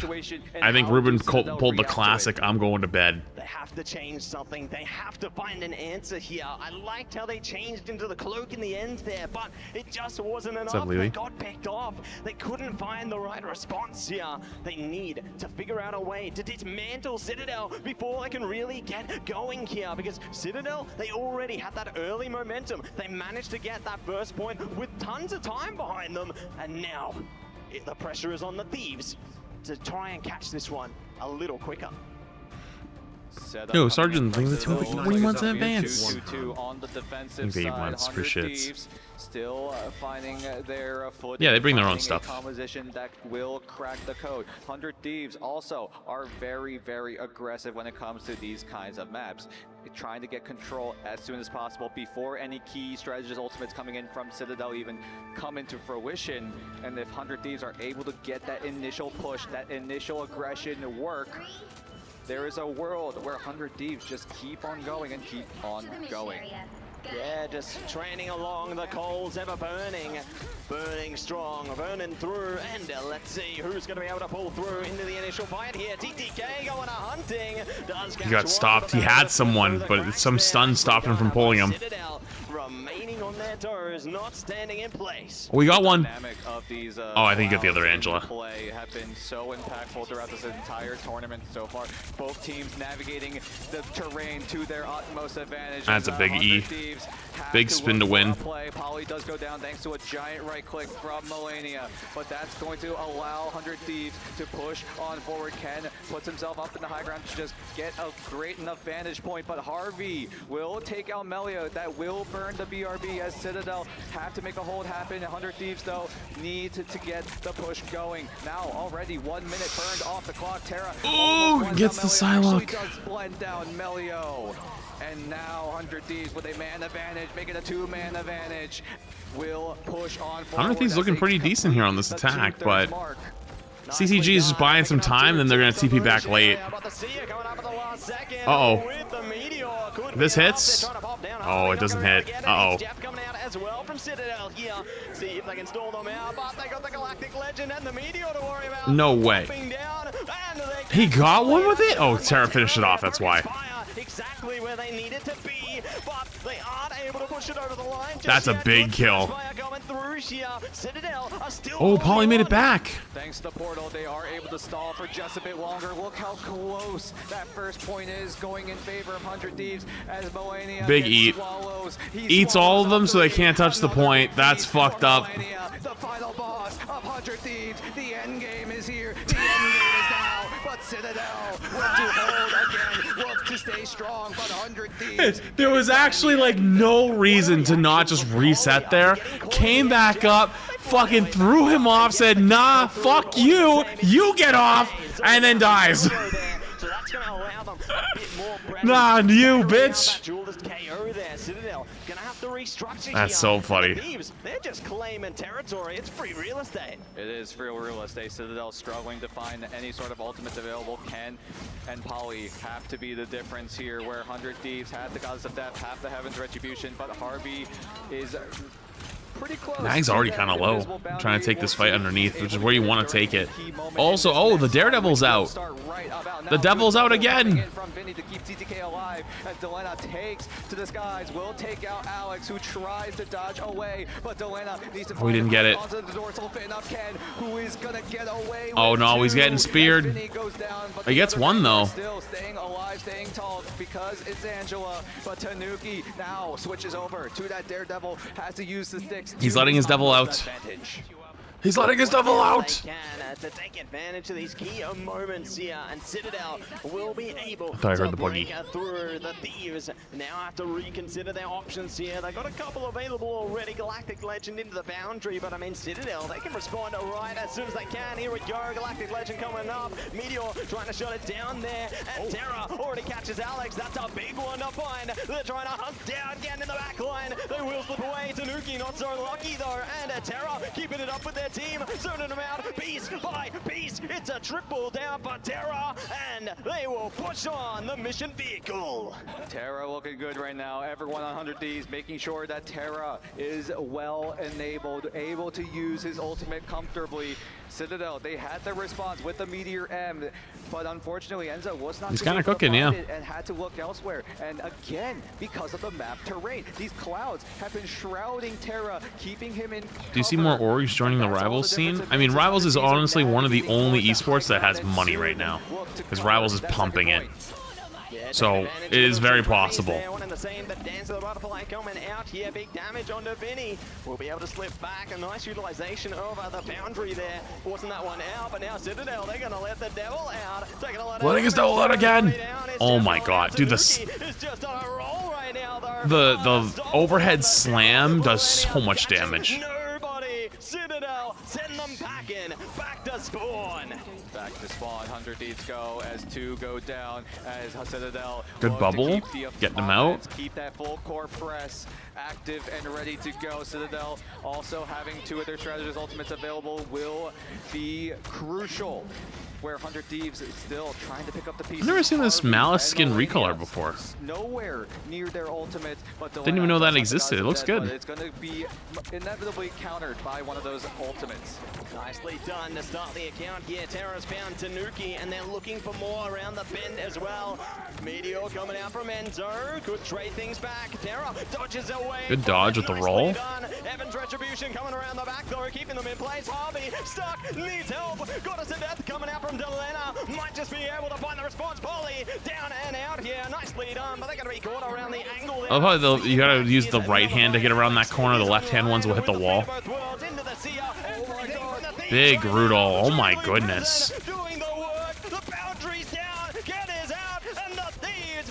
They just pumped so much damage. They killed right through the support ults.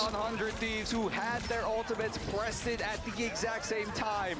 Everyone on Citadel on the other side could not get it happen. Ken had the invisible boundary. Alex had the fate of both worlds, but the sheer amount of damage from 100 Thieves was just way too much. And Citadel. No, I wasn't able to dress him up as Jeff, but I did get him a little devil costume. Thieves, they're looking to make the triple happen. I posted a photo of it yesterday. Just burned that much brighter into that fight, and now we're gonna find out the next spark here. We'll see who can catch it into the butterfly around the back. Emilio double down. This is a swift response coming out from Citadel, sending them back all the way to the spawn point, but it's early stages. Yeah, they gotta hold this though for like another, I'd at least say 45 seconds at this point.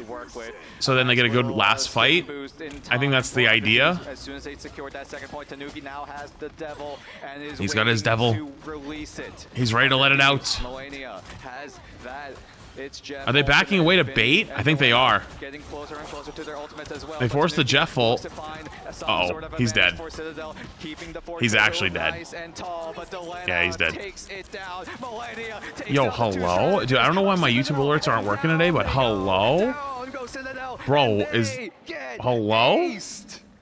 Is that a $300 dono? Hello? I don't know why my alerts don't work, but yo, hello? Yo, thank you so much for the $300 dono from the # slasher. What's up, Steve? Wait, my name's not Steve, though. Oh, Stream Element seems to be dead on YouTube today? Oh, fair. Yo, thank you so much for that $300 dono. You're fucking crazy. The who? It's the # slinging slasher. You should see the profile photo too. It's fucking perfect. Yo, appreciate you. Much love, dude. Sorry, my YouTube alerts are just cooked for the day. And Delana, I looked away and Delana killed 3, and I actually, unironically, I'm looking at the stat sheet here. I think Citadel could flip this fight back if they actually get out of the spawn in time, but I don't think they're gonna get out of the spawn in time, so they're dead.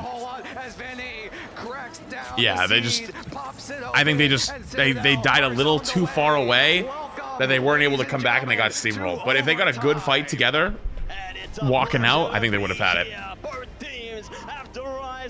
I just love your reaction. Yo, appreciate you. Hey, that's so fucking kind. Yo, much love, dude. Appreciate you. Much love, dude.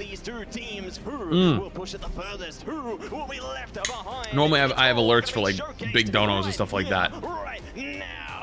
But unfortunately today it's broken. Hey, the crowd's kind of getting filled up for day 2. For a day 2? It's not even day 3 where the finals is happening. It's not looking too bad. Kind of filling up. And it's a pleasure to be at the top. Well, they are showing exactly. Well, yeah, it's at DreamHack Atlanta. So there's a lot of stuff like other events that are happening too. This is a more common occurrence further into this esport, but for now, both these teams are primed up. Just look at the stats right now. Polly putting on a show, putting in the work there. 37 and 8 for Polly. Crazy. But so is TTK. Just going on a tear. So much damage, a high number for Terra, 23,000, but look at Delana as well, doing his work as well on the Hela. And 100 Thieves, they made it work despite having access to that Hela Namor team up. And now Citadel have to look for the push. They only have 1 minute. Thieves also as well. They have TTK back on the Angela again, not Vinny. So I guess this is just how they draw up their comp. They have to keep it going, and they cannot stop. Can't stop, won't stop. That's the aim of the game. Are they going to be able to train it through? Let's see if they can. Damn, they took that high ground from them early. Target acquired, target destroyed. They got one down already. BRB bringing Terra back though. Melio trying to zone them out around the back. They're so close, and Vinny will face the end. Nicely done by Enzo under this one. Citadel are trying to make quick work of the mission area here. They're all in one place though, and this allows Tanuki to get into their playground. Zoning out. That was disgusting. Bro, he literally just beat that fish. On fire is Citadel Vinny resorting They to the portaled Doctor back, Strange, has to use the but portal I don't to think find a way they're to too keep staggered. Citadel They're not gonna be able to put up a moving fight really anywhere. through that. They have to This wait. point is all that matters. If they're able to hold it, it's gonna Okay, be now a they can start great coming look through. for 100 Thieves as they look to go for the defense. Vinny opening the portal. They're running over the has to mag, play. but he survives. 100 Thieves move into the site. Someone got really low there. Was it Pauly? I think Pauly was really low. No one very, very close as Millennia could be the difference here, as does Harvey, but does flight of the butterfly. Melio stings him like a bee, but 100 Thieves finds that trade. Alex and Ken. They have their own rocket up. That fish is dead. How many do they get swallowed? Ken also using the beast. Oh, we got his own Daredevil. The Rocket Raccoon, but will rocket to safety. But Vinny comes Ooh, tries to go for the mid-air hit. with the meteor end, but is not able to. As Terra does dodge it away into safety, but the flood of red in the feed goes. Oh, yeah. Citadel takes this. Dude, Citadel looked really good on that first push. Like, pushed them off high ground so fast. So, Daredevil is going to know where they're coming, though, because he can see through the walls. Have to do whatever they can to stall them as much as possible because this OT timer. I think the Daredevil's going to hit the flank and go try to kill the fish. That's my thoughts. Because they're going to have to drop to fight.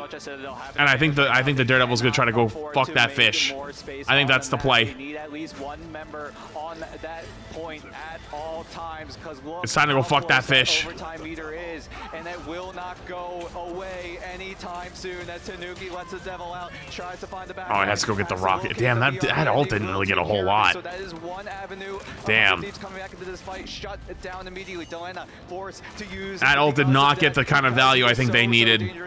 I don't know if he just went too late. Like, he did stumble trying to wall climb up a little bit. Cannot move. They cannot hide. They have to stay on. Damn. I think Citadel might have just. Their spawn's right there though, so it might be okay. But I think they might have. Yeah, I think they went too late. They went too late. They didn't get the value out of the Daredevil ult that they needed to get. More advantages. Amazing work coming at ya from the Thieves. They will be able to stop them in their tracks there now. Gonna be They had the right idea, just unfortunately I think took too long. again, ready to see if they can match them or exceed them. Ish Cavalier, I think 25 months. Appreciate you, dude. The pressure is at an Thank you. all-time high because that first mission area is such high stakes. All right, 100 Thieves.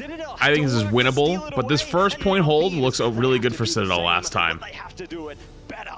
They have to do it better. At least match what Citadel have done in their own overtime push.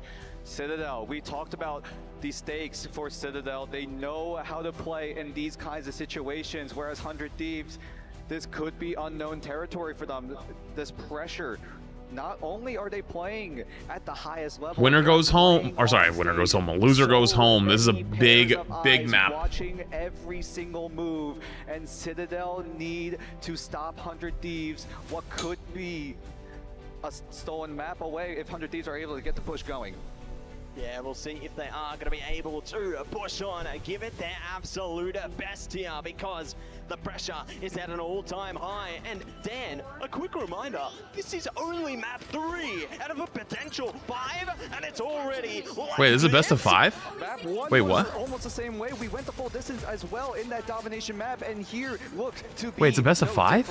I thought it was a best of... Have to push, have to make some sort of magic happen if they're able to at least take control of the site, which has been very, very difficult for the offensive side because of these clouds, because of the high ground advantage that Citadel are able to take advantage of. And 100 Thieves now have to find some sort of advantage, have to find some sort of rotational play to Here get is my themselves monthly in. payment towards the background decoration tonight. Here we'll see if they are going to be able to bring their way in as Ken goes down. BRB brings them right back, but the Thieves are already locked down. Tanuki and Enzo following suit. Nicely done by the Thieves. They've already got I looked away for 2 seconds because I had to send a message because I didn't realize this was a best of 5.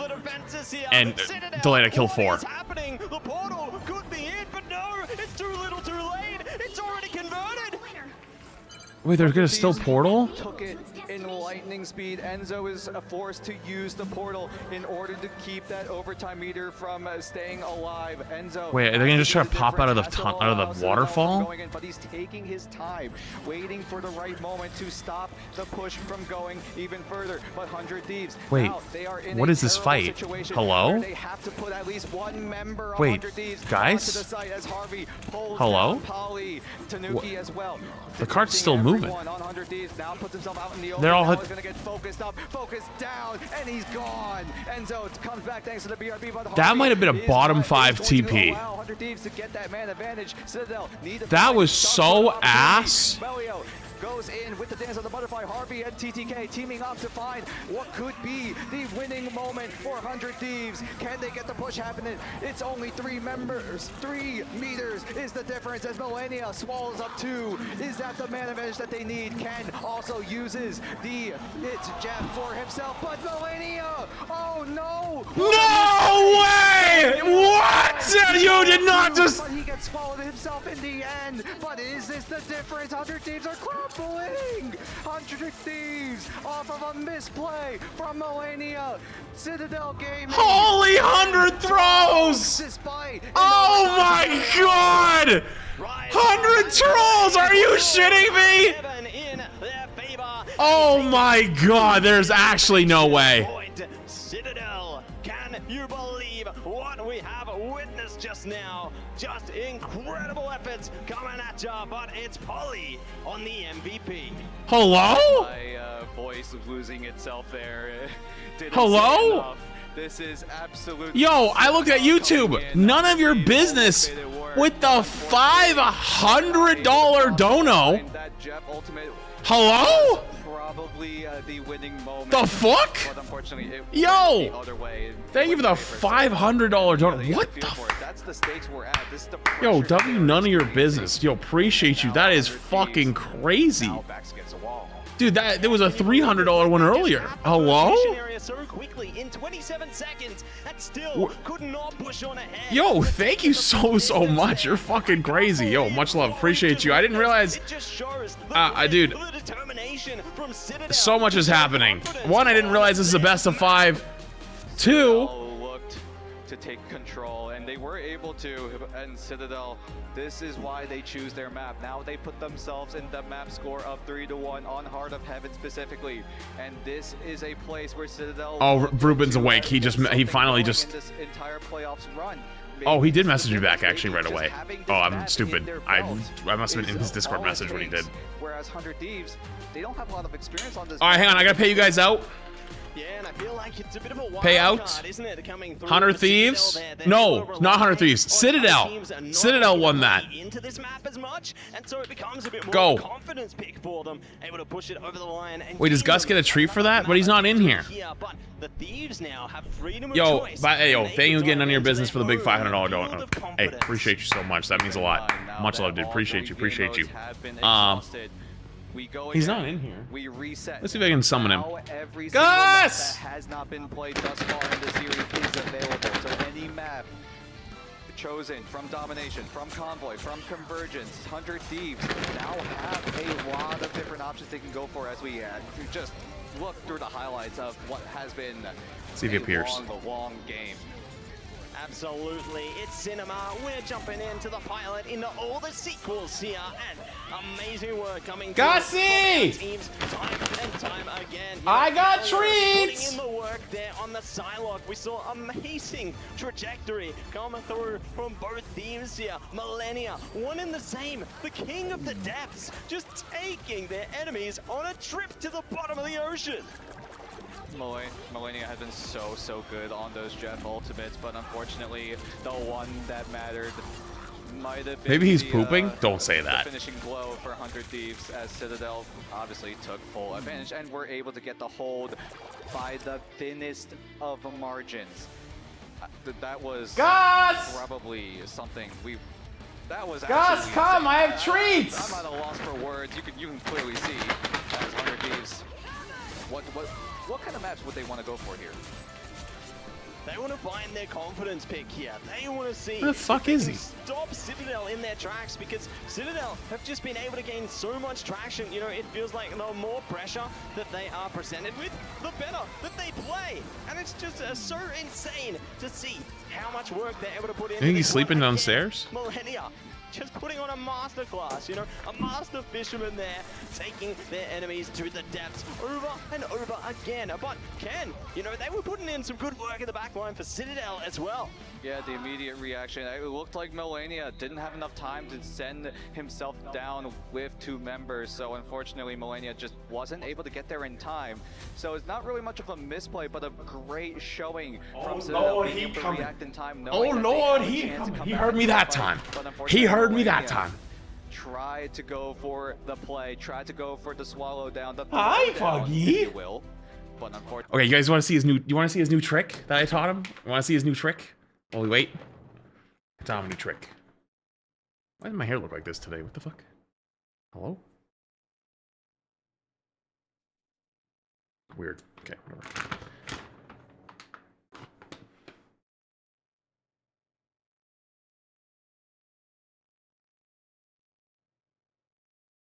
Yo, hello?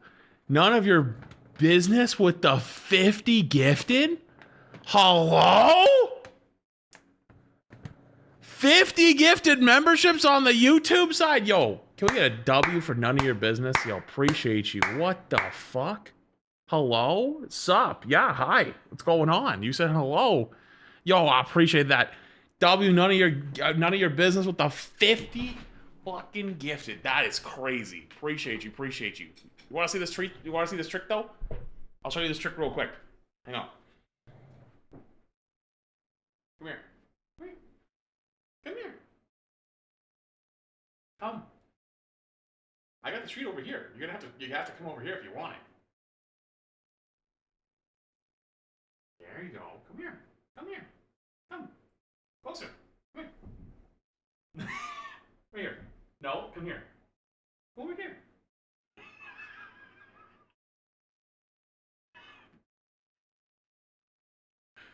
Okay, okay.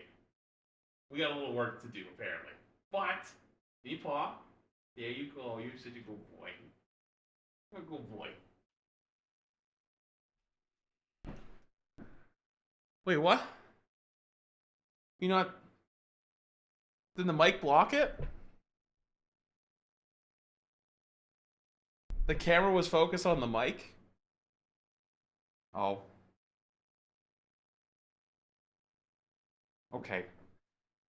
I was gonna give him one for the $500 dono, then we got a 50 gifted, so he'll get one more.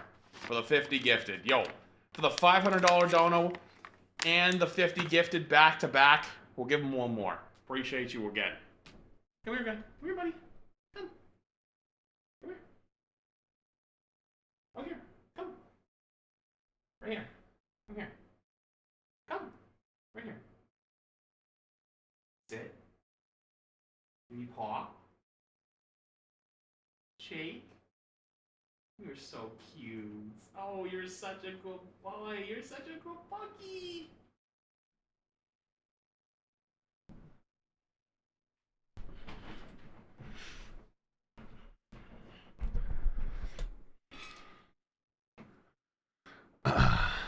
Okay. The energy is just going to be resetting for the Thieves right now, and I think they need it. You know, they need to regain their composure heading into this next map. 100 Thieves backs against the wall, a situation that Citadel know all too well, but Citadel now are in that driver's seat. Everyone needs to wake up. Everyone needs to stay awake as well, because this series is nowhere near from ending as we head into our next map, map number 4 in this best of 5. Do we go the distance, or will Citadel stand tall and stomp over 100 Thieves? Yeah, Puggy. Yeah, he's been well, he was kind of not mine for a little bit. I was just watching after him, but now he's here all the time, so he's mine. We jump straight into the draft right now, and we're gonna see a Jeff denied. Mantis, one and the same. Goodbye to our strategists. Usually we've been seeing the double Mantis taken away, both sides usually not having access to it, but it looks like 100 Thieves are going to get that. The versatile pick is the most influential when it comes to these team compositions, and 100 Thieves I accidentally made Emong and Solemnus wait, so, and Ruben. So, I hope that this is the last map.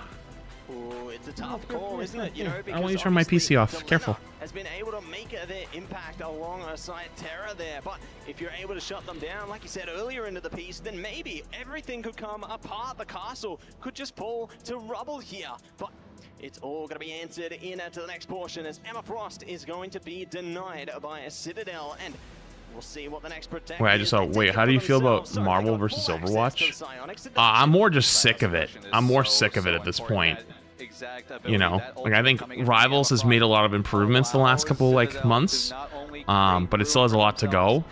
I think Overwatch has made a ton of improvements in the last year, but the really aggressive core communities of both are fucking annoying.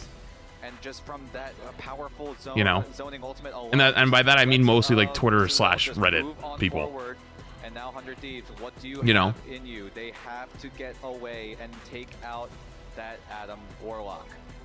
Yeah, the comic revival just comes in clutch at such critical moments there, but both teams are not going to have access to that clutch into this one. So it's going to be a Jeff protected through for Citadel, and another ban around the corner for the Thieves here. What will they deny? Will it be another key Vanguard? Will it be a strategist? It's all What'd you say? down to this, but no, the focus diverts. Let him do what he wants. I do let him do what he wants. Psylocke, the pick that Melio has been doing so well on. As 100 Thieves, they will take a comfort pick for themselves with Terra on that Winter Soldier, and that's going to be a choice for Citadel. What do they use for their final ban?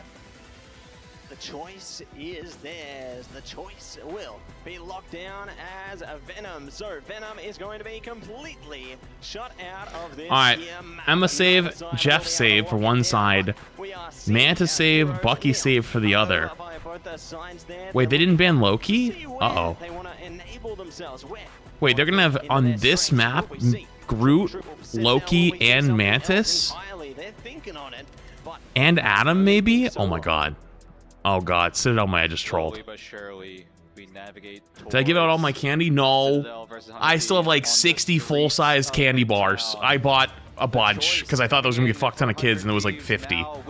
So I still got like another like 60 full-size candy bars. This lower bracket going. They want to make the run. They have to make the run if they want to get themselves back into that grand finals position. It's make or break every step of the way forward here in the lower bracket, and dude, I'd hand them to you. I don't want. I'm not shipping any candy, but you know, if you caught me on the street and I got them in my, if I got them on me, you can have them. Did you laugh at kids? Why would I laugh at kids? Citadel opting to go for the Iron Fist, a pick that we always see here on Midtown. Props to OUG for pioneering that strategy, and Citadel are looking to do the same. Alright. Terra and the rest of 100 Thieves have to play. Chat, I gotta make this one last map. Even if it goes to 2-2, I can't keep them waiting any longer because I scheduled this whole thing and I can't be the person who's late or more late than I'm already gonna be. Best costume of the night. I'm gonna be biased to the little girl that was wearing a Demon Hunter's costume because she was wearing a Demon Hunter's costume, and then when she was like 3 or 4, tiny, and probably first Halloween, and then when I showed her the basket and it's all full-size candy bars, she was like, "Oh, jackpot!" It was so cute. It's great they don't dive too far. They go for the one and done and fall straight back, and now the Thieves need to reconsider their offensive approach here. Delena still opting to stay on that Storm. Harvey now getting closer to that God of Mischief, but Terra now has that Kraken impact. Melio now also using the Rage to enrage 100 Thieves to fight them back, and Terra gives in to the Rage as he slams down the gauntlet, tries to go for it again, gets the reset thanks to the Loki close, and will have it yet again. Can he find the landing blow? Here comes the strategy. Oh! Slams down onto Alex. Pops the Bucky ult because because the mag ult is being used to eat all his bullets, so he's like, fuck it, you can't eat this. And it's gonna be even so far. Wait, questionable ult from Delena there. Very questionable ult.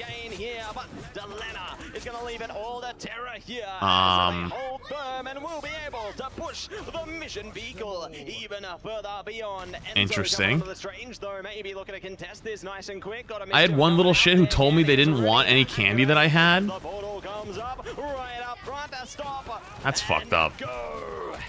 Stop and go. Hunter Thieves waiting to pull that trigger. Ken pops the invisible boundary as everyone on 100 Thieves look to respond in that time. Harvey also saving his own ultimate, but keep your eyes on Vinny's ultimate. He's going to be the difference here if he's able to find the landing blow as Tanuki pops the living chi, punches away, becomes a little bit of a helicopter as he tries to rain down hell. The Fist of Fury trying to be in favor. Enzo comes in. That's a big strange ult, but it's so late. Should be able to keep everyone yeah, and then the Loki lamps, like Mantis Loki being both getting through is kind of crazy.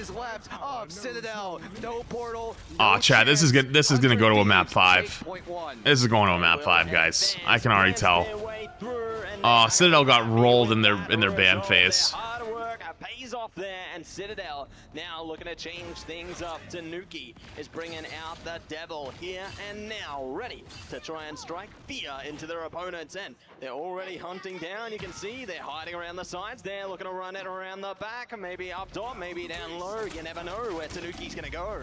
100 Thieves also make a quick adjustment. Delena, now that they got the first point, will switch over to the Hella, who has been on an absolute tear from what we saw in that past map. TTK though will find Melio on the Mods are telling me this? Telling you what? Wait, what's going on? What'd I miss? Invisible boundary as Melio has his ultimate as well. Ken and Polly look to team up to try to find something. But Terra, here he goes. Here comes the Terra show. Here comes. I live on top of a mountain, so no kids came for Halloween, but a miniature pig and a dog came up together to say hi, so that was fun. Wait, that you won Halloween. But Citadel look to respond immediately. Terraforming the terrain here, bringing out what they can. Citadel trying to respond, but they are not. Ruben went live. I know.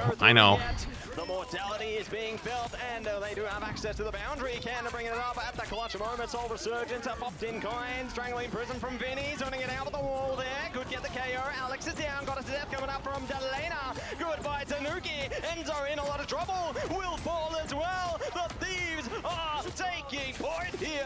TTK. Yeah, 100 Thieves is on a roll. Their comp is so much better right now.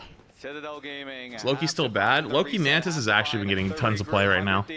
The heist is looking good, already at halfway towards that second point.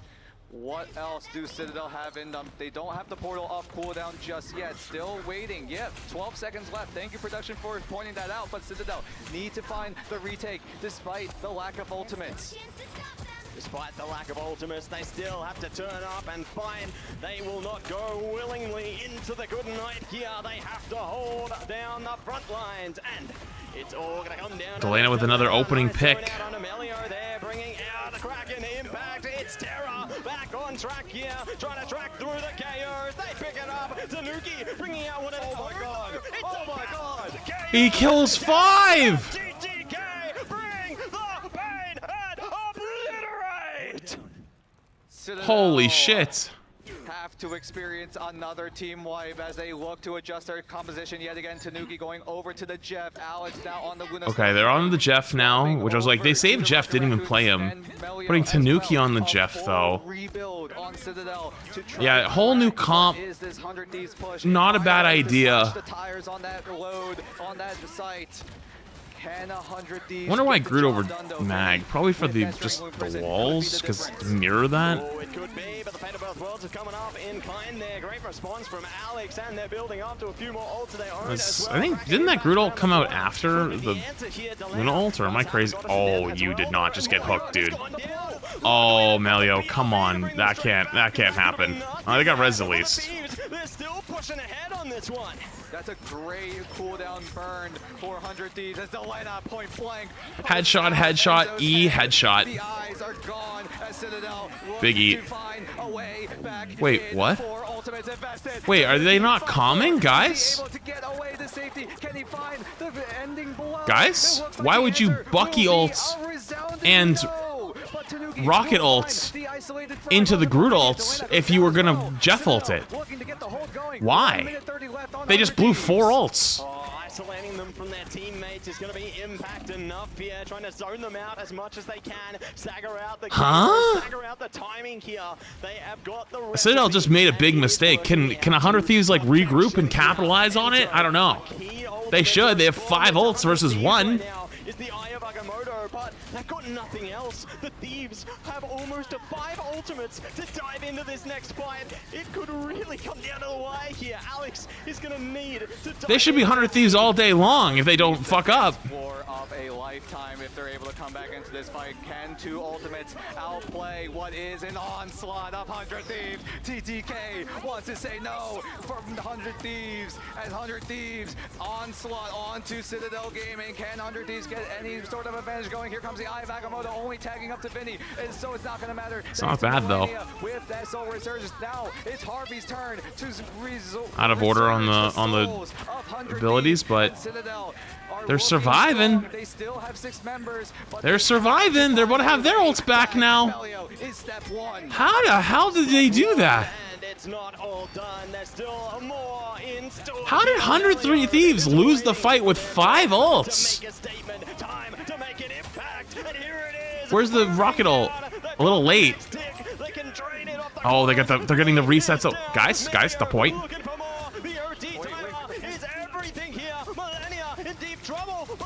Millennia's so deep by himself in fucking no man's land. The Jeff ult from... He came to save him and spin him back to his team! What? That was sick! Wait, that was actually so cool! The Jeff comes from fucking Narnia, eats him and spits him back to his team for the save. That's crazy. That was cinema. I'm not gonna lie, I kind of want Citadel to win the whole thing now. Not only because I want to be able to go play RB there yet, but like that was sick. Their attacking segment here. The Thieves need to put on the defense of a lifetime if they want to take us one step further to a map 5.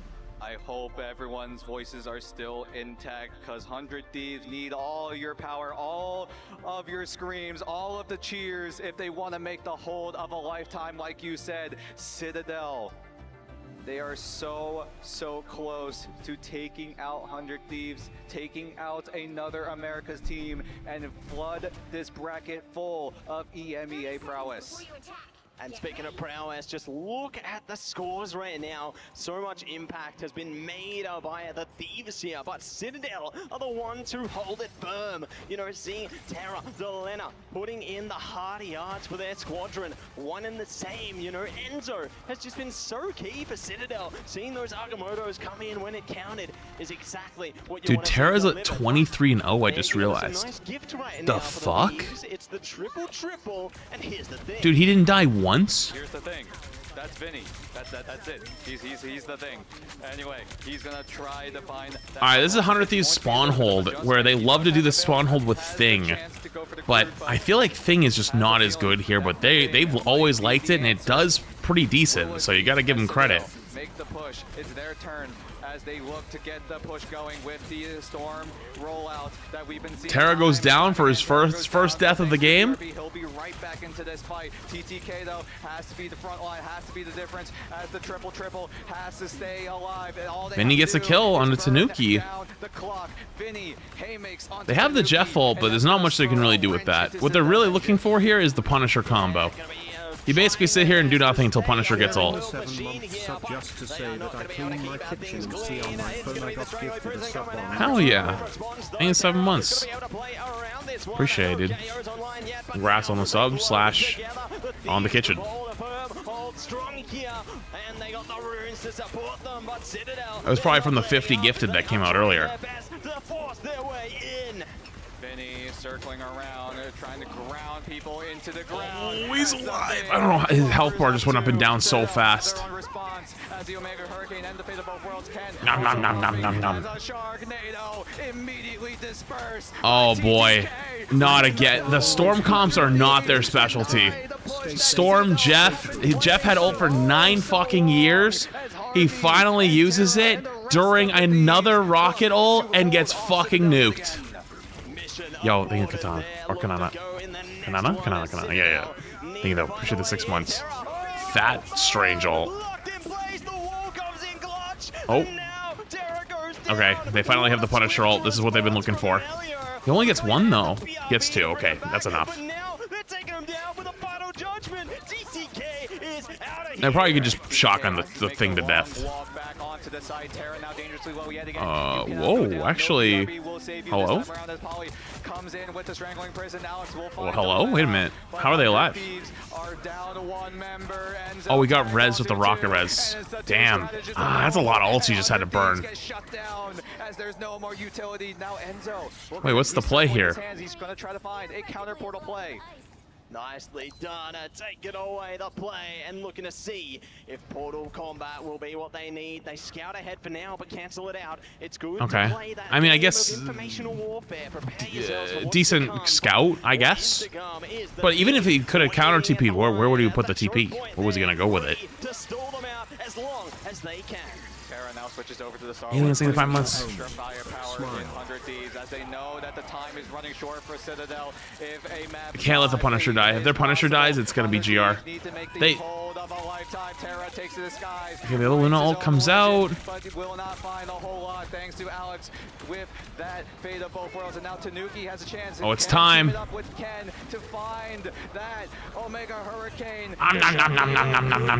They tried to rocket ult it again, but they didn't get the kills this time. They try to find even more, but Melio will take out Terra. So far, but they're dropping slowly. Citadel's looking good here. They didn't have. They either didn't have the damage or the focus fire to one-shot the storm combo, which is what they needed. It took too long, and Paulie kept walling off the heals too. Oh, I was gonna say, are we gonna see magic? But no, we're not. And the thieves need a reset and give it a go again. Terra is Thing on defense, would it work in some specific heroes for defense? Sometimes there's ones that are considered better for offense or for defense, but the reason why they play it there is very different than why most people play Thing. You gotta get a kill. You gotta get 1. There we go. Wait, actually, the points flipped too. Wait a minute. Wait, they weren't on point. Wait, hang on. The cart's gone. Oh, that was a perfect fight for Citadel. They win that with just Punisher. Well, it's not just Punisher, but Strange ult too and Groot ult too. But that's exactly what they needed. Was to win that fight while the cart kept moving. Otherwise, it would have been real spooky. Oh, they cut someone off. Paulie gets trapped. Oh, that's a generational feed right there. Generational feed. Oh, that's so bad. Oh, that's actually tragic. 90 seconds between a map 5 scenario for Citadel and 100 Thieves. That AoE damage coming in from Vinny and TTK. The Maelstrom of Madness up on top of Vinny's right click just has so much of lethality onto them. It's Vanguards, but there's who do you think wins this? I think this fight will decide who wins it. Now as Ken and Alex have to use their ultimates to their utmost advantage. 2 get stunned up, but none go down just Ken gets 1. Will get taken out thanks to Terra slamming down the gauntlet. He goes for it again. Here comes Terra stopped or gets the kill, but it doesn't stop the kill on Vinny. He got another again off that. Oh, if he gets a reset. Oh, it's GR. Alright, so here's the thing. Here's the thing. They have the Punisher ult, which is what they need to win this fight. However, they already Jeff ulted, so the Storm ult's not that good anymore. They already Luna ulted, so they can't do that really either. So this Punisher ult is completely unsupported, which is big spooky. I think Citadel's in a little trouble here. But if the ult is big, they'll be fine. Enzo has that Eye of Agamotto. Tanuki will. Are they gonna try to ult? They're using both at the same time. Enzo has his Eye of Agamotto still saved and ready to go, and they will take out Millennia's ultimate as Enzo pops the Eye of Agamotto. He doesn't get anything. He got no kills. It's GR. 100 Thieves is gonna probably hold this, huh? Yet again, as everyone on Citadel have to backpedal into safety for now, as the overtime meter comes into fruition. Harvey has the goddess of death, god of mischief, I should say, as everyone on Citadel desperately trying to That's a big eat, actually. to push, but 100 Thieves with the stun, with the play, takes out Melio. But they don't have TP play anymore. That's a big ult, but they don't have the damage no more. The damage is gone. Polly goes down. This is looking more and more like 100 Thieves as it goes. Holy shit. Holy shit. Oh boy. Oh boy. 5 and alive, 100 Thieves are Chat, I can't keep them waiting. I gotta go. are in for another nail biter of a series, and my goodness, what a way to close out that map. Terra was just on fire, an inspiring presence inside and outside of the server, and look at that, 19 final hits for their team. They were just going on destruction derby. Terra, man, able to use his full potential. Everyone 100 Thieves, they are very, very good players, and they know how to enable each other, and they know that Terra is their winning formula. And if they're able to all in onto Terra, use all the resources, this is what happens. 45 eliminations, 19 final hits, 42,000 damage. And Citadel need to get it together. Now, their back's truly against the wall this time around. Not only is it a map 5, this is also... Alright, fuck it, we'll watch the last one. That's it. I gotta pay out. The edge of their seats there. Will they stay? Will they go? Let's break it all down right now with the analyst desk. A story worthy of Marvel. I didn't want it to be too late for them. He's like, write that down, Vicky Moxie, write that down. They said, hey, Terra, what an inspiring performance. I'm inspired. I have my Terra white Crocs on right now. Saw him on stage, had to bring it to the booth as well. Y'all, game 5. I mean, this is what you want to see at the top level play. Moxie, Citadel, they look to try to get back to what they've become. I mean, they've been so steadfast, even if they lose games. Break it down. I mean, you were saying Terror is an inspiration. I mean, this is a banger series, you know? As well, because that Mantis made it through the ban draft. Something I want to talk about as well is the fact that Thieves have obviously done their homework. They had such a good, intelligent game plan. What are we doing after this? We're playing RV There Yet with Somnus, Emong, and Ruben. We're going to get to see it when we have a look at those highlights coming on through, because that Rocket Cosmic Yarn Amplifier with Meteor M combination was lethal. I mean, with 100 Thieves, Vicky, it's always come down to the last second, I feel. When we were over there on the Kunlun map, right, you have Millennia, who has 2 huge picks, Angela, Psylocke, it's about to happen, and then time ran out. Yeah, because when you look at Millennia and the It's Jeff timer also ran out when they were eventually trying to not only get the stall, but he had gotten the It's Jeff on the Psylocke and Angela. That was so. Yeah, we're gonna start a new game because like Emong hasn't played it and Ruben hasn't played it. Right? Literally the Terra and TTK show. They literally add the T to 100 Thieves when it comes to some of these crazy plays and highlights. I have to just say, for me personally, when your back's against the wall like 100 Thieves, I mean, this was it, right? This was everything on the line. Why not lean on what works best? And that is why Terra is Himothy and why he got it done once again, Mox. I think that is now just unequivocal, right? We can't debate it. I mean, real talk, Citadel just lost that last point off their ult usage. The amount of eliminations that he was finding, not even with the Kraken impact, but just in the base neutral gameplay, with the Mantis damage boost, also from the Loki getting that damage boost. I don't know how many. I think 4 is the limit. I'm not sure if there's mods you can get to him more though. No, absolutely. And listen, for me, Vicky, when you look at what they bring on the other side, Citadel, as much as we talk about Terra, Paulie is him. I mean, okay, we have Captain America this time in the form of Tree. I mean, what can the man not do? Yeah, honestly, first off, when I was looking at this see Vinny on Groot, Polly on Groot was something else. Because you look at the other side, you're like, oh, they let Groot, Mantis, and Loki go by.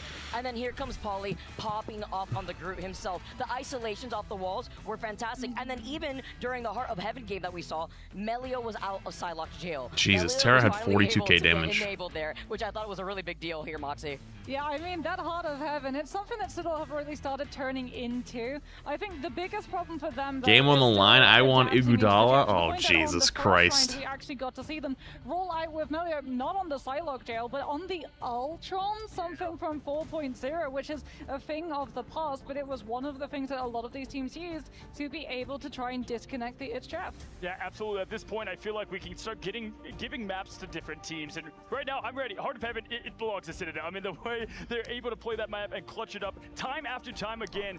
For me, right now, what is going to be what each team needs to do? Moxie, I want you on Citadel. 100 Thieves over there for Vicky to win, take this thing home, and push the other out of this bracket. I think, honestly, from Citadel, because so much of 100 Thieves' game plan is just getting Terra on a... I didn't understand the question. What? Duelist, maybe a ban on the Bucky would be a good... He's got a blanket. Not only do you push Terra off of I mean, the it do be getting but cold also in if there, you want to be go fair. for Jeff save, you get much more value from the It's Jeff ults. Dude, the fact that he has... Who would I bet to win this? I mean, I want to see Citadel win just because that Jeff play was fucking fire. I mean, every single day I keep getting impressed by these big playmaking ultimate utilizations from a lot of our duelists, man. This is insane. I just imagine I remix back there, and he's like, all right, team, this is what we're doing. Terra, you just keep doing what you're doing. All right, great job over there. And when we looked at Delina and Terra together, right, Delina set up, like I wanted to say, the T of damage for We went to the ER the other day, too? Yeah, true. Final hit machine that he continues to be. And you said it, Moxie. What's the perfect recipe for that? It's Winter Soldier. Yeah, and I mean, we're seeing 100 Thieves as well put so much stock into it that they're actually one of the few teams that we've actually seen on the stage save the Winter Soldier. They had the opportunity to go for a save on something like the Loki with that Mantis, but they prioritized getting Terra on his hero instead. Hey, listen, we went to Heart of Heaven. We got one more heaven for you. This time it's Hell's Heaven. Oh my goodness. Ladies, to determine who wins, who goes home, it's domination to figure this whole thing out, which is always just a grudge match, right? I mean, just absolutely, there's still strategy involved, but it is just mechanics versus mechanics. Who's got the clutch gene? Vicky, 100 Redeem Thieves. your Prime sub today. We're going to have to see, because if anything, it's Citadel who've been able to play on Hell's Heaven at least twice, and they've gone 1-1. Meanwhile, 100 Thieves, I believe this may be the first time we see them in Hell's Heaven for Grand Finals. Yeah, Hell's Heaven is Citadel's home stomping ground, essentially. They were undefeated until once when they were taken out, as we're going to be seeing the Mantis getting removed first from both of these teams. That's good. It's not a convoy map, so there is no reason to try and prioritize that Emma ban instead. Wow, I mean, this is the most important draft for both of these orgs in the history of what they've done here in Marvel Rivals. 100 Thieves, coach v coach. Bro, I've been getting DM'd every day on Instagram by this fucking stupid account called WikiHow. And they DM me the same thing. It's a copy-pasted message. Hi, Carly. Your expertise in online gaming, Valorant, Overwatch, and Marvel Rivals, and the content you post is excellent. And then they come back the next day, checking in on my previous message. Checking in one more time. Hello, Carly. I'm not fucking Carly! But what they weren't expecting is what Moxie already mentioned, saving the bucket to the very end. But now that they've revealed that card up their sleeve, you gotta protect it from the beginning as they get rid of the Captain America. That forces the Venom protect, because you still want to be able to rock that dive. Yeah, the Venom is going to be there, but we're not going to be getting to see the Captain America alongside it, because both Polly and Carly with a K too is crazy. Vanguards. If we do see a double dive Vanguard lineup, it's going to be onto the Angela instead. I'm getting I'm getting a little nervous because Jeff, we know what he can do on Hell's Heaven, and I know he's making it really far for. Right, it's like the Venom save. It's like, okay, is that bait or wait? No, it's Hell's Heaven. You gotta get rid of Jeff. I mean, you know. Sorry, I wasn't paying attention to the ban sequence because I was too busy trying to get rid of this fucking stupid DM. Winged angel queen herself. So oh, Venom ban, Venom save. Jeff ban, Mantis ban. No longer in Psylocke jail for another game. That's big. Like, that Psylocke is going to be able to mark out dive compositions. It's going to be able to put pressure onto flying compositions too. Ooh. And it means that you've got a Daredevil ban. To the Venom, as we get to see 100 Thieves. This is the no letting your devil out here. Not best of 3. So both of those teams get the opportunity from the previous maps to feel out each other's win conditions and remove them from play. Tanuki loses the Daredevil. I am Adam absolutely save. wide open, just speechless. I thought maybe Emma with the Psylocke save try to shut down the Echoes. No, it's Daredevil. We have a Bucky save and a Daredevil ban. Adam Warlock, Delina is going to be able to play the Golden God. And this is probably going to proc a Loki ban is what I'm assuming right here, right? Because this is also just part of the mind games in the pick a ban phase. You only have so many. Time is of the essence as they try to ponder on what it is. And it So is nomad. a I think Loki 12 ban. months. And I like this because this is them also thinking ahead because this is what forces out that final ban. Here we go, guys. The match and stage is set. Hell's All right, Heaven map will 5. determine Loser goes home. Match 5 for one of these teams to be going home here at the biggest stage in Marvel Rivals history. It's 100 Thieves versus Citadel. Take it away, casters.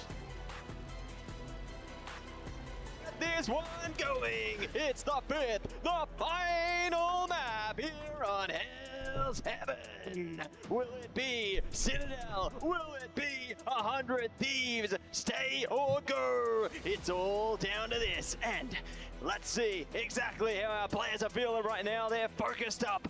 You can see no emotions, cold as they get ready for battle. You cannot get the nerves get to you. Citadel and 100 Thieves, they know what that's Gemba? You already have a Gemba. You missed it. It's a tournament life. Blinking red for both teams, and what better way than to settle it at the depths of Hydra's hideout. Straight in to Hell's Heaven here. Who will be able to take control early into the mission area as the gates no longer. All right, lock in.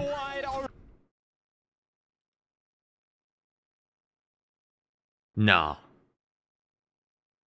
No. Open and ready for our teams to make the plays they're looking for. Okay, we're what good. I like to see is Cloak and Dagger coming out the gates. Harvey operating on that For half a second. that we don't see too often as well. But False alarm. Early save onto Terra's Winter Soldier. Does he get the Hell's Heaven buff right now?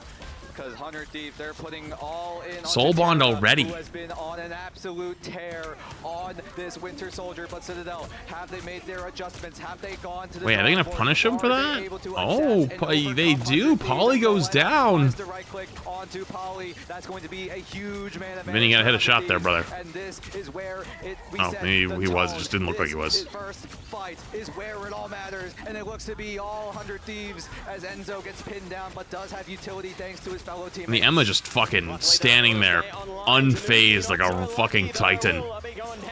So they TP back? Oh, good TP, actually. Cuts them off. Polly gets one off of it, too. Immediately res. Polly dies.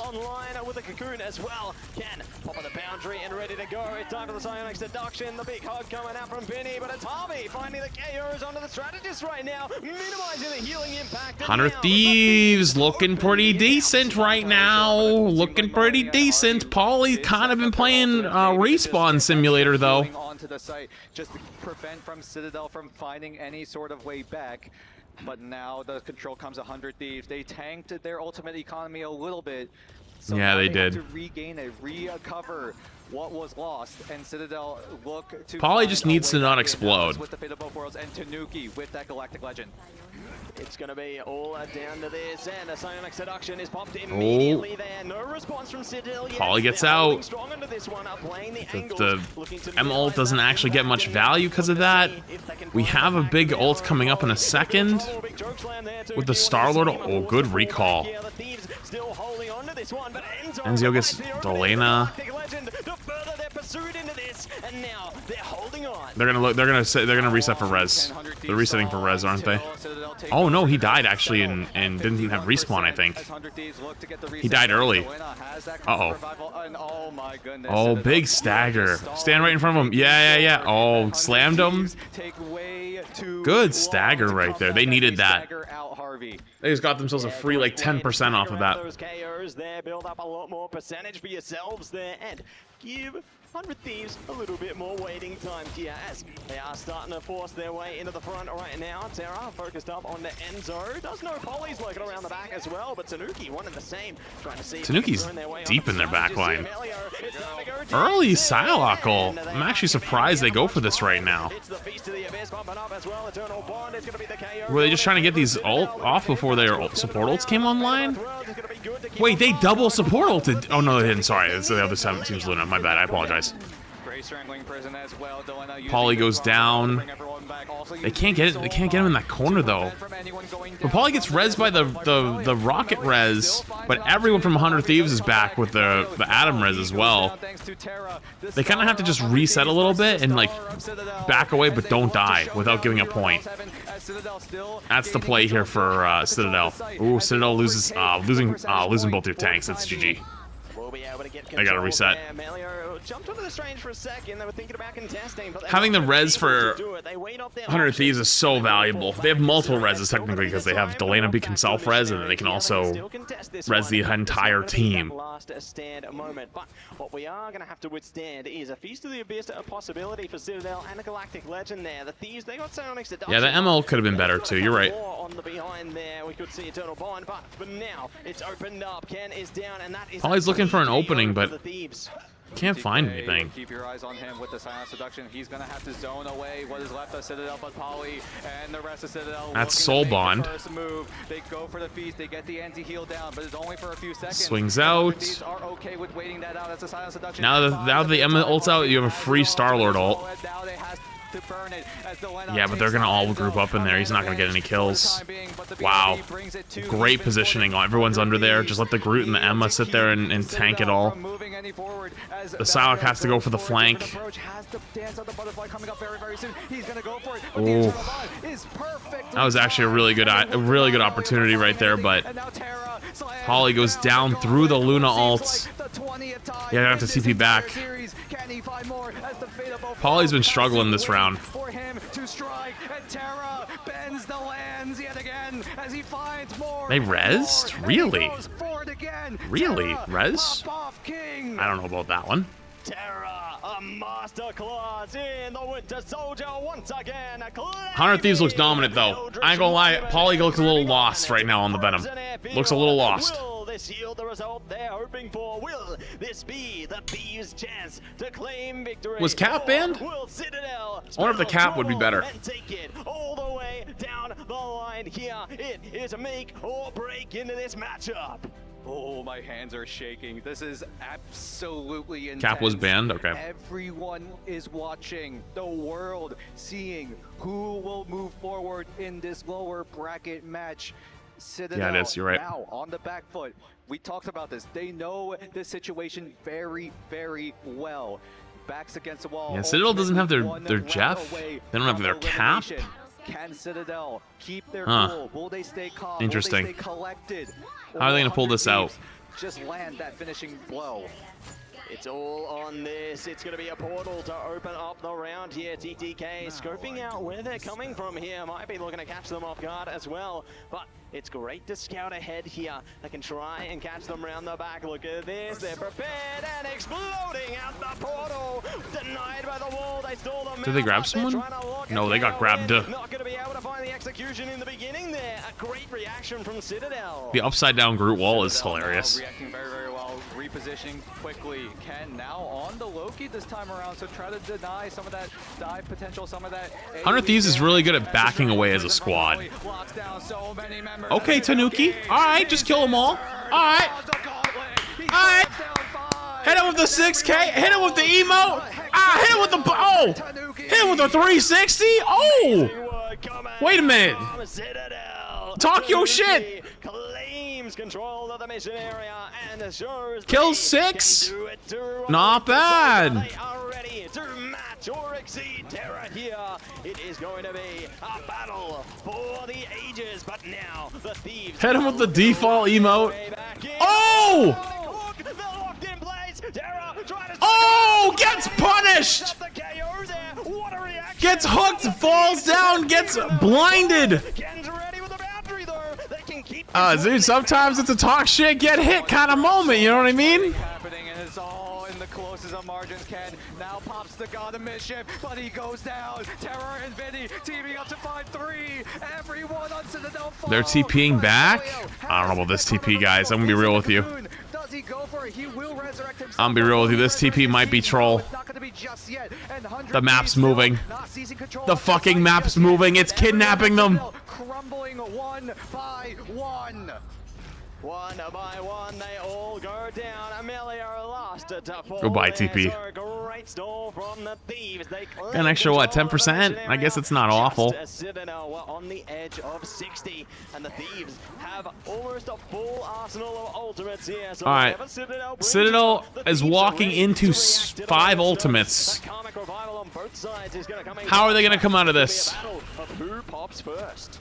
Who pops Q? Who goes first? 100 Thieves have their pattern of going for the offensive move, but Citadel are given time to get some big Grudal. Ready to go, but the strangling prison. Nice Loki runes. Beautiful Loki runes. Oh, the kick! Oh, the sassy kick! Oh, I saw it!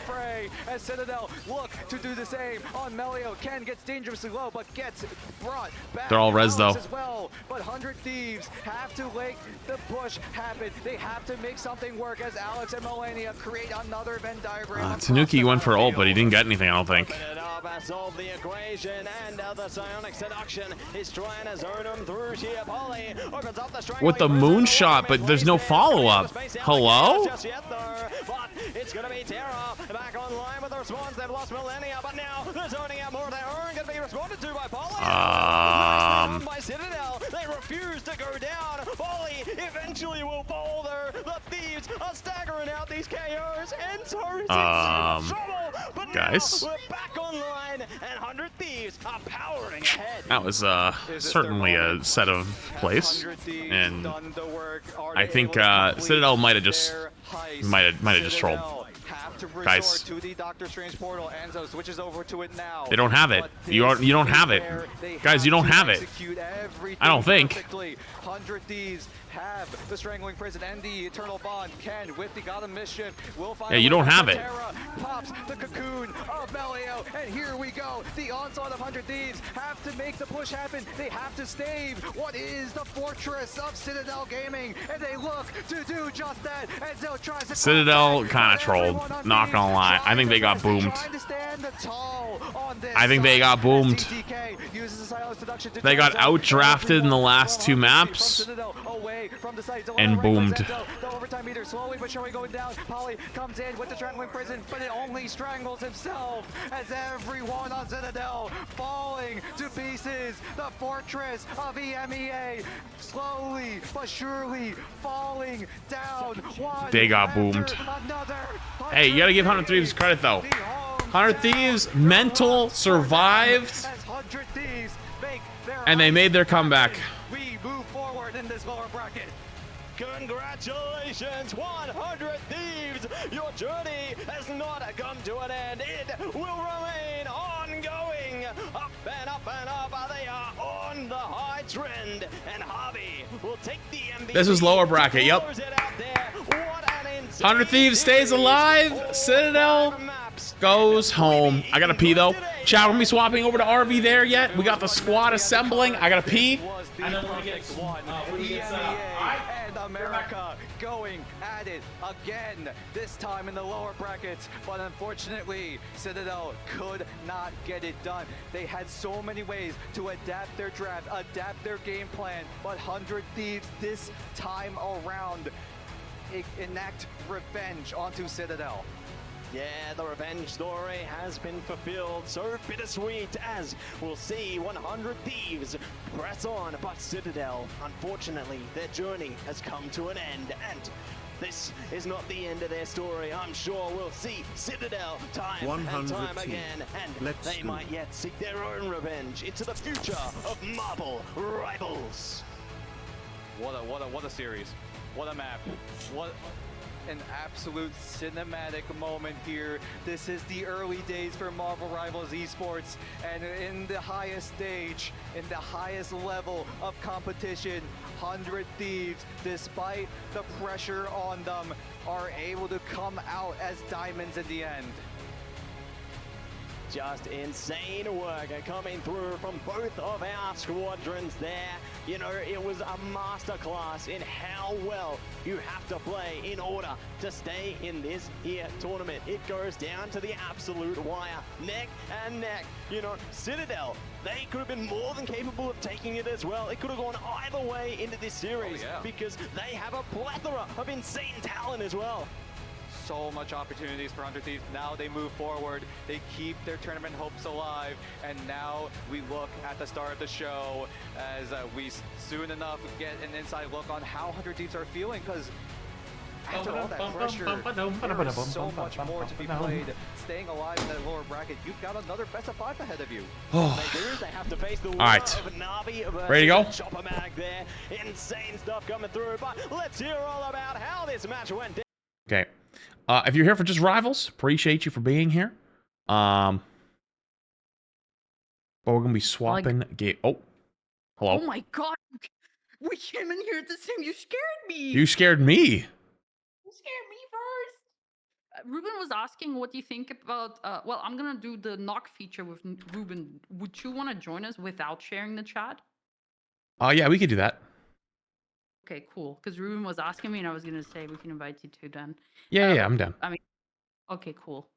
Let me just change the title and everything. Yeah, I gotta do. I was watching, and I was like, dude, I'm gonna cheer for that other team so we can actually play Are We There Yet? And then they went 2-2. Yeah. Yeah. It is what it is. Driving an RV up a mountain with a bunch of very smart men. Yep. With a bunch of smelly gamers. It's great.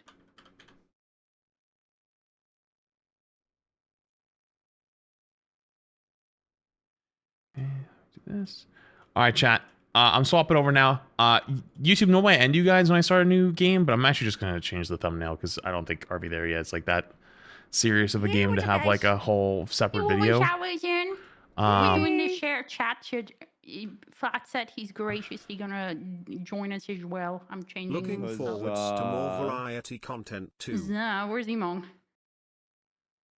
Yeah, where's that freaking guy? Where is that? He said it'd be right there, so I think he probably has to start his stream. Okay. Oh my god, he's gonna start stream with variety. Emong starting stream not on Overwatch? Unheard of. No freaking way. He's not even live. Yeah, he'll be live. Have patience. Hold up, let me move your Fujis. Hold up. Wait, what Fuji do I have? You have your normal Oh my one. god, it's just me. Oh my god, look at me. Okay. There you go. Flamps. Oh, he said he's just gonna record off stream. Oh, he's not streaming it? Is that what he said, you crap? I would be very surprised if he started stream with... When you stared at the camera Why just not? now, after I watched a I don't know, scary I've just video never in seen my Emong dark do room, something out of the you ordinary. scared the crap out of me.